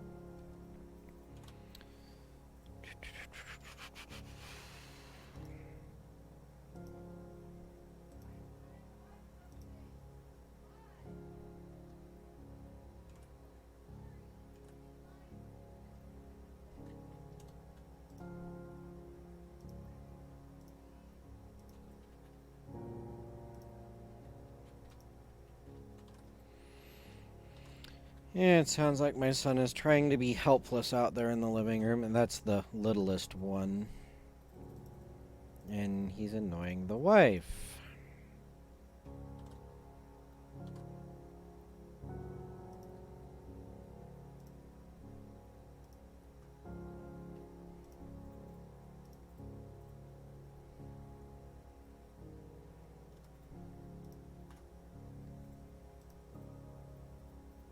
Oh, that wasn't the right spot.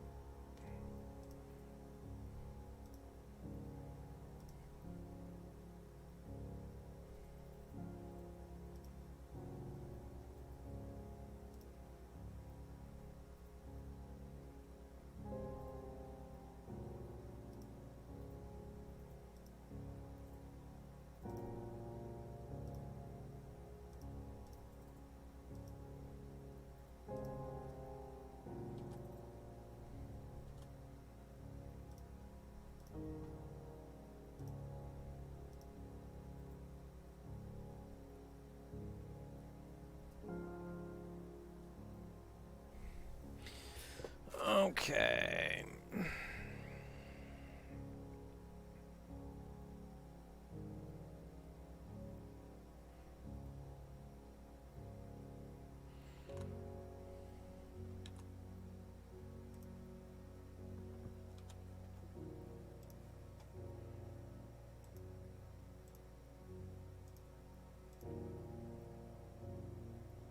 Before or after the cap? After the cap.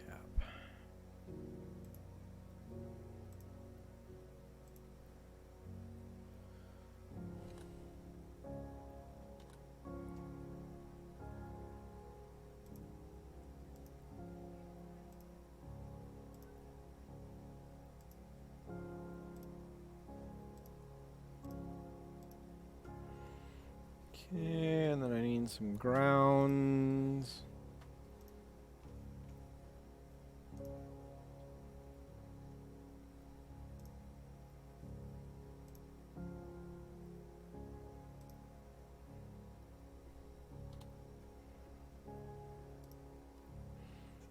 Okay.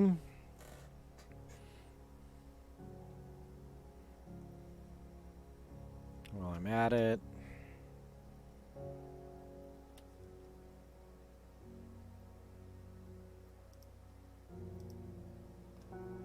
Cancel.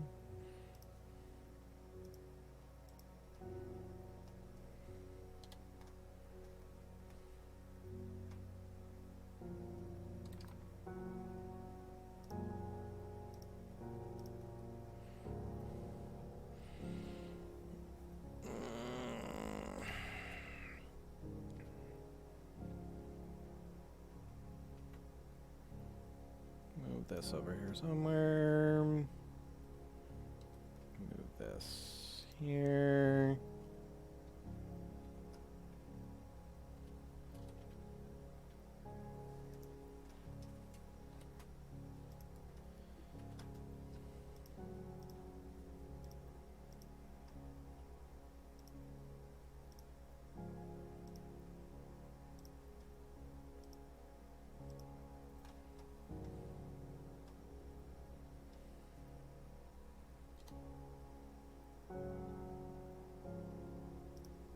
Ground.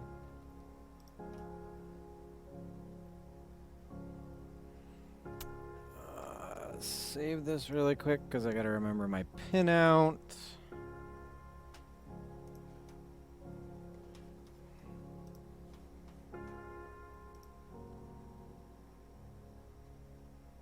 The VCF. Okay.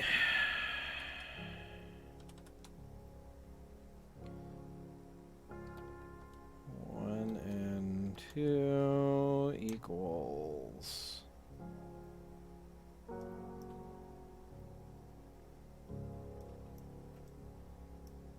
Yeah, maybe I should look at this on the power supply. Exit.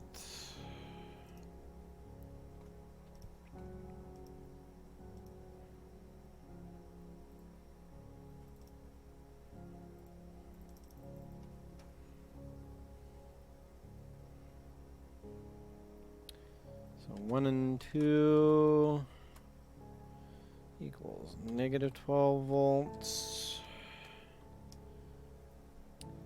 3 through 8 equals ground. 9 and 10 equals this 12 volt. Now, if you're wondering where I got these standards from, these are actually Euro rack standard plugs in how the in what they use. 11 and 12 equals 5 volt.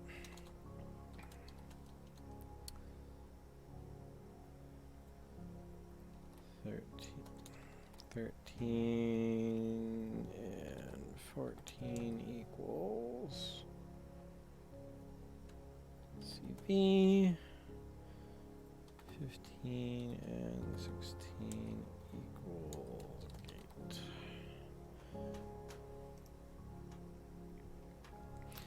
So yeah, there's a 16-pin standard and a 10-pin standard for Eurorack modules. The 10-pin only has plus and minus 12 volts and ground. The 16 pin has plus minus 12 volts ground, 5 volts CV and gate. And what I've been doing is on my modules, anything that has a CV, I've been using the 16 pin. Anything that's been that doesn't have CV or gate, I'm gonna just use the 9 pin or the 10 pin. And essentially, yeah, I'll have a CV bus that I can tap in, without having to use wires. I can tap into it. Although I don't have anything that's been creating a CV yet. So that's interesting.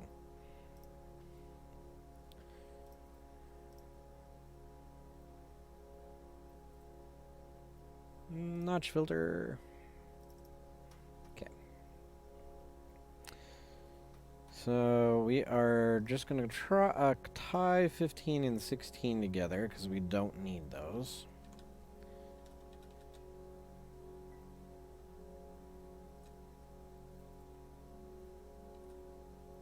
$11 and $12 we don't need. 9 and 10 is the plus. Yep.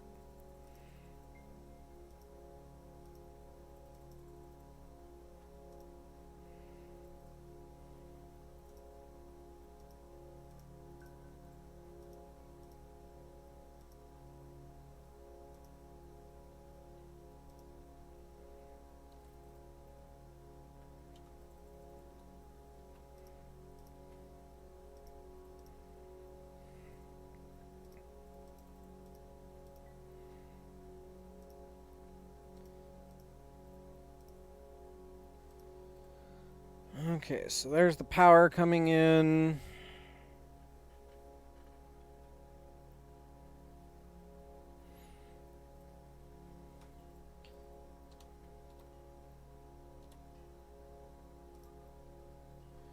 Now the CV signal, what I'm going to do,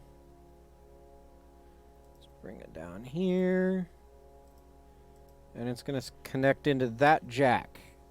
And what that jack's going to allow me to do is, if nothing's plugged in, it's pulling the CV voltage off the bus. If something's plugged in, it pulls the CV off whatever's plugged in. So.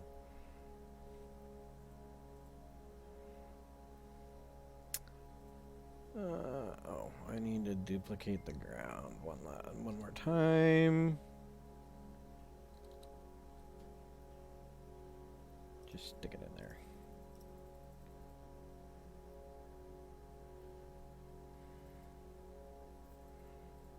Okay.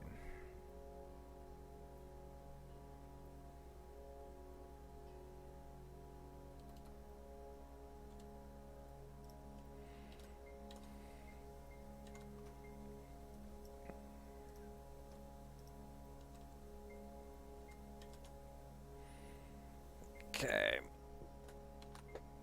So the plus goes to ground.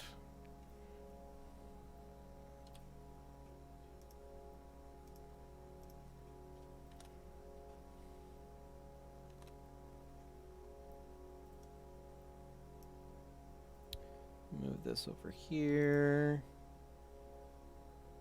Move this to the output. Is that before or after the 4.7K? It is after. So I could theoretically put that clear over here. Whoops. Move you as a block.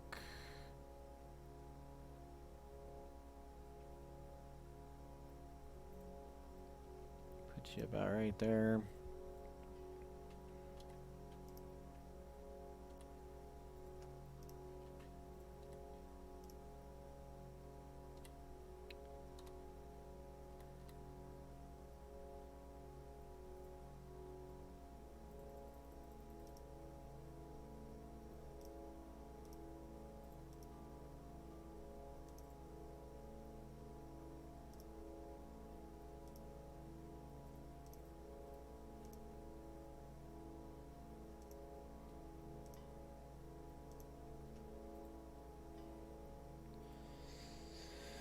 Okay.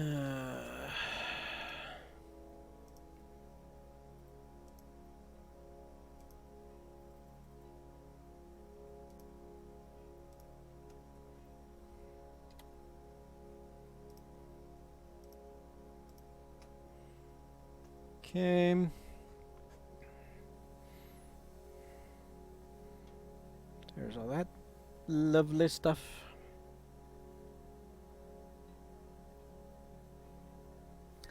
Now I need to play with this.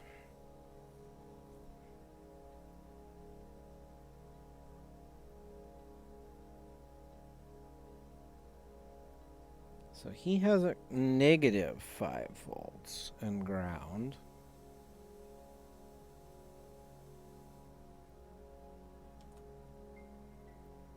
Okay.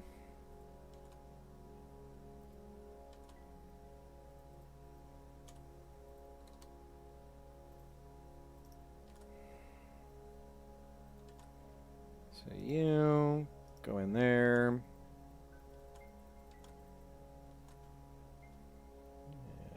you go to ground. Okay, rotate you. Move you up here. Oh, feedback resistor. Rotate. Rotate. Move you. You go here. You're a feedback resistor.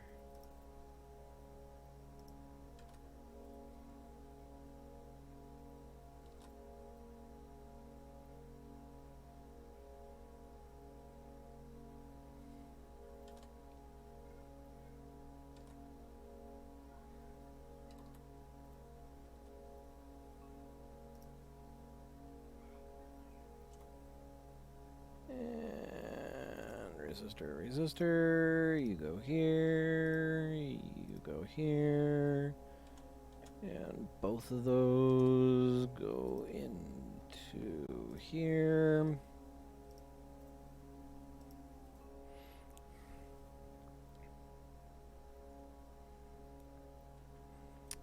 And then I need, yeah, copy that.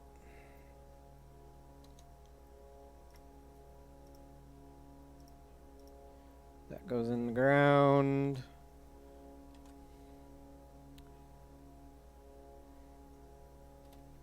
Duplicate that. This one goes into ground.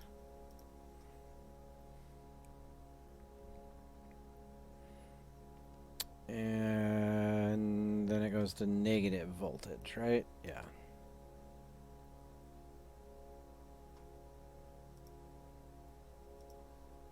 This one's kind of dirty, but there we go. Okay. Now we annotate everything. We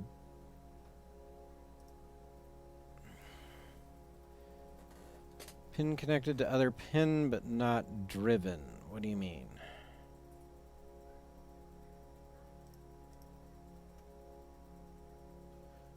Let me zoom in on it.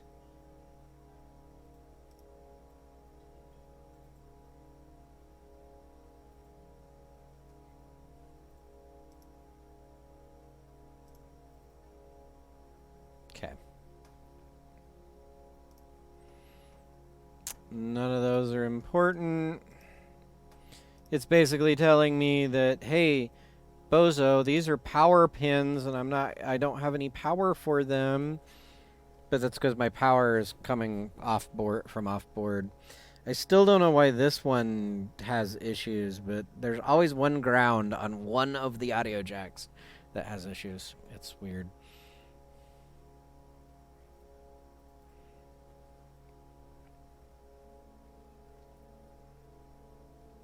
Okay.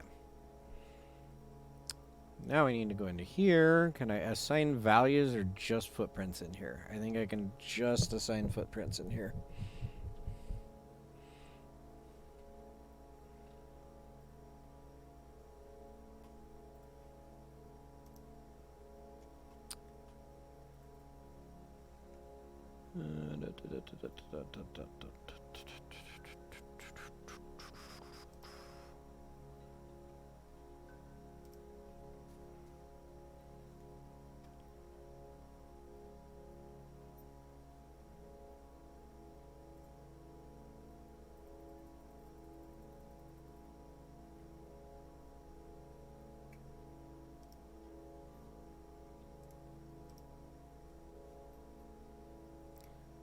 Oh wait, the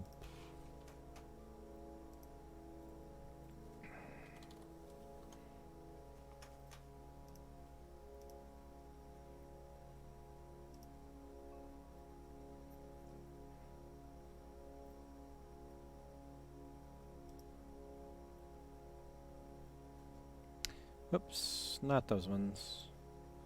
I need the TLO, this guy. What package are you in? SOIC 14. Okay.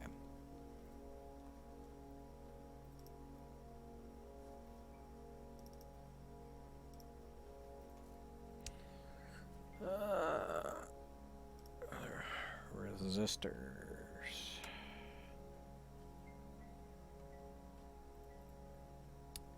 Resistors, SMD 1210 hand solder. Oh, I keep doing that.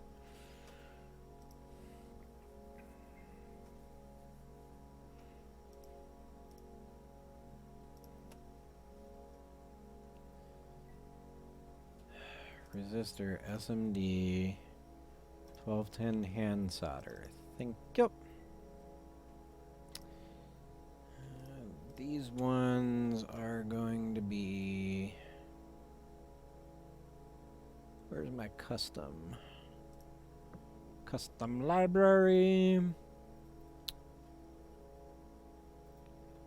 Barrel jack. The switchcraft ones. Boink.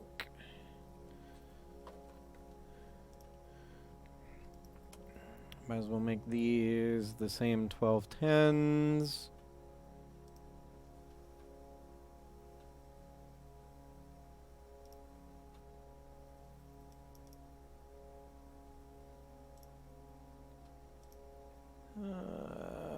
This is going to be pin headers. I need not angled, I need to scroll down to straight.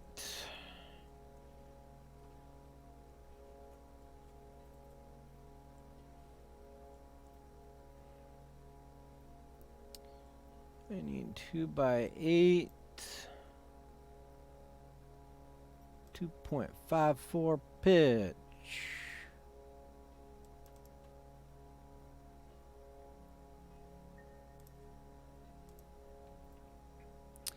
Potentiometers.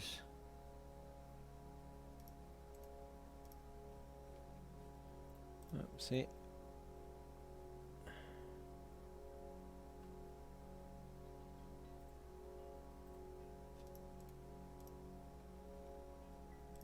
Those are trimmers.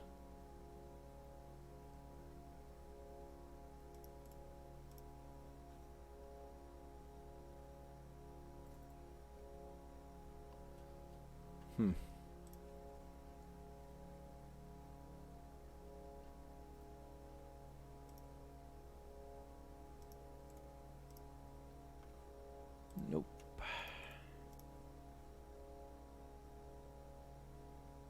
Nope.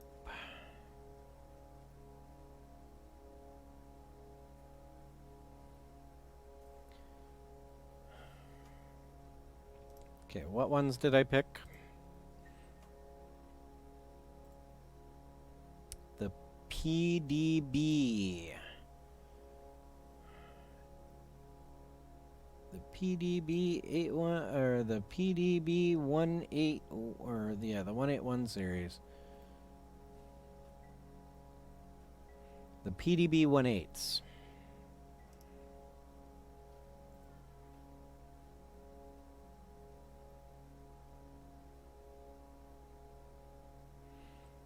Okay, this gets fun.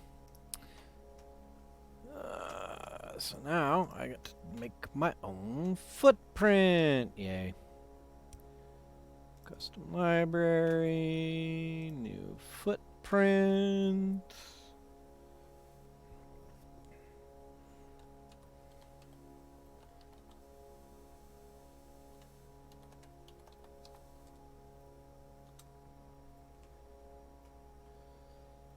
File, or no, edit, footprint properties, description.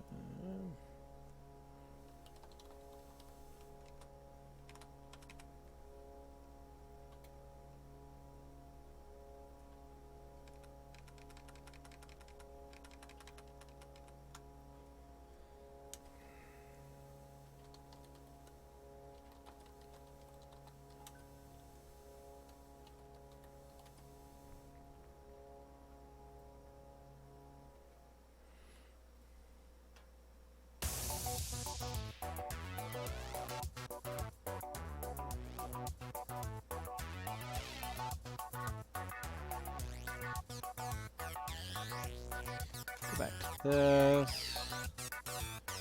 Oops, wrong one.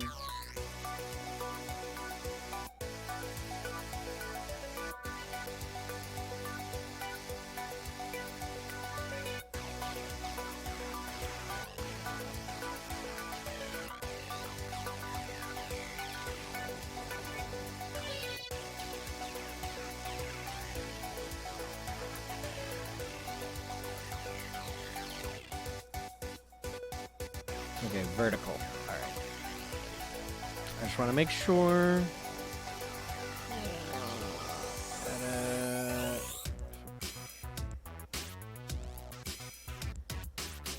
Vert.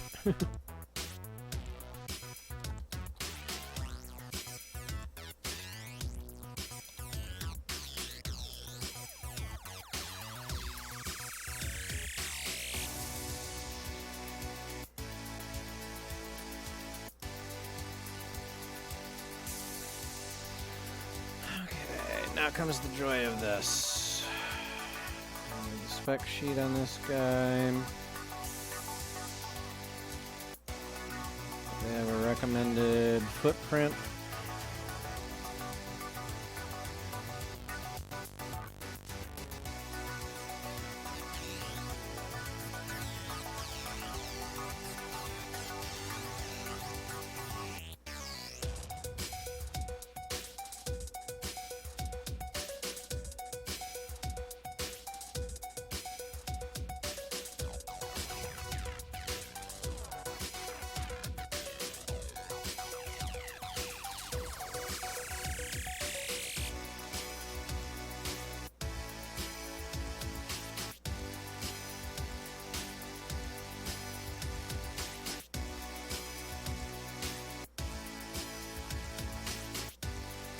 They do not give me a recommended footprint. So, okay, what one am I getting? I'm getting the Q420. So I think that's this one here.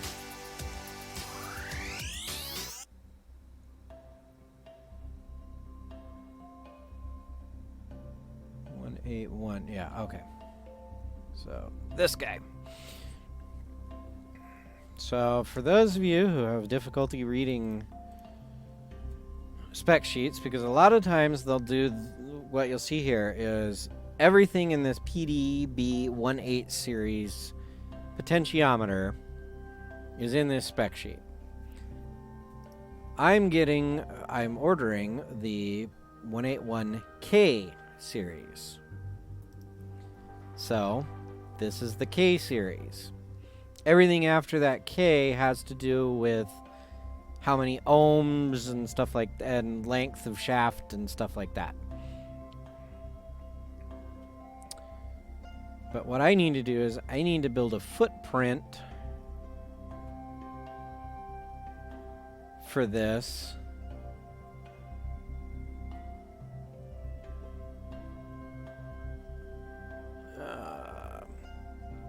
Based off of these dimensions. So, I'm gonna need a box. Roughly 9.5 by 17. Okay.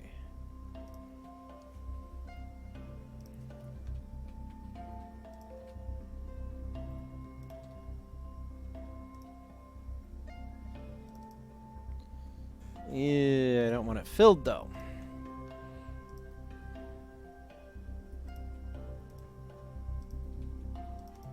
Okay. What do I want my center lines on? I probably want my center line. Let's just make it easy. Let's just make it easy, and I'll do the center line right here on where it mounts to a PCB.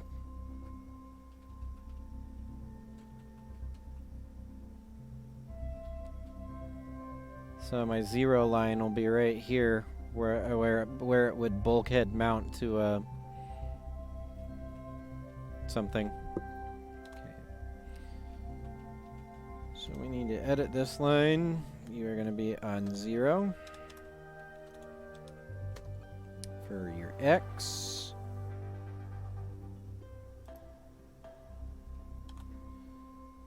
Uh, 17 divided by 2 is 8.5, so you're going to be 8.5 and negative 8.5.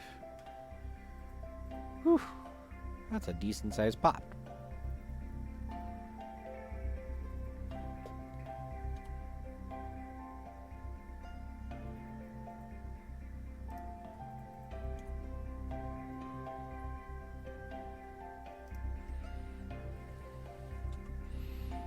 Okay, we're gonna edit this guy. You are going to be negative 9.5. 9.5, 8.5, and you're going to be negative 8.5.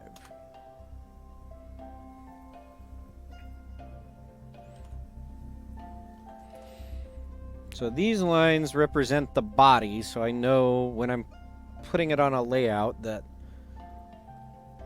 the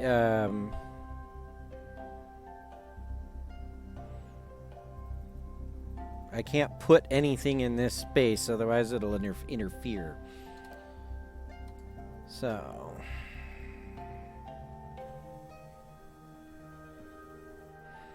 start at 0 and go to negative 9.5, and it is going to be negative 8.5 and negative 8.5.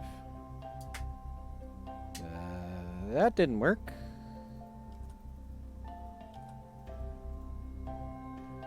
Why didn't that work?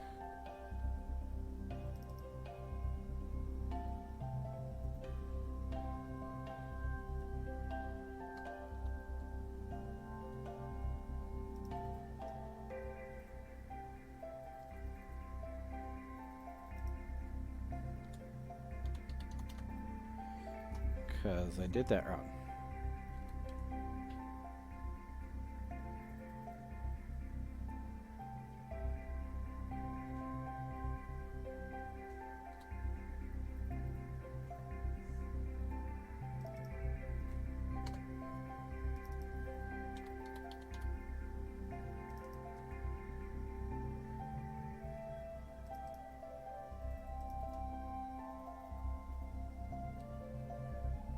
Okay, my Y's are the same, and it's my X's that are different.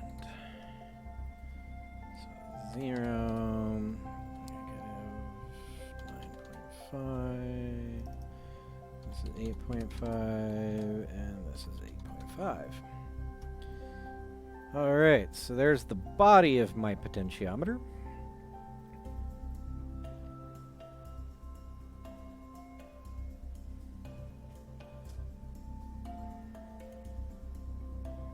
What's the diameter of that guy? Does it tell me the diameter of that guy?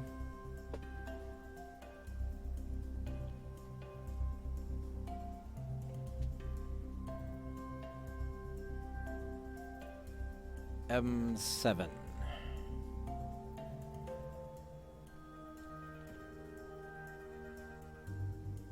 So 7 millimeters.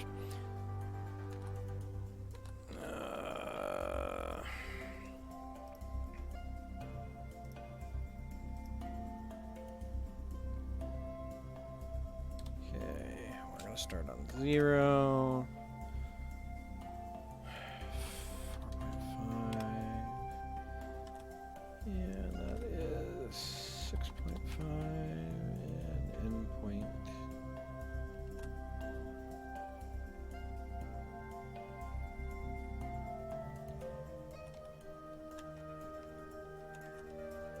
Yeah, it's 4.5. Close enough.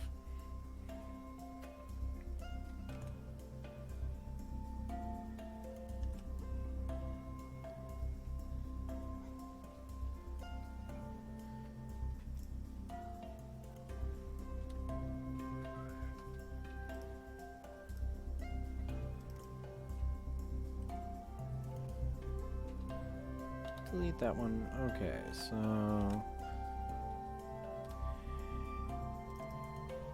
this needs to be 0 and 6.5, and this needs to be negative 4.5 and negative 4.5.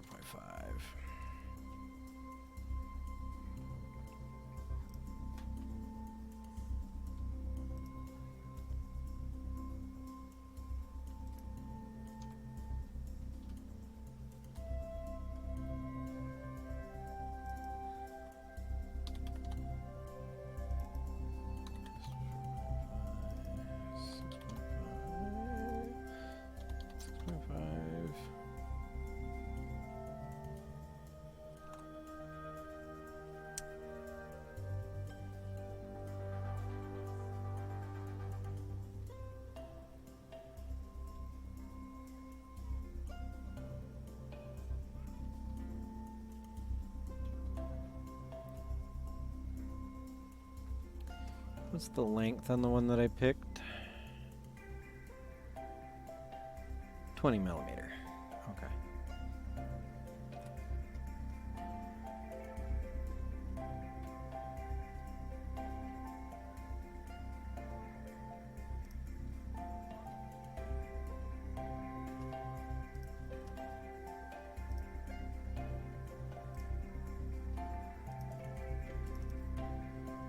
Okay, so this guy is going to start at 6.5.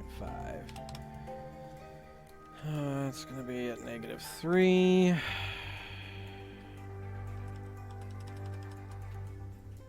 (20 minus 6.5). Or no, duh. I don't need to do that.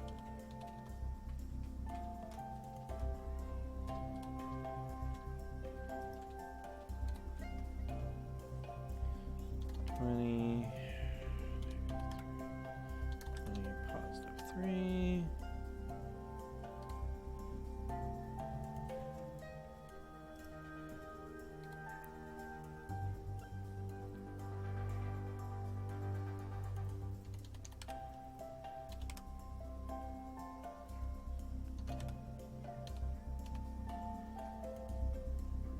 Okay, there's the rough outline of what the pot looks like.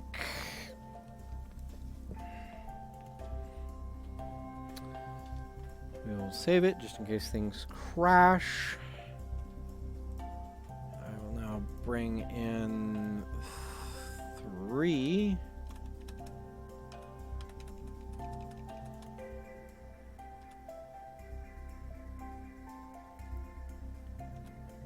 And of course I did it backwards.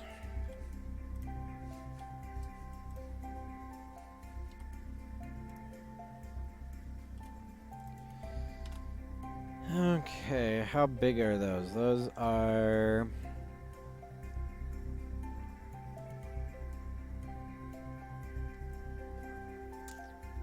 1 millimeter. And I need it 5 millimeters that way and 3.6 millimeters back. Hole size 1 millimeter. 5. And I need it. How far back did I say? 3.6. And 5.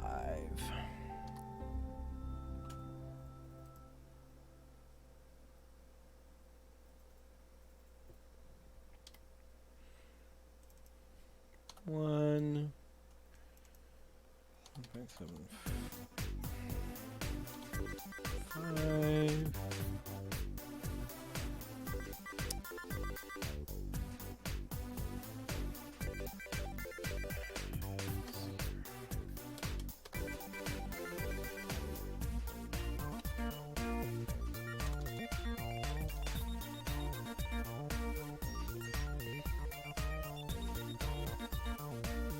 Hey, Hillbilly. I'm designing an audio thing, but I discovered that a footprint didn't exist in my library. I know, I miss my beard too.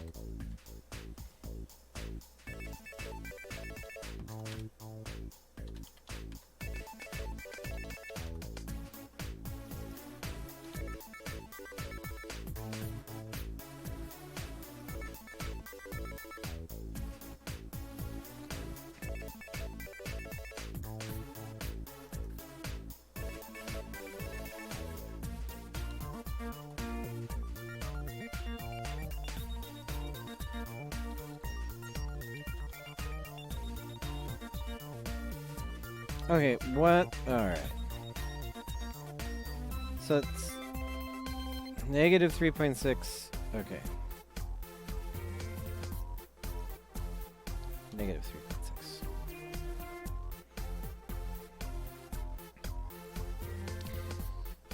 Because wearing masks was causing a heat rash to develop underneath my mustache, and since for work I have to wear a mask all day long, I shaved it off to save the heat rash.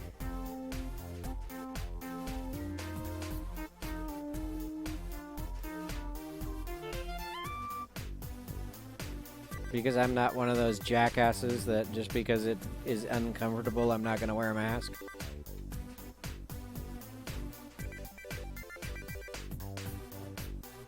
Yeah, I was getting heat rash right across here.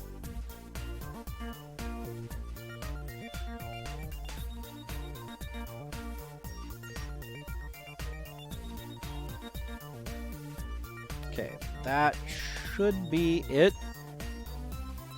Because there's no mounting tabs. Yeah, it uses the legs as its mounting, so.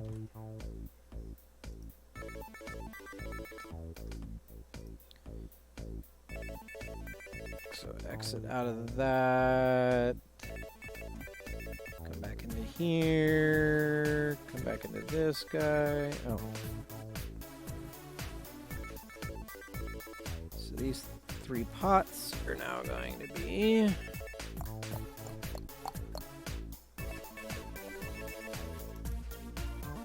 those.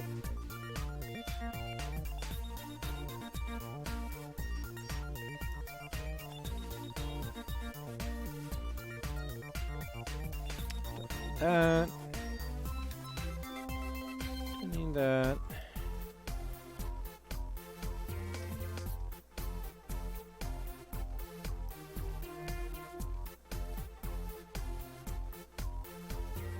Okay. Run the DRC one more time, and it's the same ones. Generate my net list, generate my net list. Save it. Go ahead and minimize that because I might have to come back to it. Go back over here. Now we come into the notch filter, and then we read the netlist file that we just generated.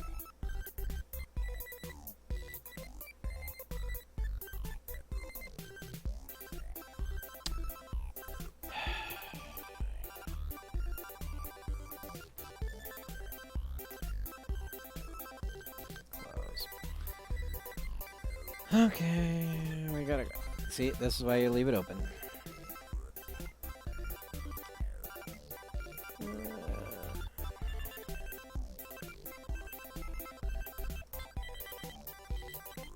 Because that doesn't exist anymore because they changed the libraries around. SMD.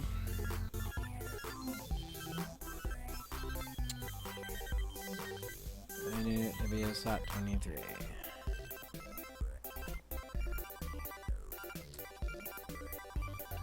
Oh, that's because it's down here. SOT 23.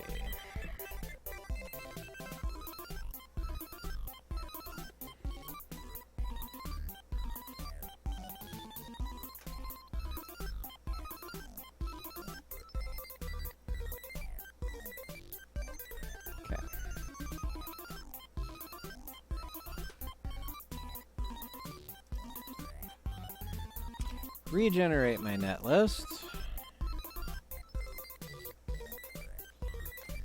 Minimize this. Reread my net list.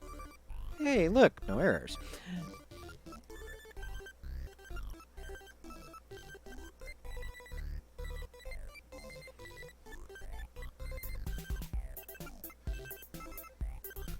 This looks like a pretty simple board.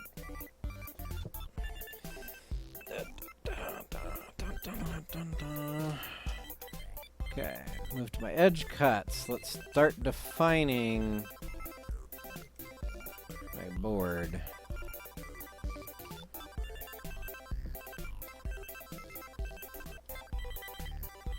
Okay.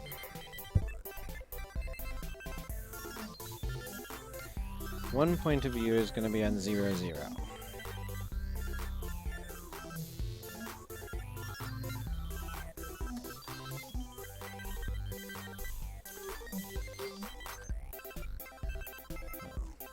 That's wrong.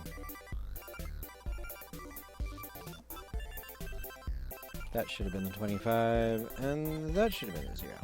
See, that's why I'm not very good at 3D modeling, is because I always screw up the X and the Y.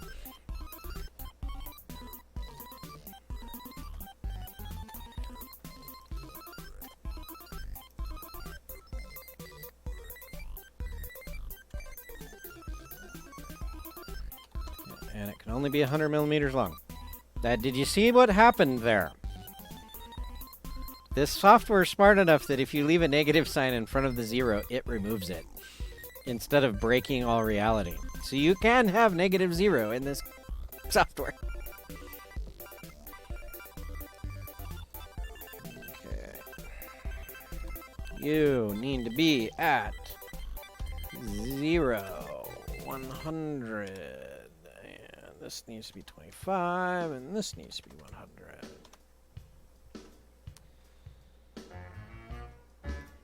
Okay.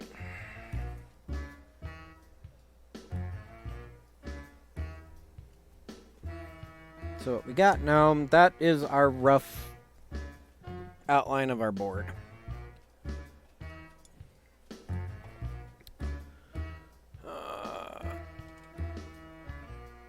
So I need my input, which is jack 1.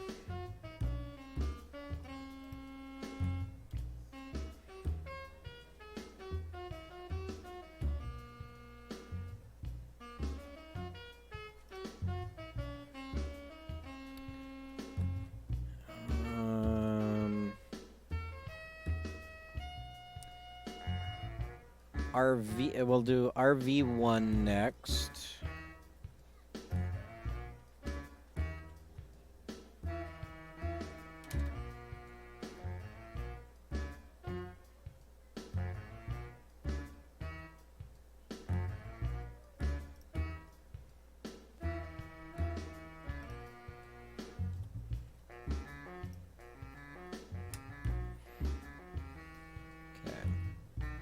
Yeah. So that's the input, and then that selects how much the notch filter is affecting it.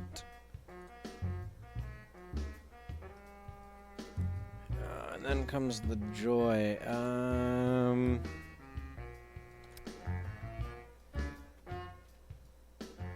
Jack 4.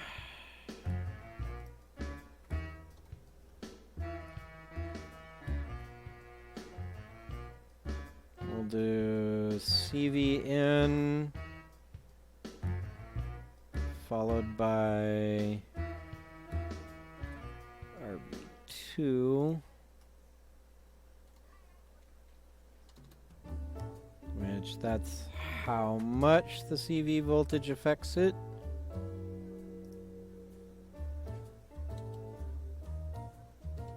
Ugh.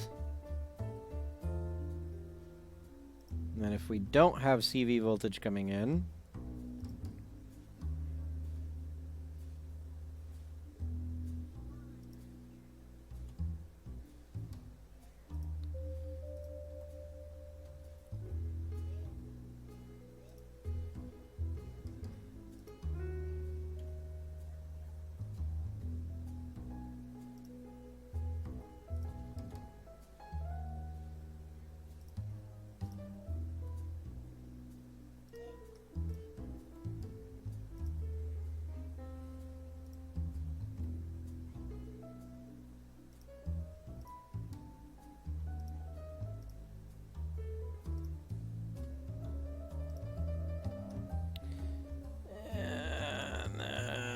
this audio.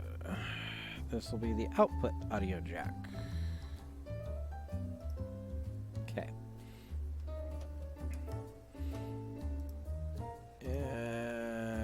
Come on, select the whole conductor for me, please. You're gonna go back somewhere back here, because you're the power in connector.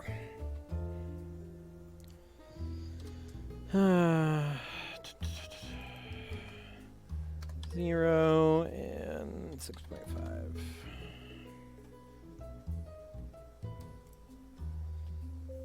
Yeah. 0 and 22.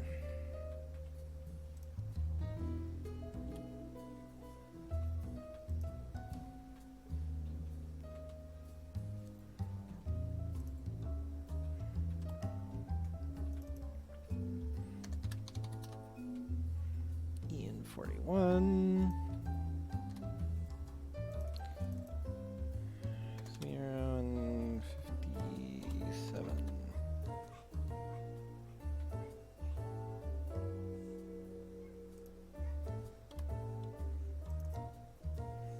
0 and 76. I can probably get that tighter in there.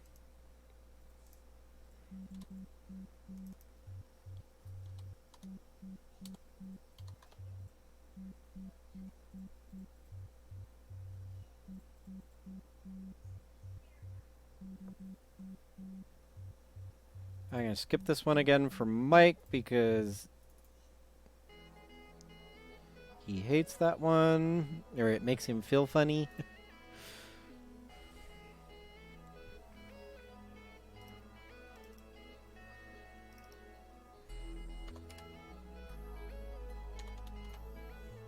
Nope, that's off the board.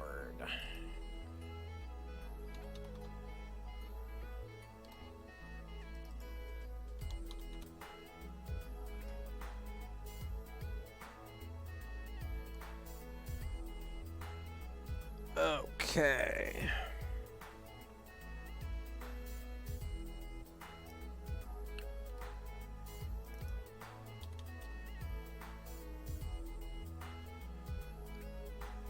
Alright, but I need to move this.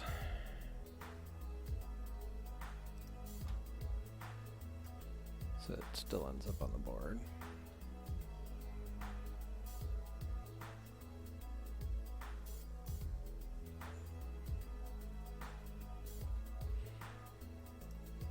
Okay. There's all the I/O and the knobs to fiddle with.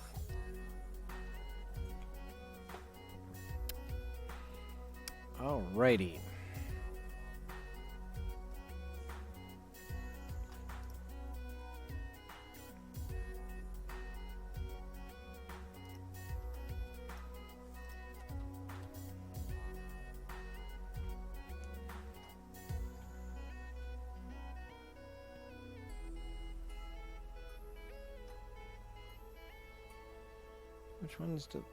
Which pot do these go near? Oh. They go near the op amp. Okay. I forgot.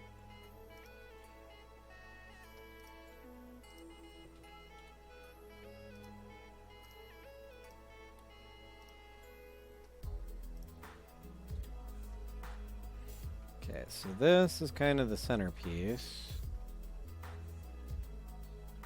You can go right.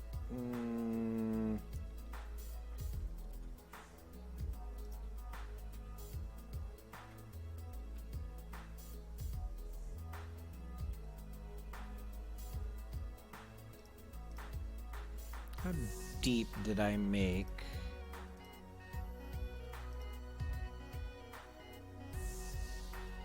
These guys.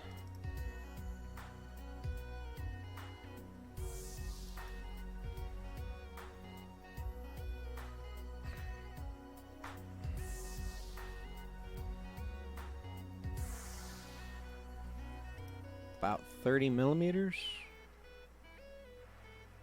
So that guy's about 30 millimeters deep-ish.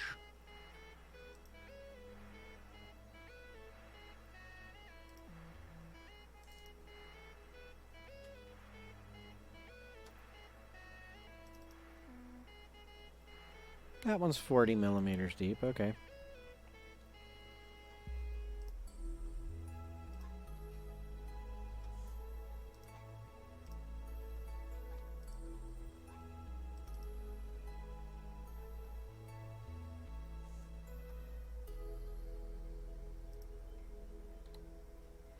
So let's make that 40.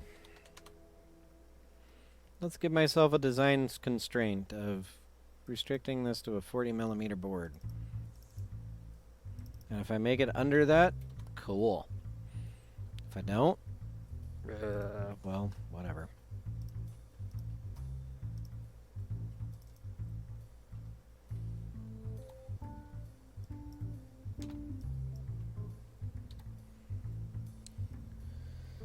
So 40, 0, 40, 100. So let's see if I can build it within those constraints.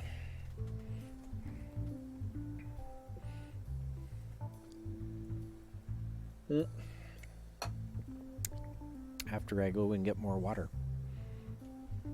So I'm gonna BRB again. And I might as well run another ad for those who aren't using ad blocker, but we'll see you in a minute.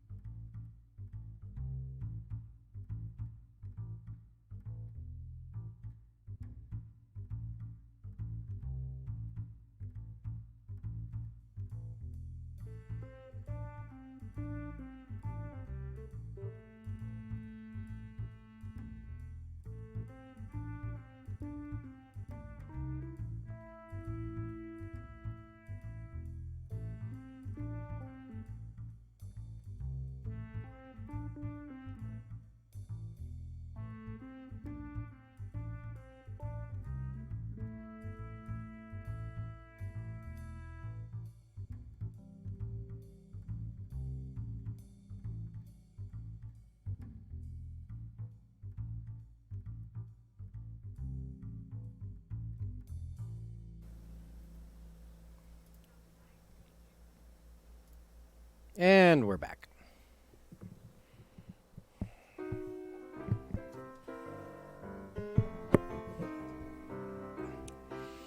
Okay. You know what I realized? I haven't assigned any values to these resistors or capacitors yet. Yay!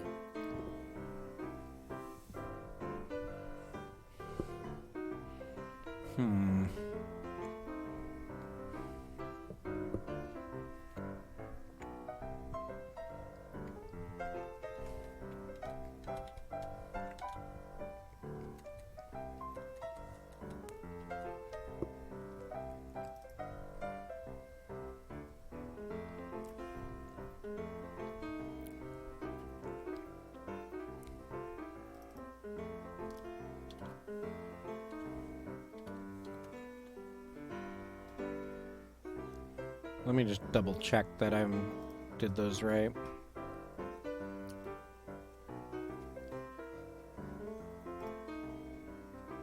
Yeah. 20K. Whoa.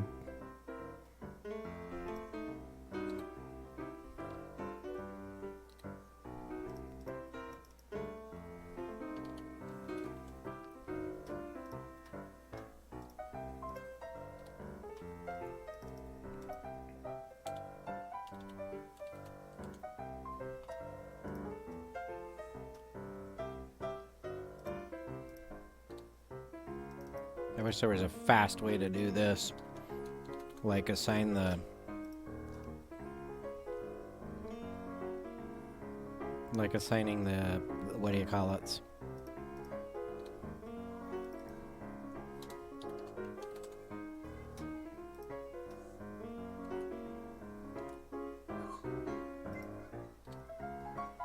I apologize if you hear my son in the background. He is yelling at the computer. And laughing and having a fun time.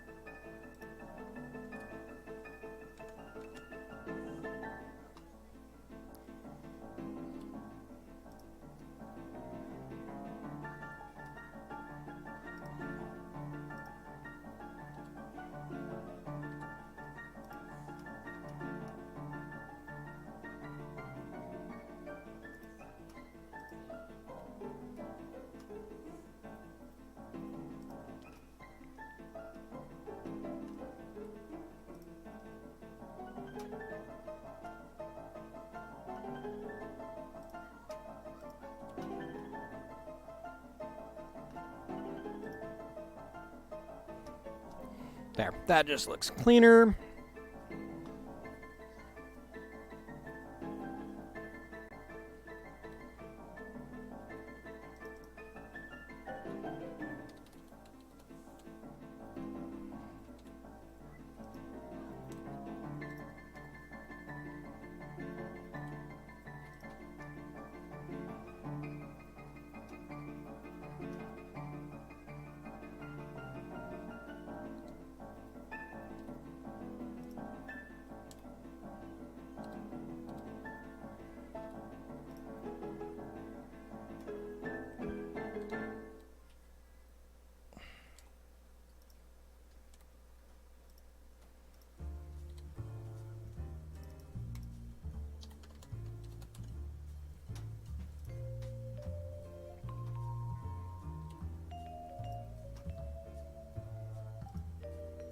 I was trying to remember who uses this music.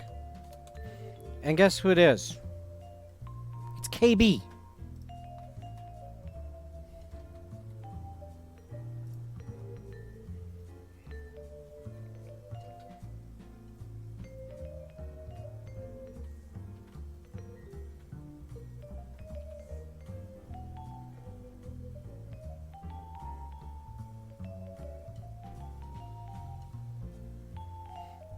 This song that's playing right now KB used in the outro of his one of his series. I forget which one.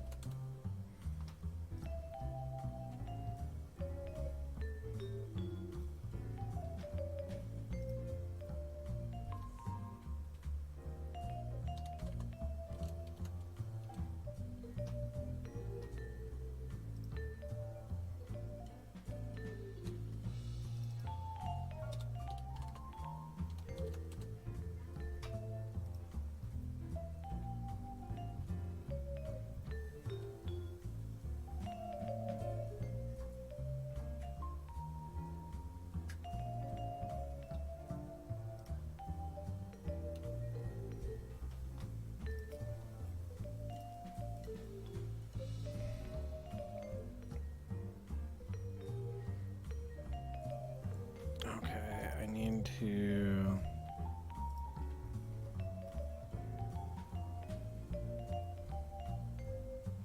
Okay, those are... yeah. Come back into here.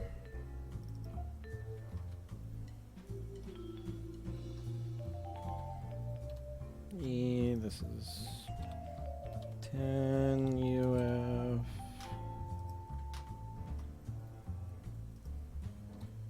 Yeah, this is 15 UF.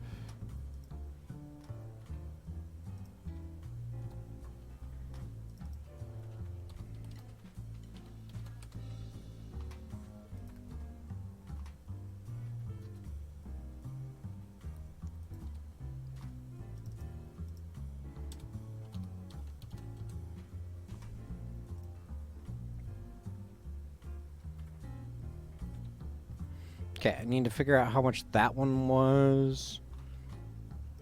Save, exit, come over here, save you really quick, exit, oops.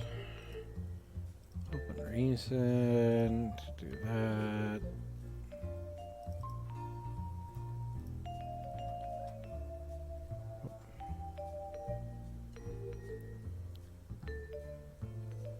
A 10 nanofarad, 100 nanofarad.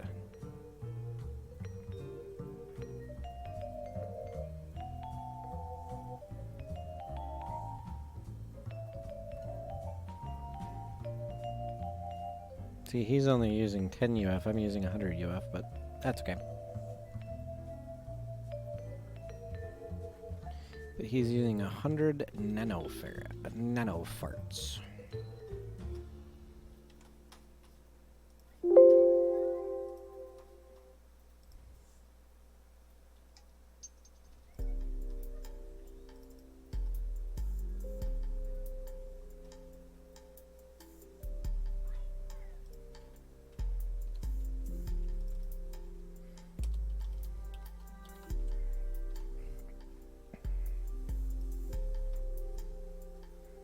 Okay, save it, generate the net list,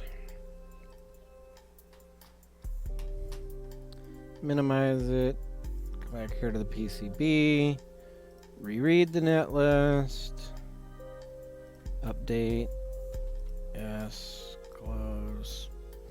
There we go.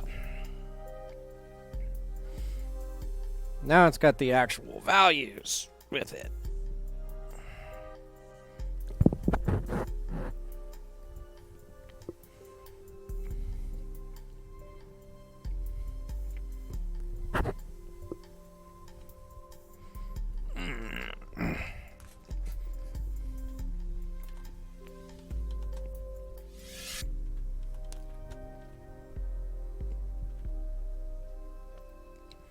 So I need C1.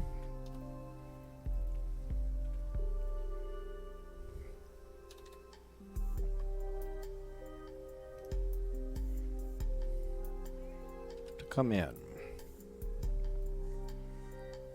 Then I need R1 and C2.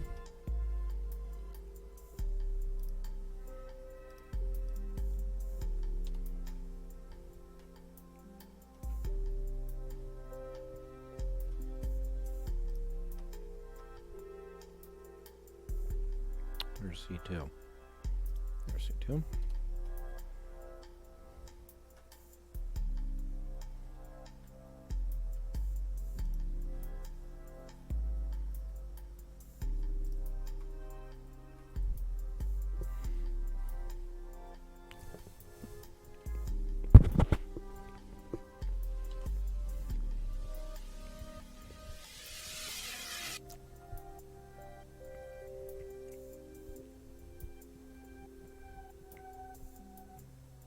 Okay.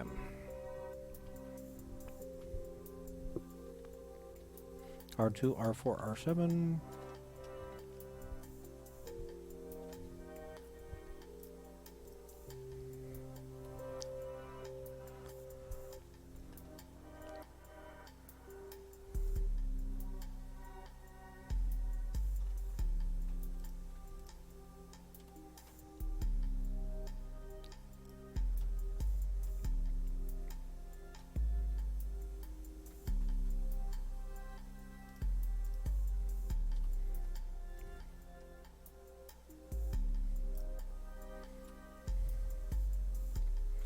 I need C4. C4.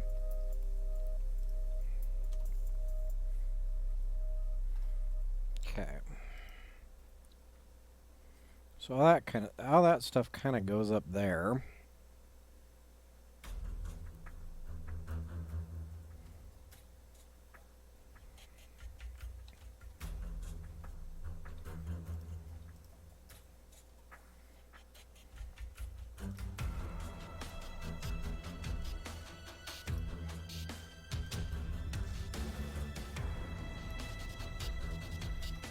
Okay.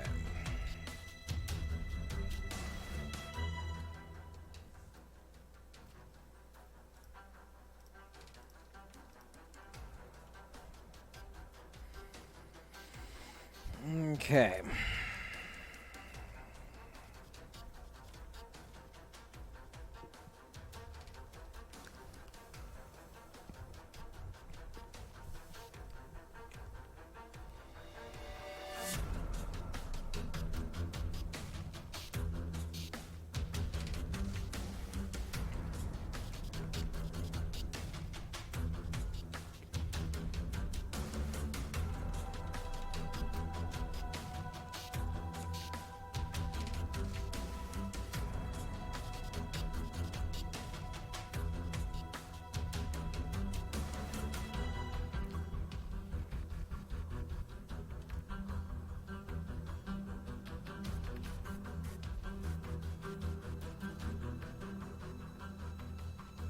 Oh, okay.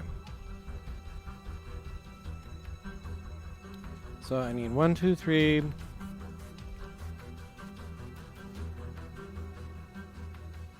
5, 6, and 7 on the top. So there.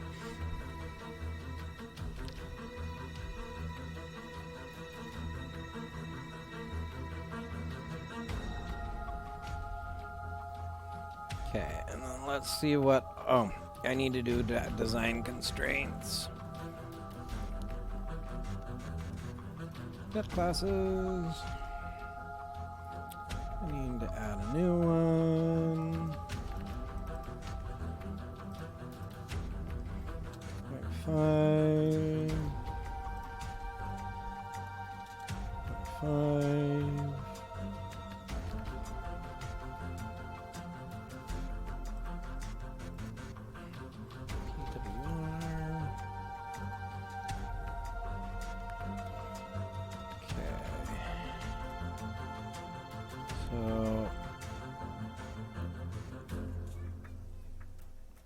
I need C6 pad 2.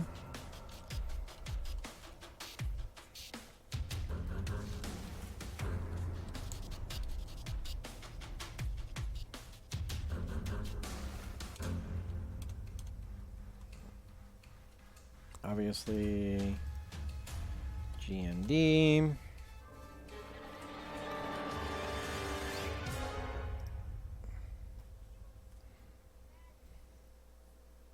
C5 pad 1.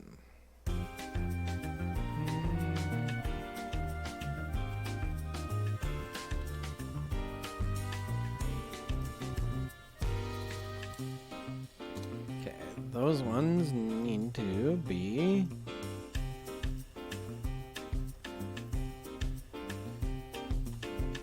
C5 pad 1 and C6 pad 2.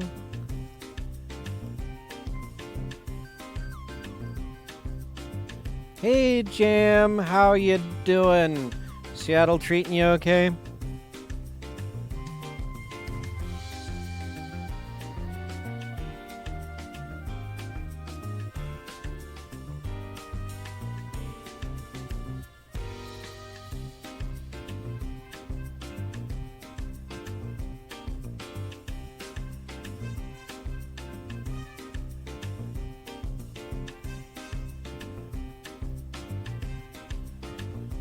Oh, that's lovely.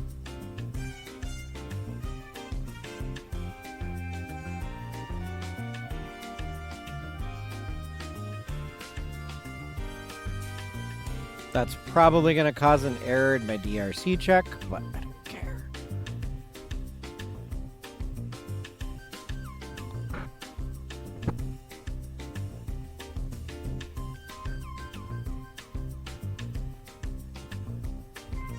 Probably a good thing.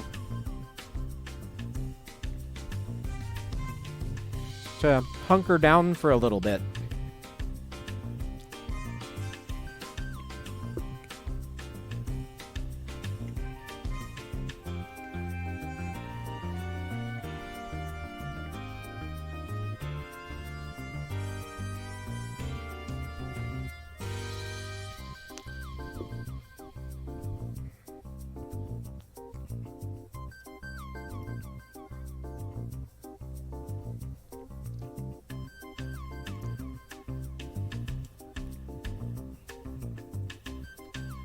Well, I don't know how entertaining I am, but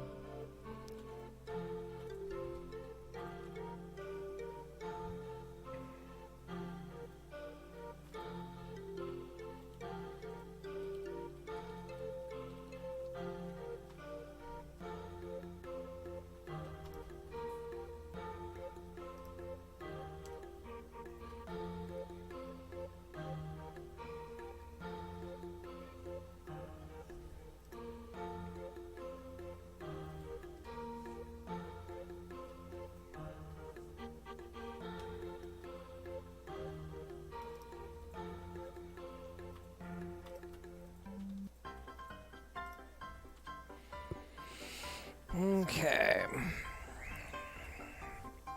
We'll see if I can do it with that. I can tell you right now, when I do this in through hole, those are literally just going to be a line straight down there.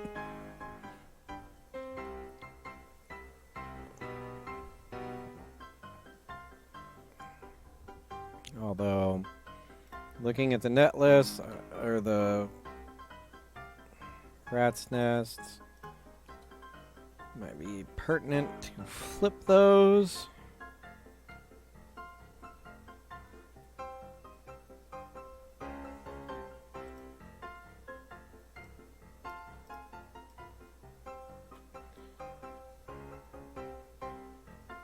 Yeah.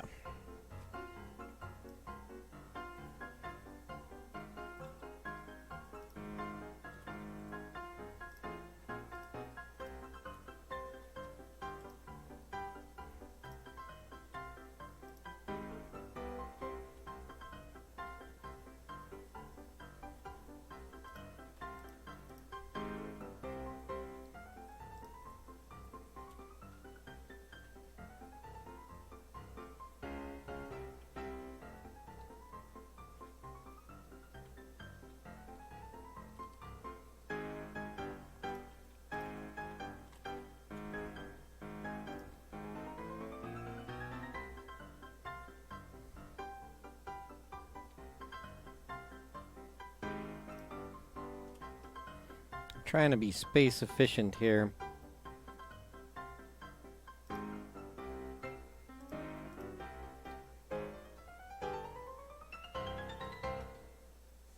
And kind of keep them in the same you know, keep things in a similar orientation.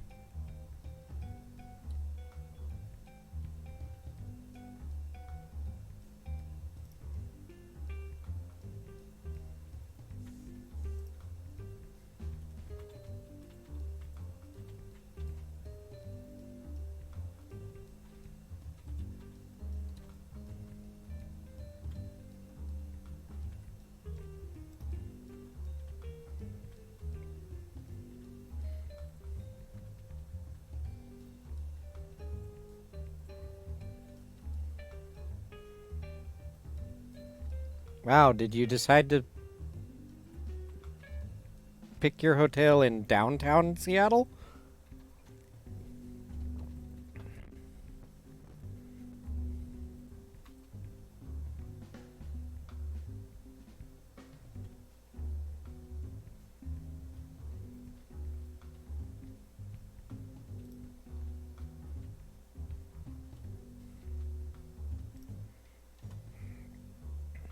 That needs to be near pin 11.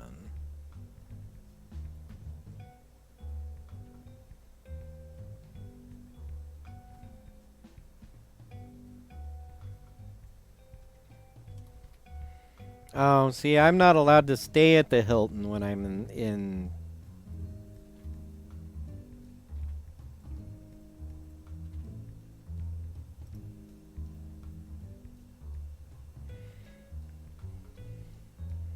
I have to stay out in Redmond, or in... I forget where I have to stay. Now I gotta look it up.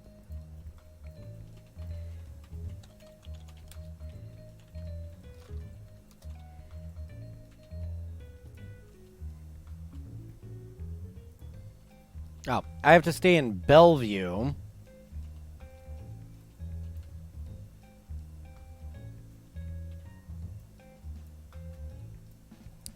And where is it? Where is it? Where is it?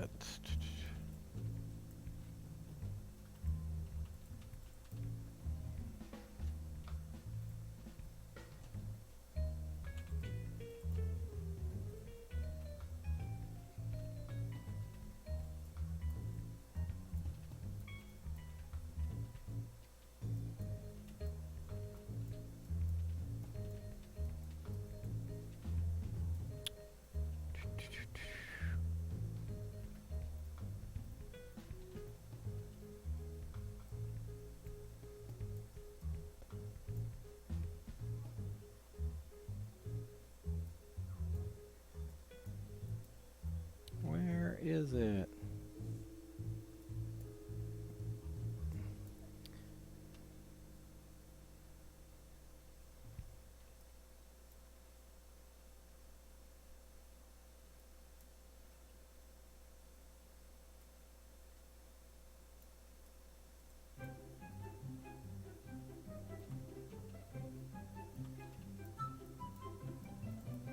Ah, there.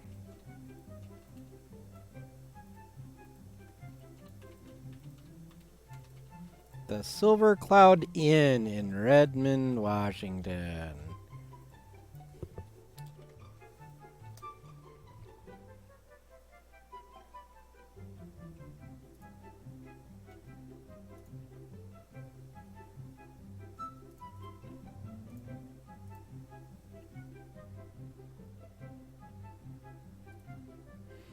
Yeah, this is where work makes me stay every time I go into Washington.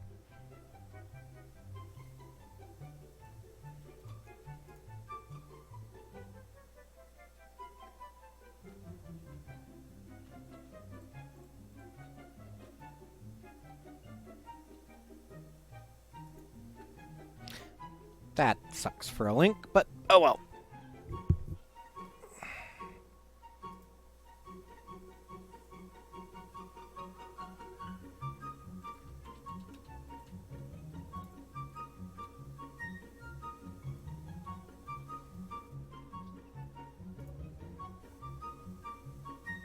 We have some corporate deal with them that they let us, or they give us a great rate. And it's just down the street from our office, so. Okay, what's the other capacitor that I needed to grab? I need to grab C5. Where is C5? There's C5. It kind of needs to go on this side of the chip.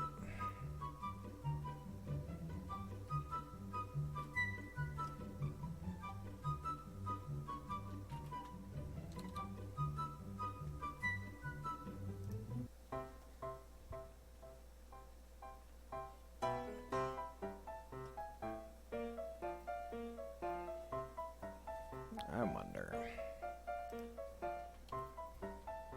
Move C4 up there. Move C5 over here.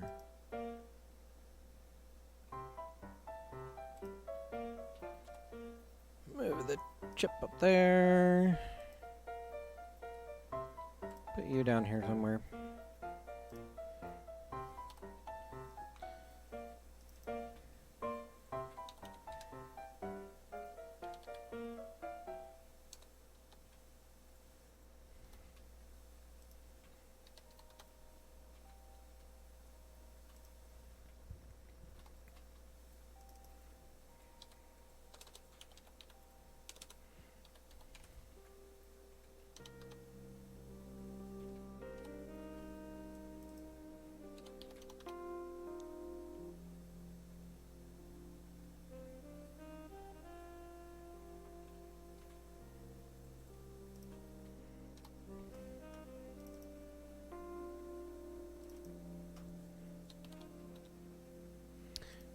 What did I do this one at? 17.5.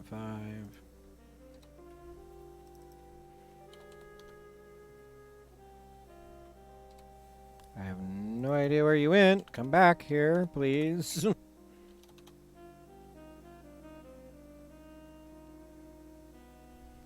Okay.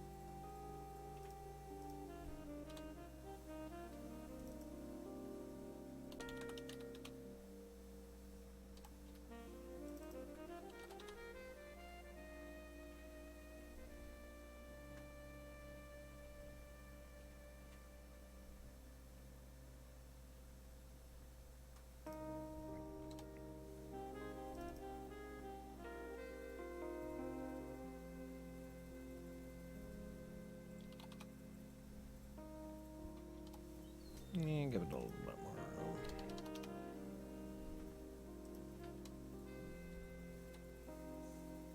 $7.5.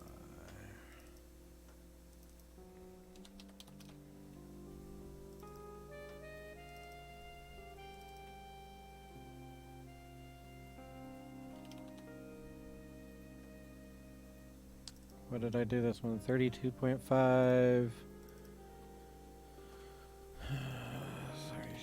32.5, and this is 12.5. Or was it all the way up to 12?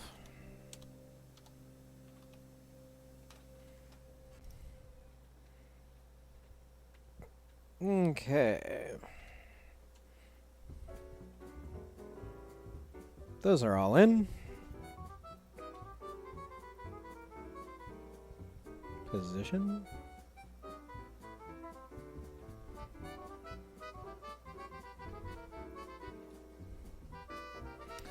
Let's see, I know all of the 100Ks. Oh, I should really center this chip.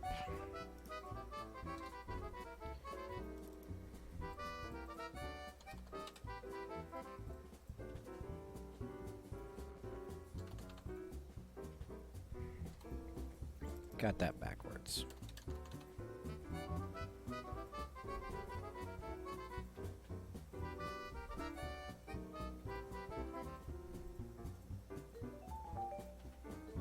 It's not going to be a computer, Mr. Wells. But thank you for playing. This is an audio notch filter.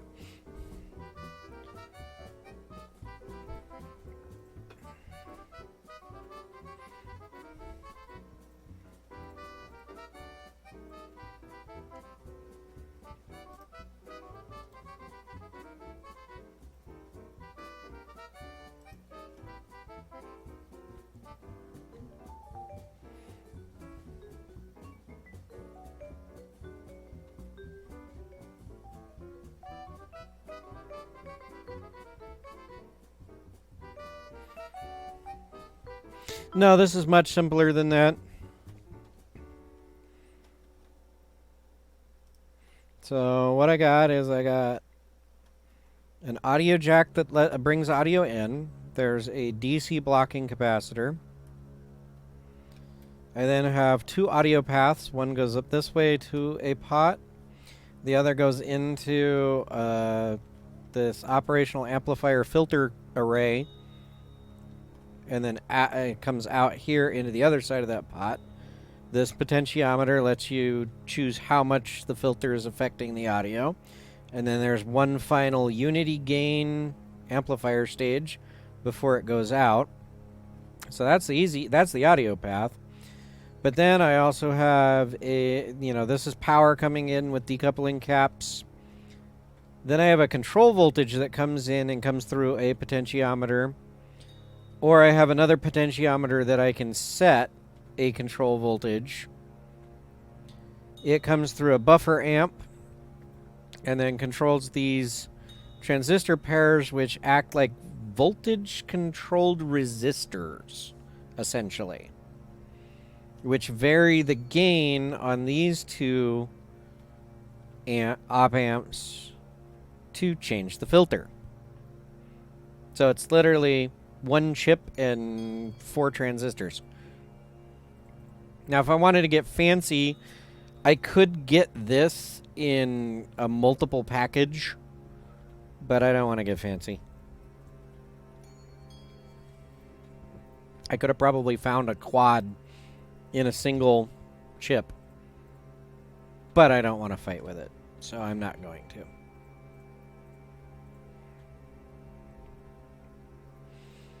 And then here on the layout, so here's the audio input. Here's that dial that controls how much the audio is affected by this filter. Here's that control voltage input. Here's the dial that controls how much that affects. Here's the manual control voltage setting. And then here's the output. And then here's the power connector.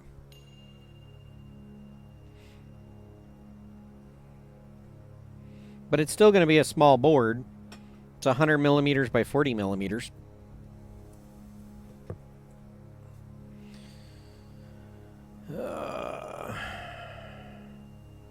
Okay.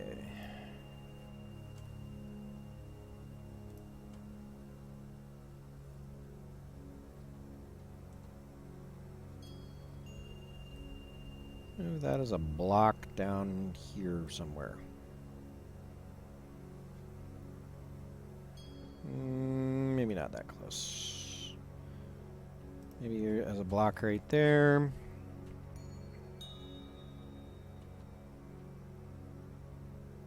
Ooh, you know what might be fun with this one?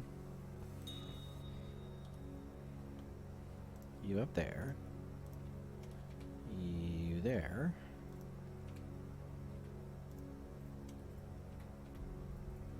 You there. You there. You there. You there. And you're the decoupling cap. And you about right there.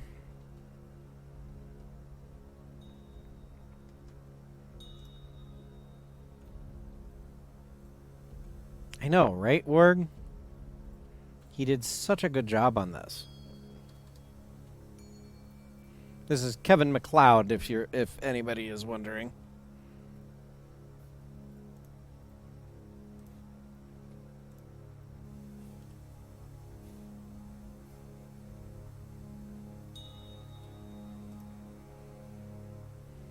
Okay.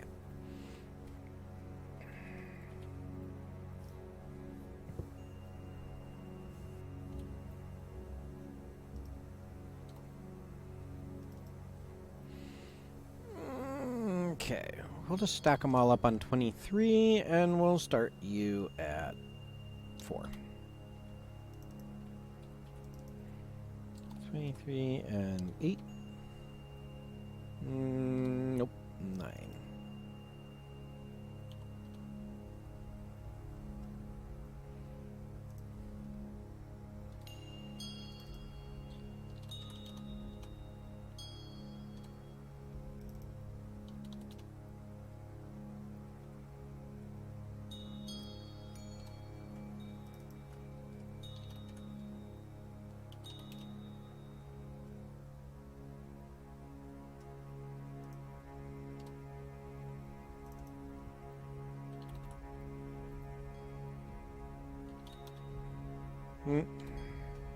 Push my luck on that one.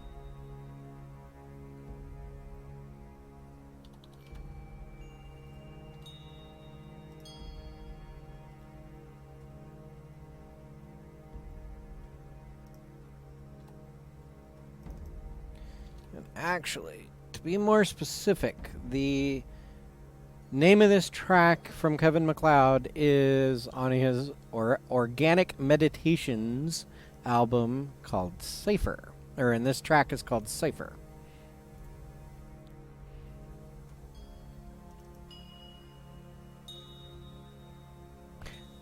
Actually, no.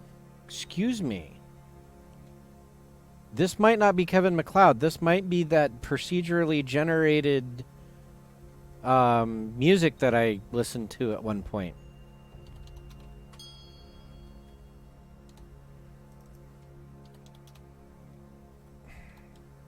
Went the wrong way with that.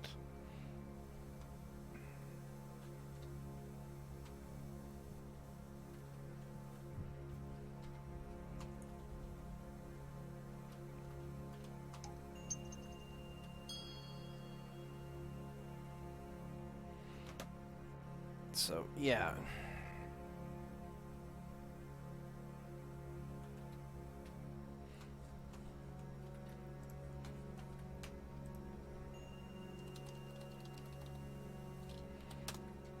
So, the site called generative.fm.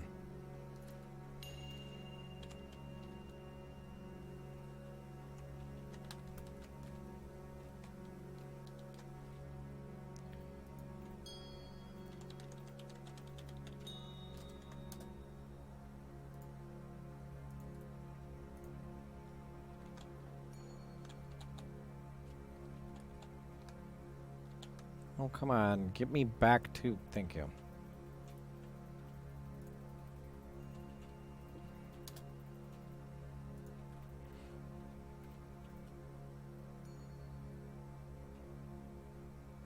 So...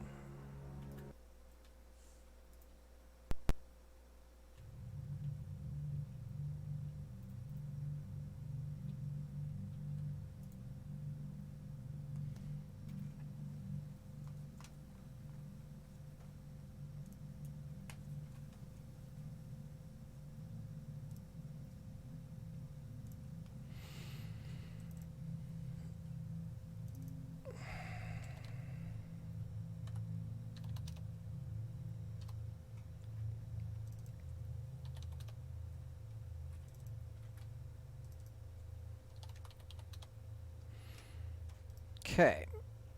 So I literally just have a stack of capacitors up that thing.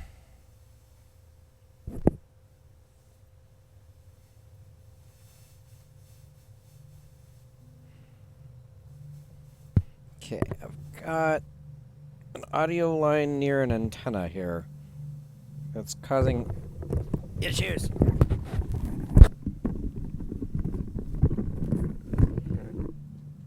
There we go. All better now. The audio line was near my,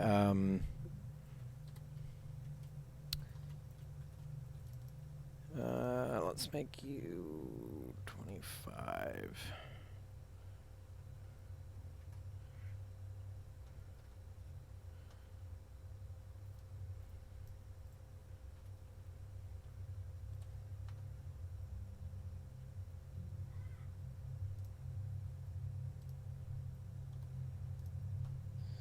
So how many did I have up here? I had 1, 2, 3, 4, 5, 6.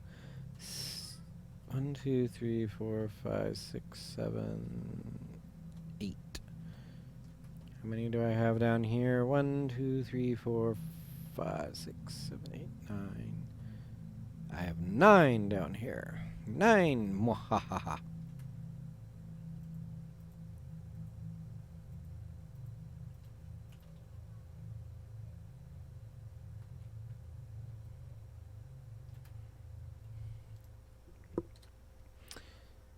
Okay, so we will move that up a little bit.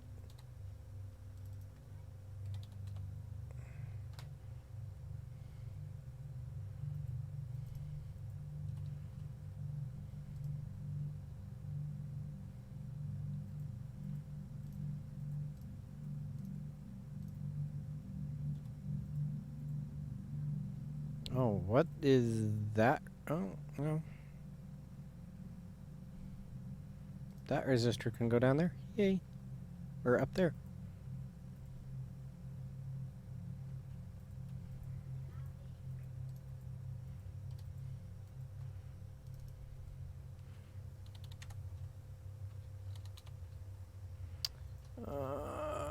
What's this resistor at? 19? Okay.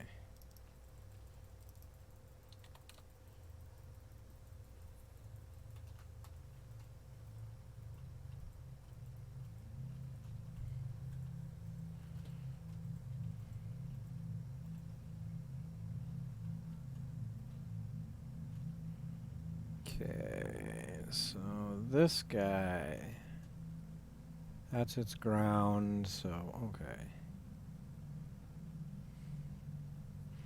That's the decoupling capacitor, and I want it as close to that as I can possibly get it.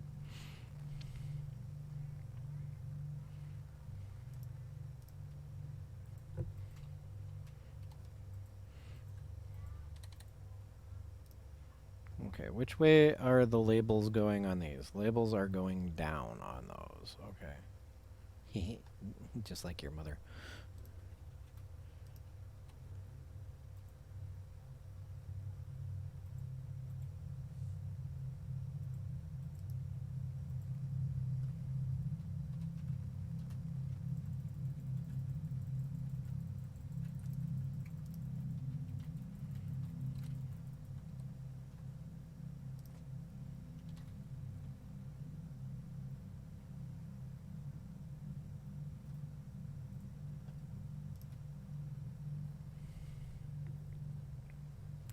Okay, so R10 should end up somewhere about there.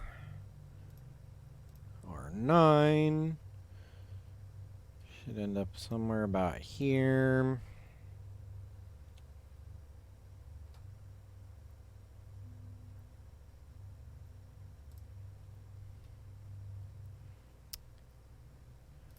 R6 should end up somewhere about right here.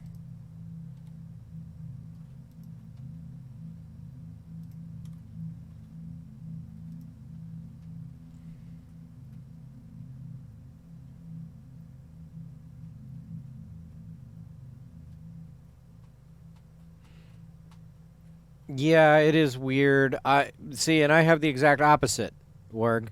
When I'm watching KB on the web page, I'm usually about 6-7 seconds delay. But if I switch to my tablet, I get about a 30-second delay.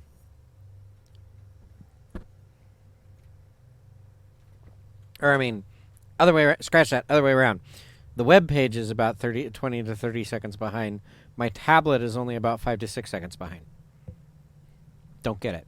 Now, I don't have an iPad. I use a Android one, but... So I don't know if that makes a difference or not.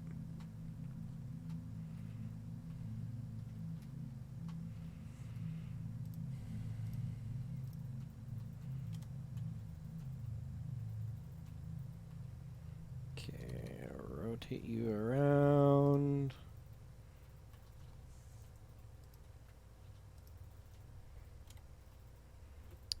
Definitely rotate that one around.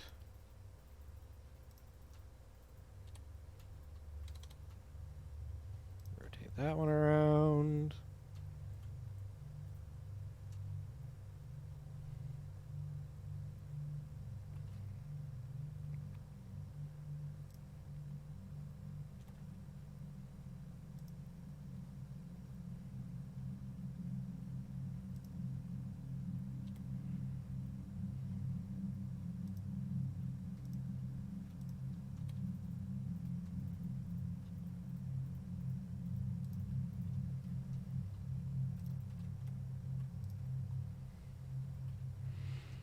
Okay.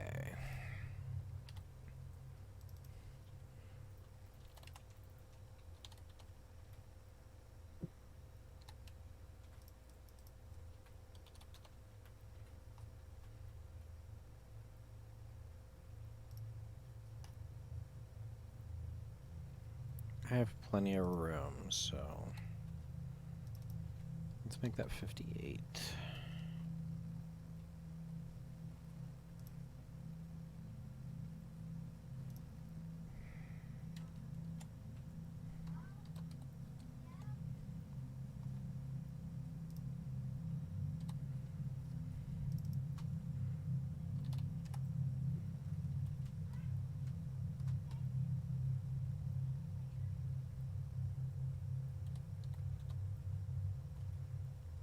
Whoops, too far.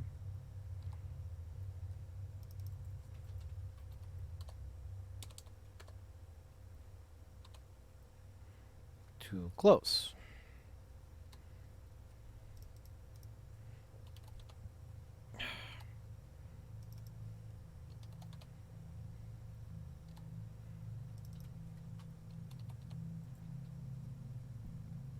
Okay.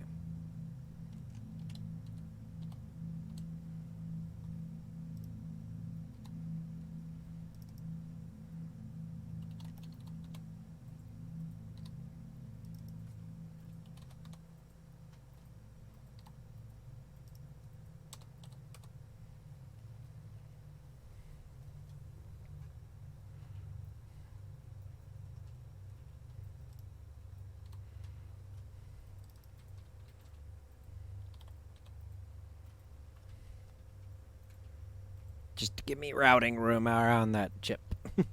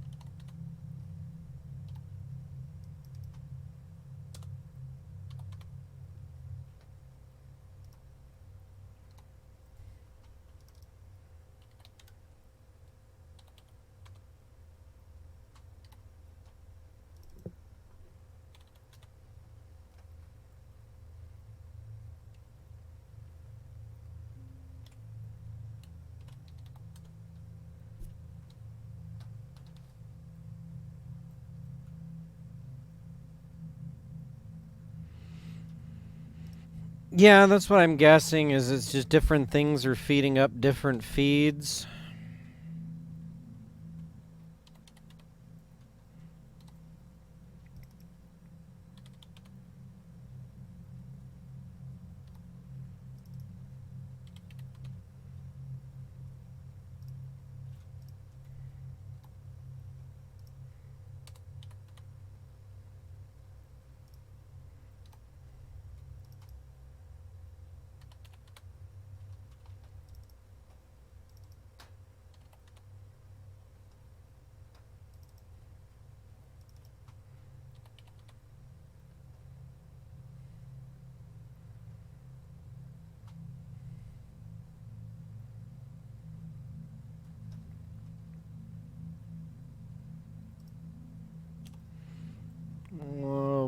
this guy somewhere up here.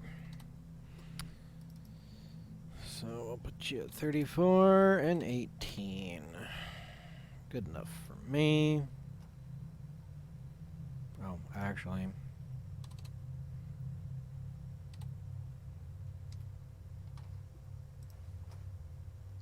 Flip it around so it matches the rest of my...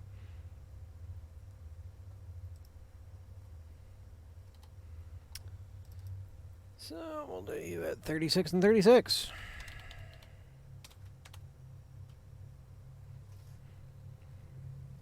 That'll give me room to route around it if I need... Well, you know what? I'll move that to 30. No, this one to 35. That way, if I have to route around it, I can.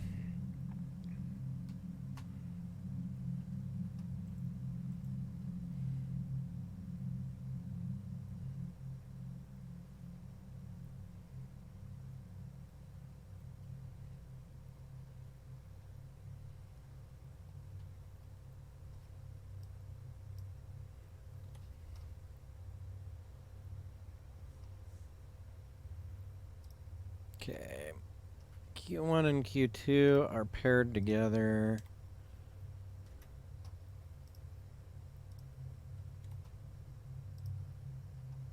Q3 and Q4 are paired together.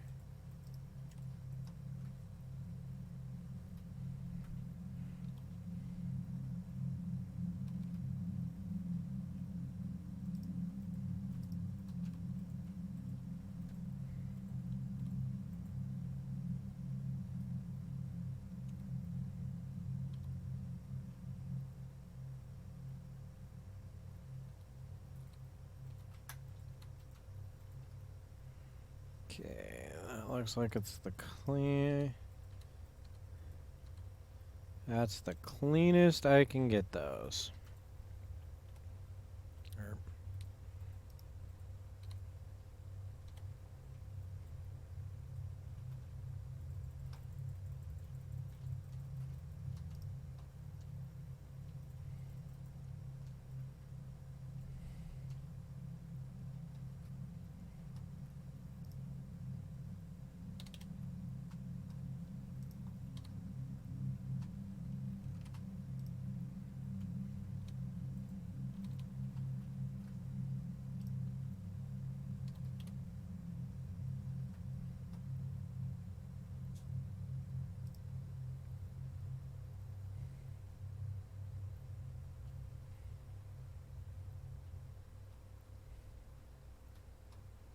Is that a power pin? No, that is a signal pin. Okay.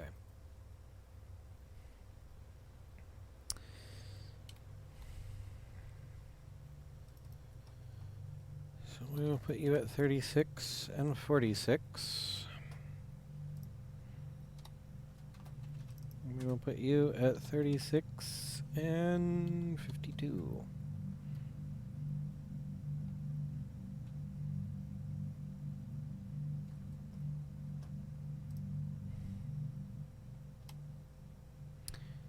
We'll put you at 36.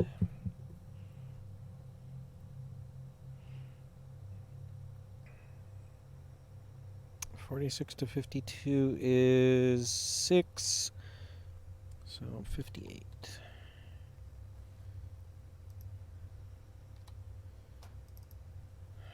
(36) and 64.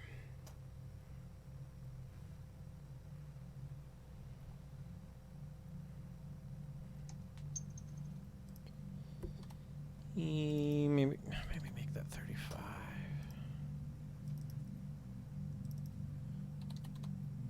To give me some room down the back side there of the board. And I just got a text message.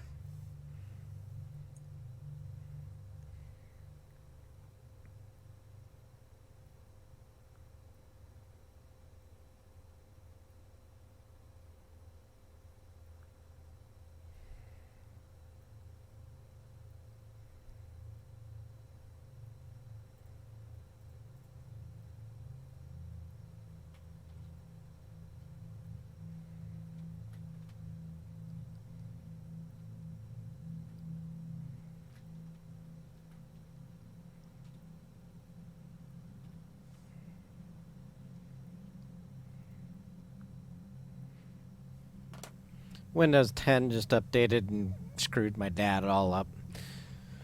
Oh, lovely. Okay, to give me more room around this chip, let's take you to 23. Yeah. There, that gives me nice all the way around of it.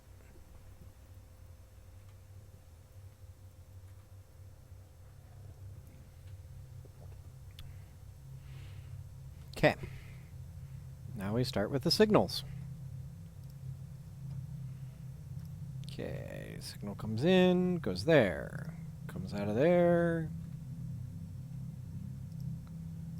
goes there, and here, and into there. And then goes from there into there.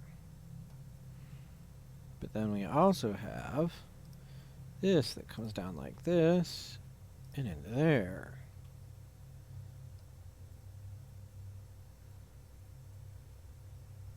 This one goes a ways away. This one goes a ways away.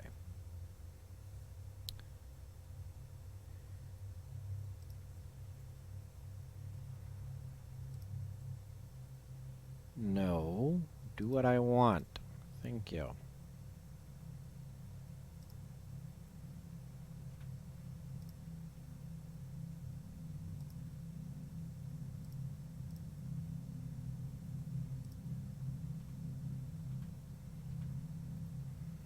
Oh, see, that one might be better served the other way around.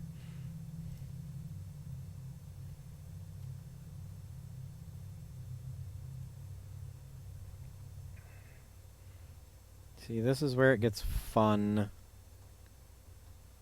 Fun.tm. That's a power trace.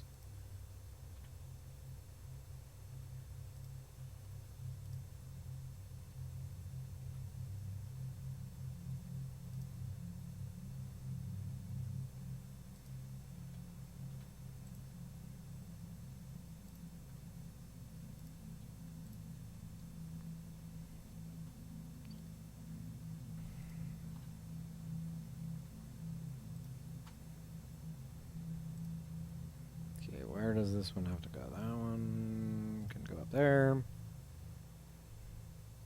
Where does that guy gotta go? That's gotta go this way.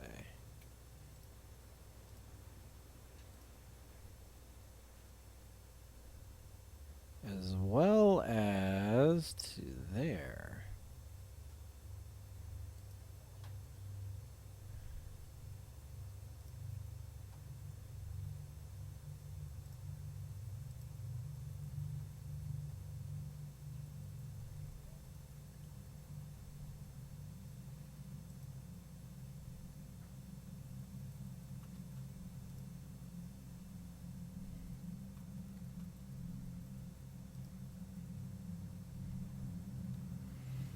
Okay, there we go.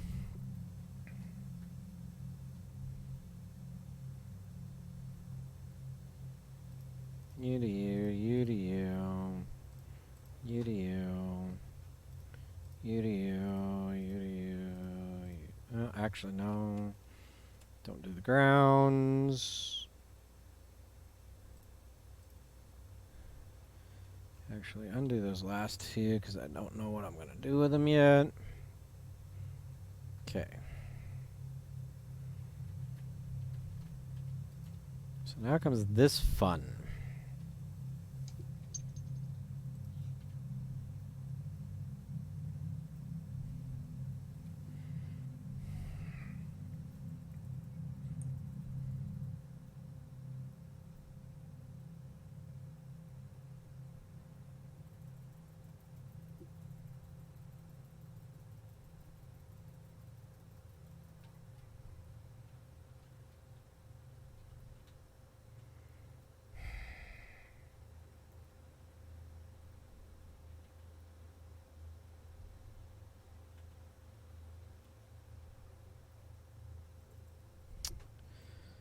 Give me a second, guys.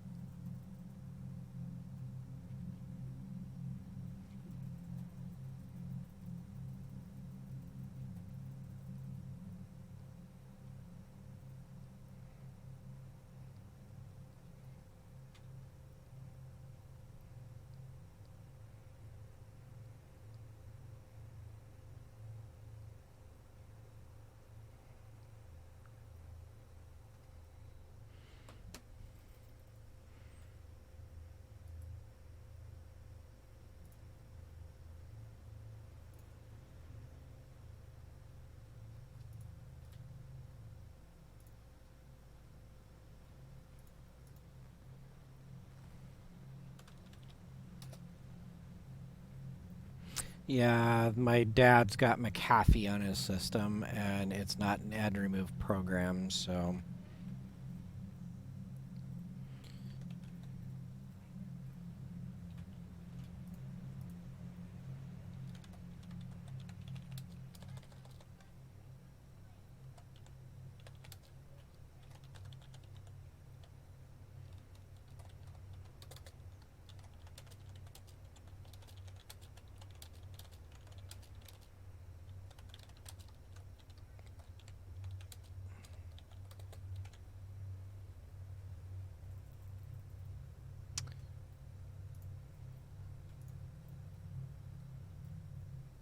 Let's see if I can delete half of that link.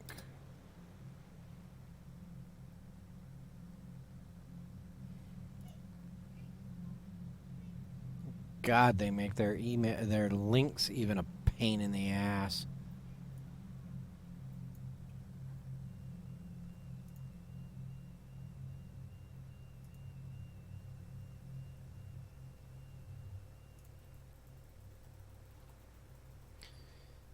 Yeah, so that's the link I have to send him. And actually, it wouldn't even let me post the full link. It ran out of characters in my chat thing.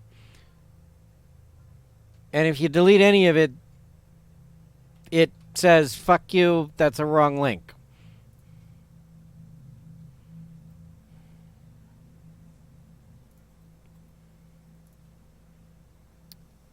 McAfee is the biggest virus in the freaking world. Sorry. To anybody who thinks otherwise, you're an idiot.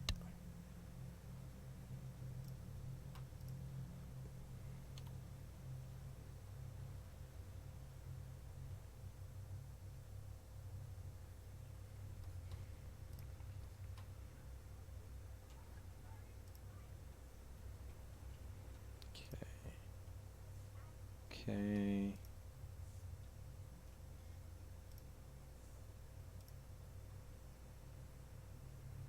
So that one's right. Well, kinda. Okay, so I gotta rotate this one, this owl for science.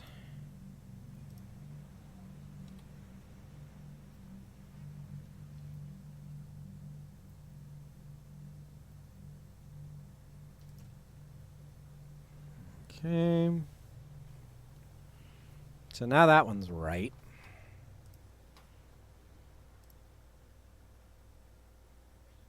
But that one's wrong. Okay.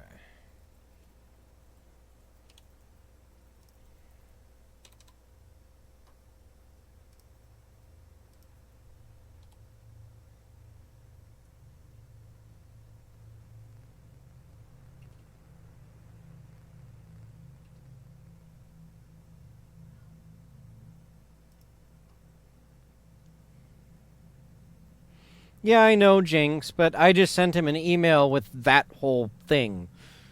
Because knowing McAfee, you try to use Bitly and it'll block the request.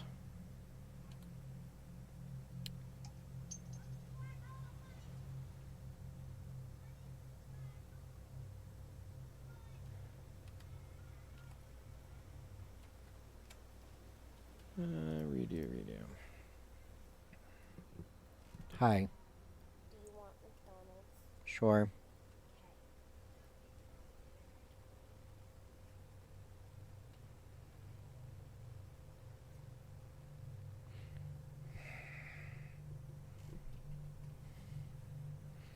Oh, lovely. He's trying to claim that Edge is what installed McAfee.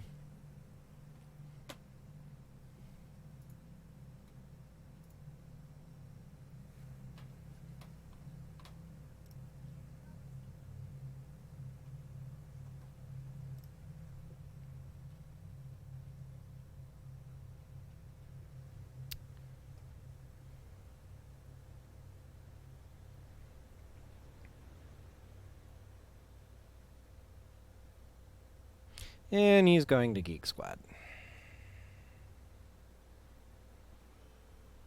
'Cause he doesn't believe me. Okay. Do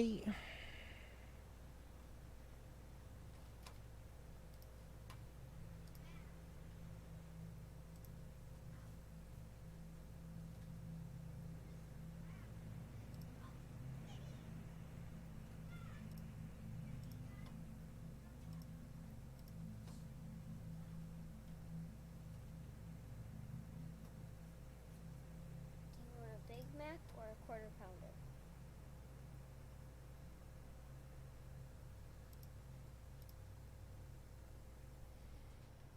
Big Mac. You want a Big Mac or a quarter pounder? Also,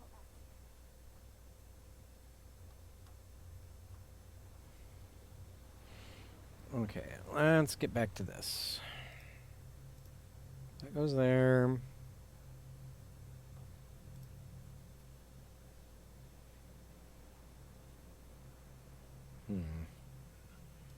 Where all does this have to go?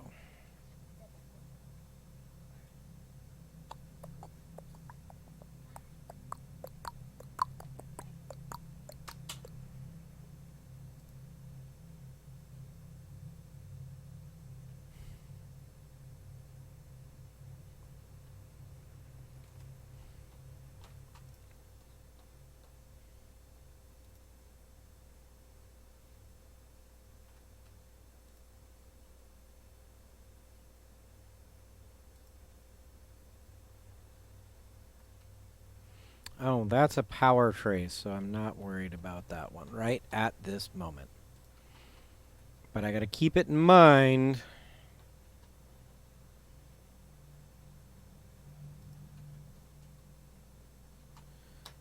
Why do you do that? There's a reason I'm going out and around like that, you auto-routing piece of turd.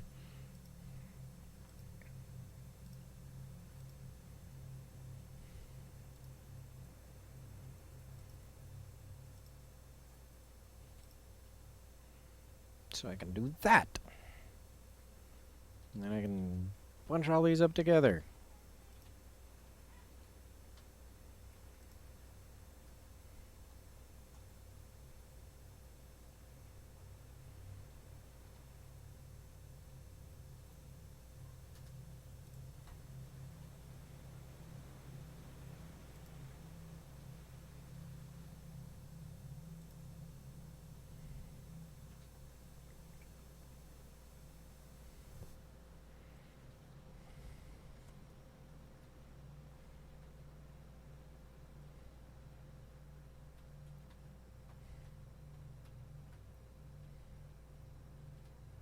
Well, I'm flabbergasted that he thinks Microsoft Edge installed McAfee. I'm betting he clicked on something that, or installed something that had bloatware attached to it that installed the McAfee, is my guess.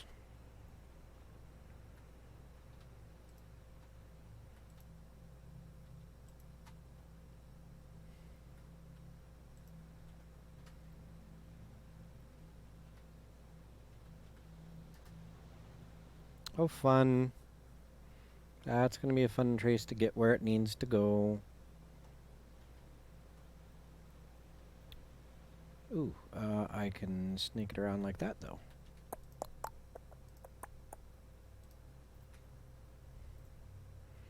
But I am going to drag this one away and drag that one away and drag that away a little bit.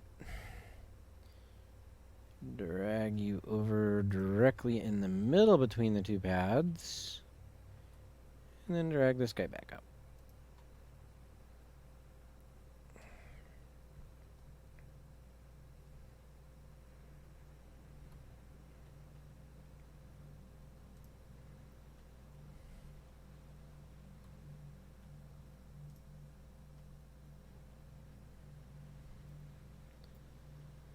Okay.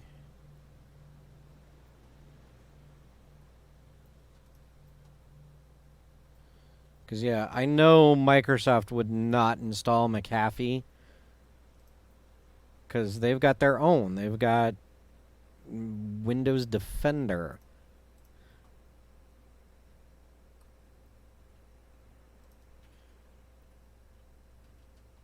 That more than likely what they'd end up doing is somehow charging for that.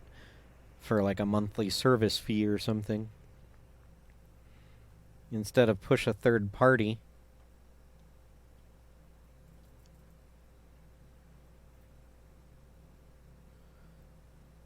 Okay, that ground is going to be completely isolated. That's lovely.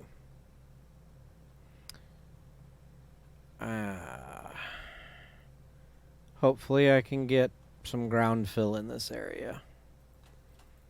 In fact, actually, let me do this.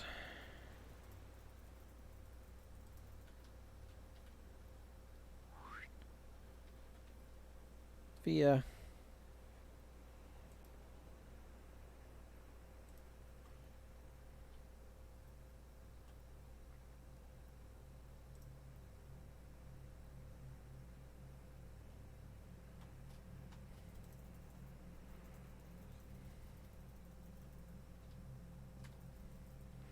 There's that decoupling cap for that. And I think that almost finishes off that side.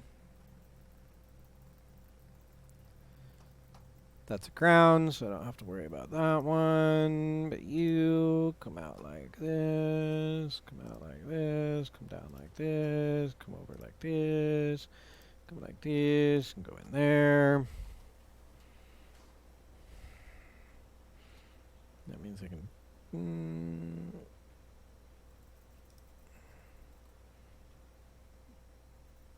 drag that up there, drag that out a little bit.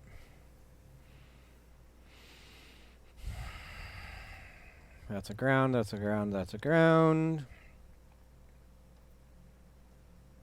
That's all ground. So I'm not going to worry about it. You can come around, though, and hook into there. Although I don't quite want it 45ing across the board like it was. Let's do something a little bit more elegant. I don't want this to look like an auto router did it.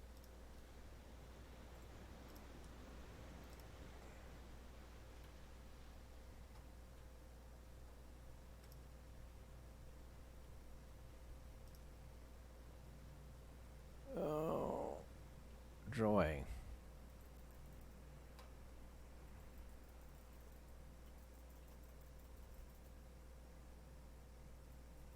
Two pins? What?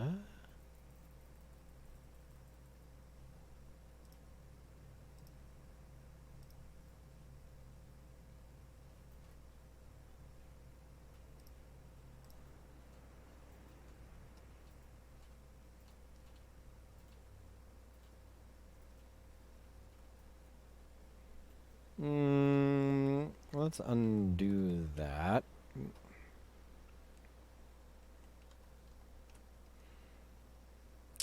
Let's work from this chip. Okay.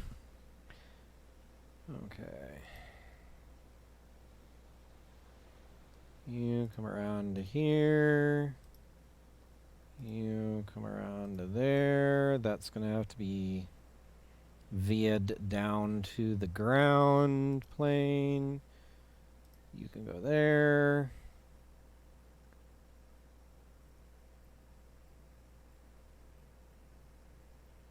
That's all grounds. This only goes up there. Okay.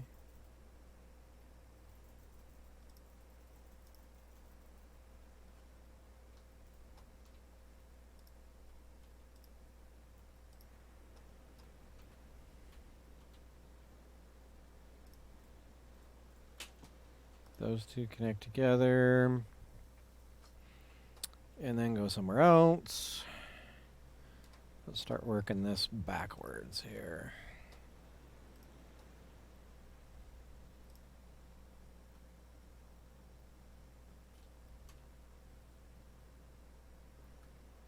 Okay. Something.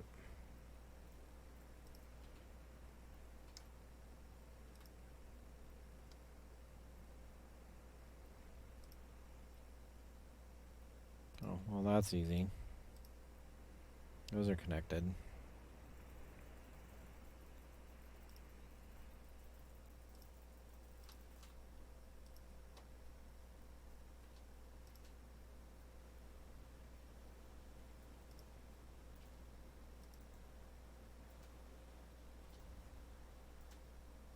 That's a ground.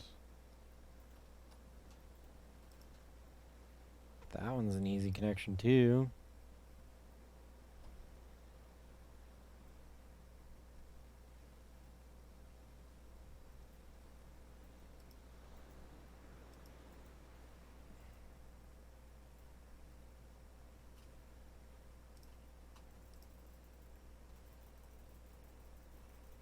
Actually, no.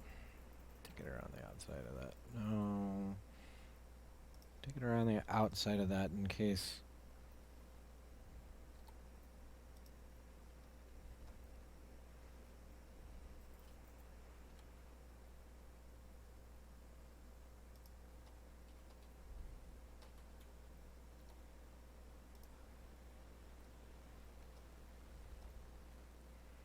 Okay, so that's a ground that needs to be connected. That's a ground that needs to be connected.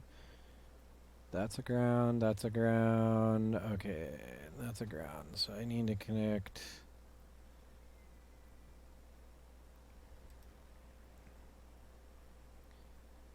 Oh, that's a power trace. That's why I haven't done that one yet.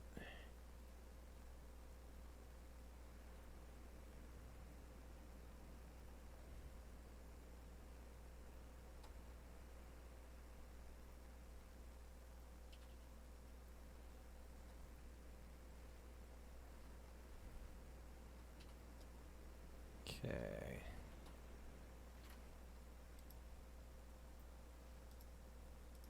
Did my music stop over here?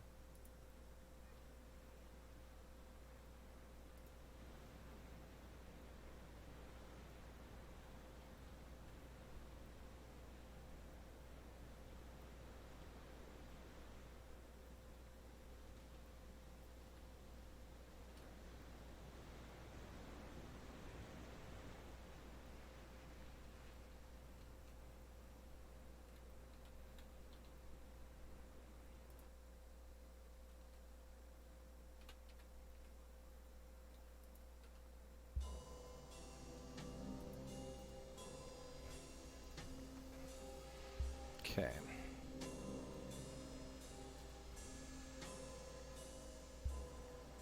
So I need to get from here down to there.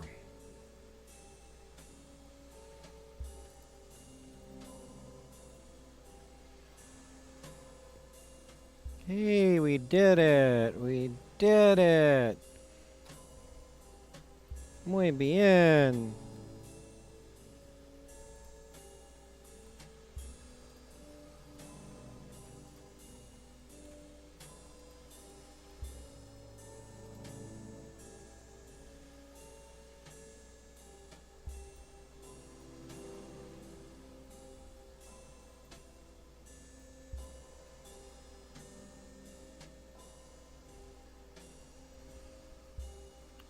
That just leaves that connection.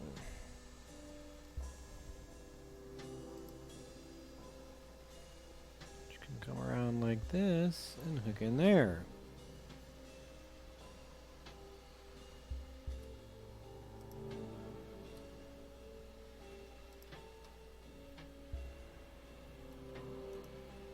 I love the push and shove routing.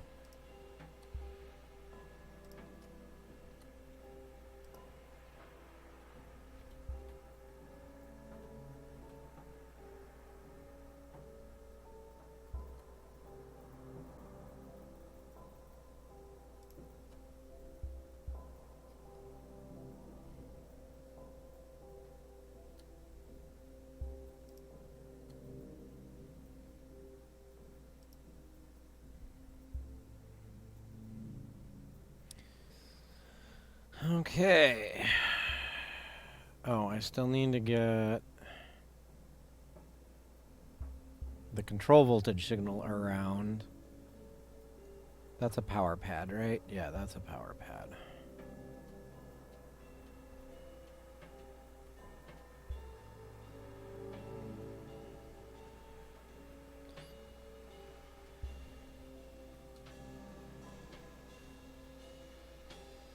Okay.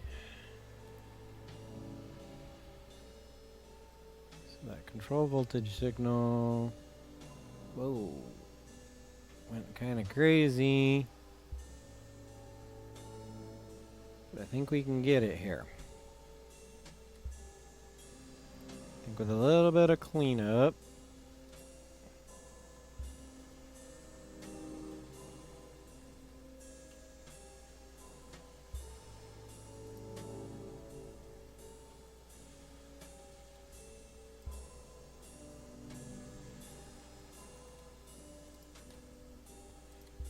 So it's not so crazy.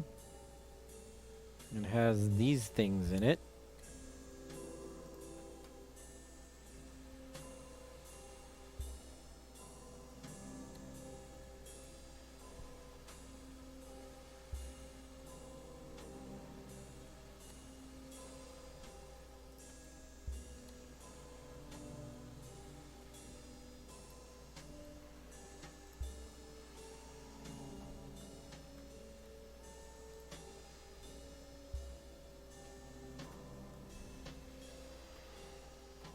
Okay, now I just need to do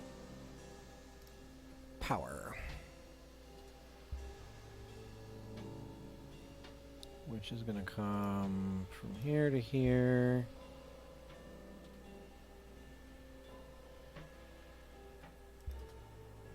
Down this way.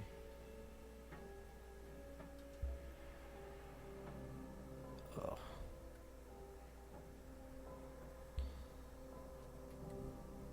That has to, because I need a ground fill to make it to make contact with that.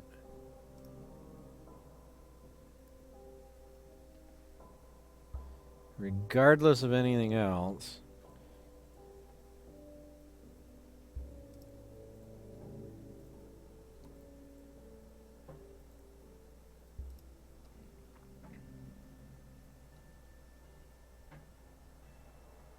Okay.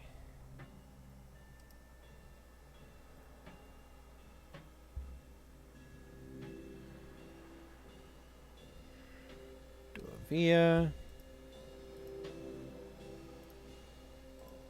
And then in.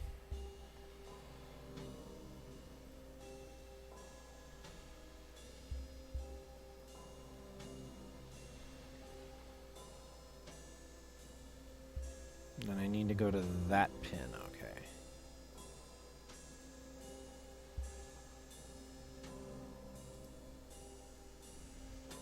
Do a via.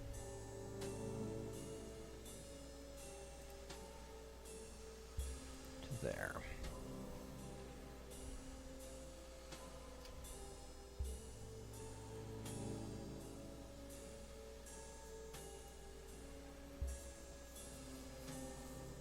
Okay, there we go. Now we should only have the ground left.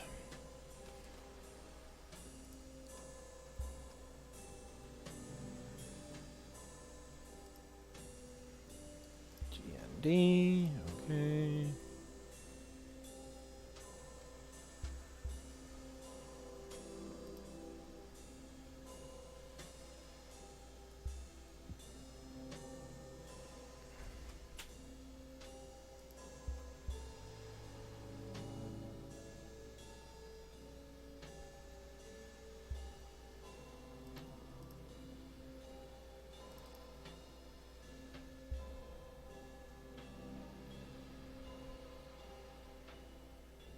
Okay.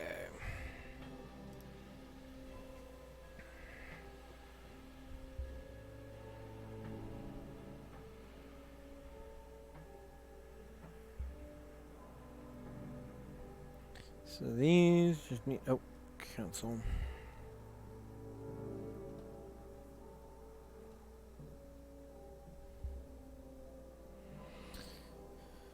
Let's do another one of those.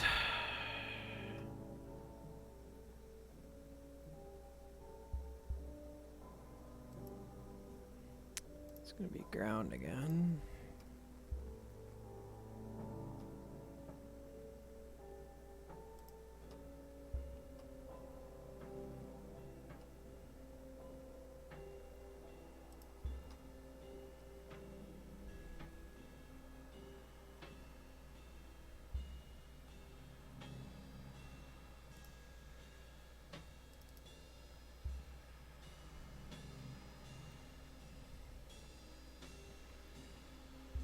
What?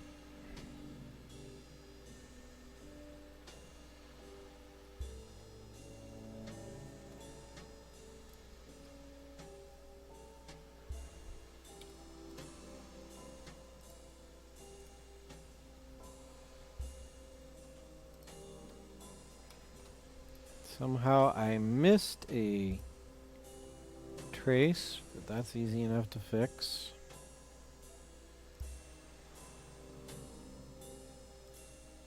If it will cooperate with me.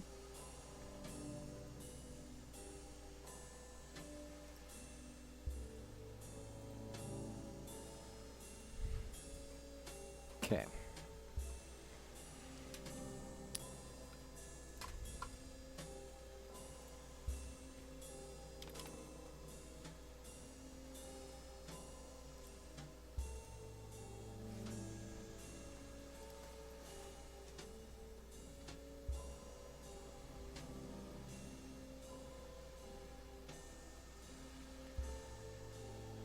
Okay, so we will just zones unfill. We will come out and put a via right there. We will come out up and put a via right there.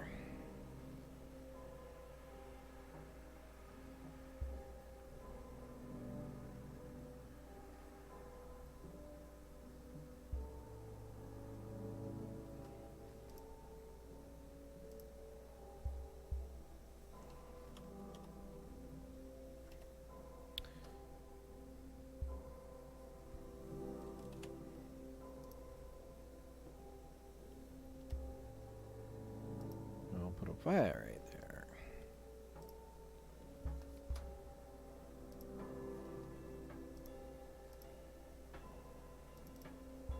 To handle both of those.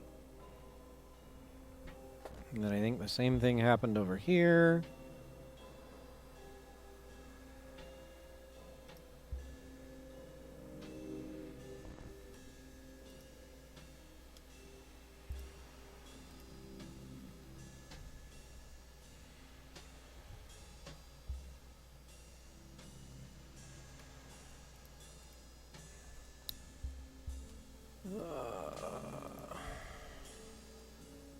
Fill all zones.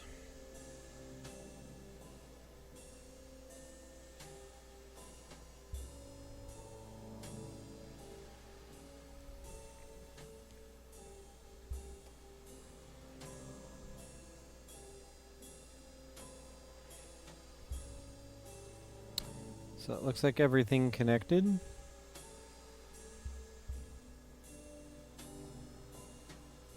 Yep, and that ground plane there. And that ground plane there is now connected.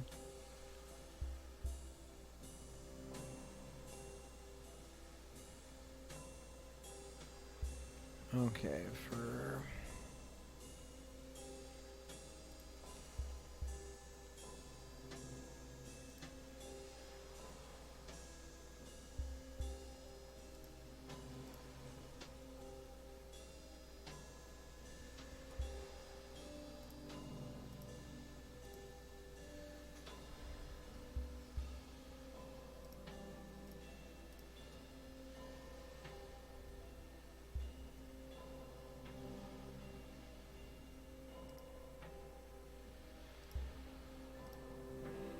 Okay. 2, whoop. 2 and 2. 2 and 3.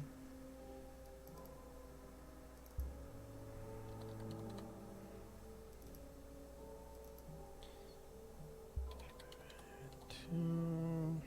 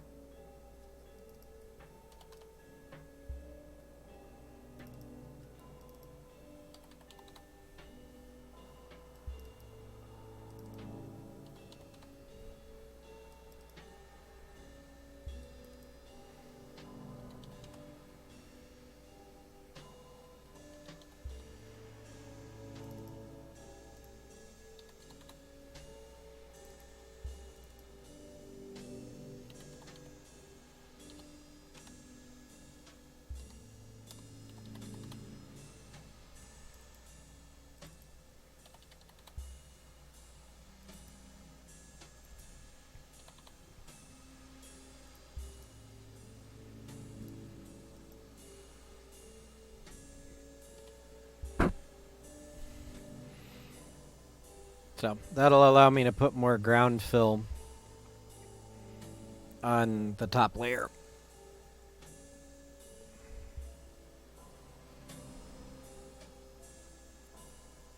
Just as kind of shielding, since this is an audio thing.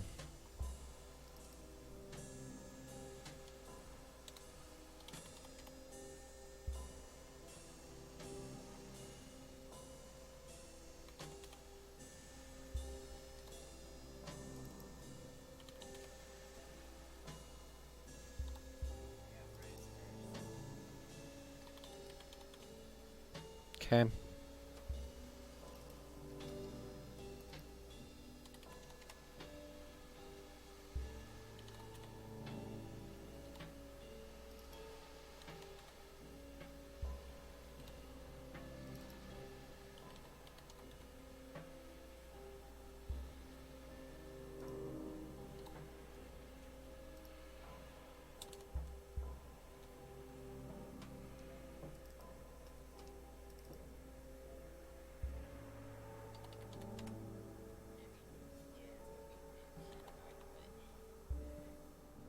Right there for now. Okay, guys. I am going to be calling it quits here shortly, as soon as I finish all this. I have been streaming for almost 7 hours.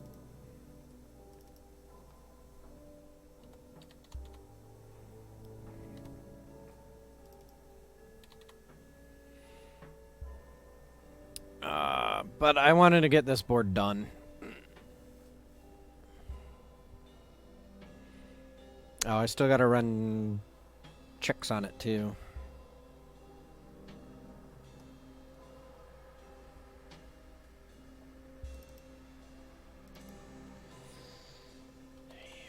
.5 and 88.5.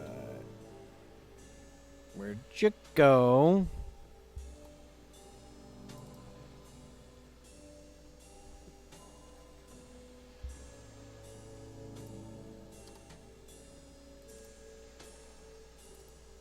Yeah, why did that 38.5, 98.5? Why did that, like, jump halfway across the thing?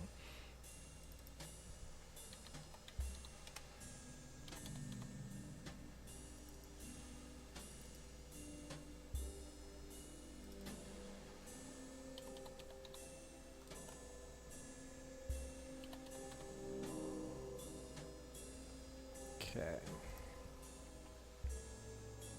And that'll allow me for shielding. Run my DRC. List unconnected. There's no unconnecteds. Yay. Do a quick view in the 3D viewer.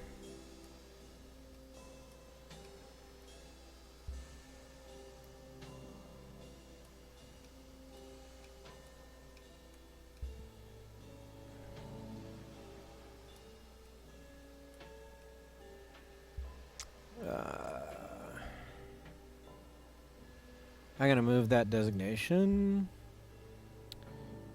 Where is it? Wink.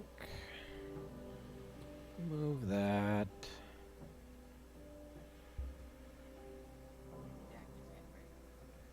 Thank you.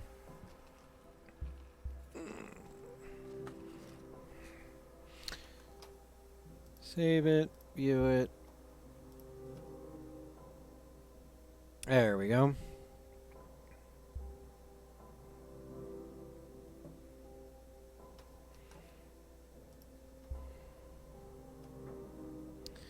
Alrighty, now we plot it. Yes, I want it to be that. I need front and back copper. I don't need the front and back paste. I need the front silk. Don't need the back. Need the front and back mask. And need the edge cuts. Plot. Generate drill. Generate drill file. Close, close. Save. File. Exit. Alright, ladies and gentlemen. That is going to do it for my stream today. Let's see who am I following that I can throw you at, if anybody.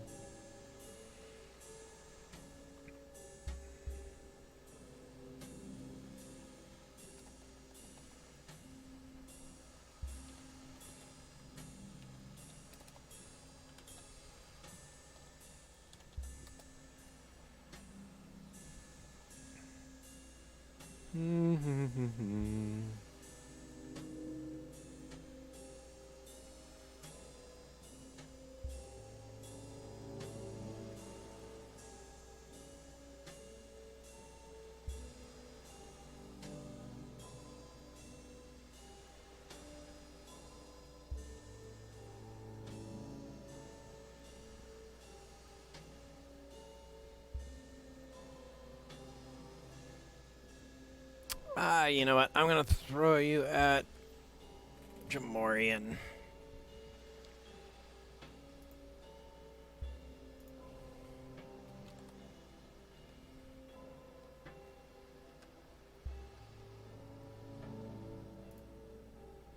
He's an interesting guy, so.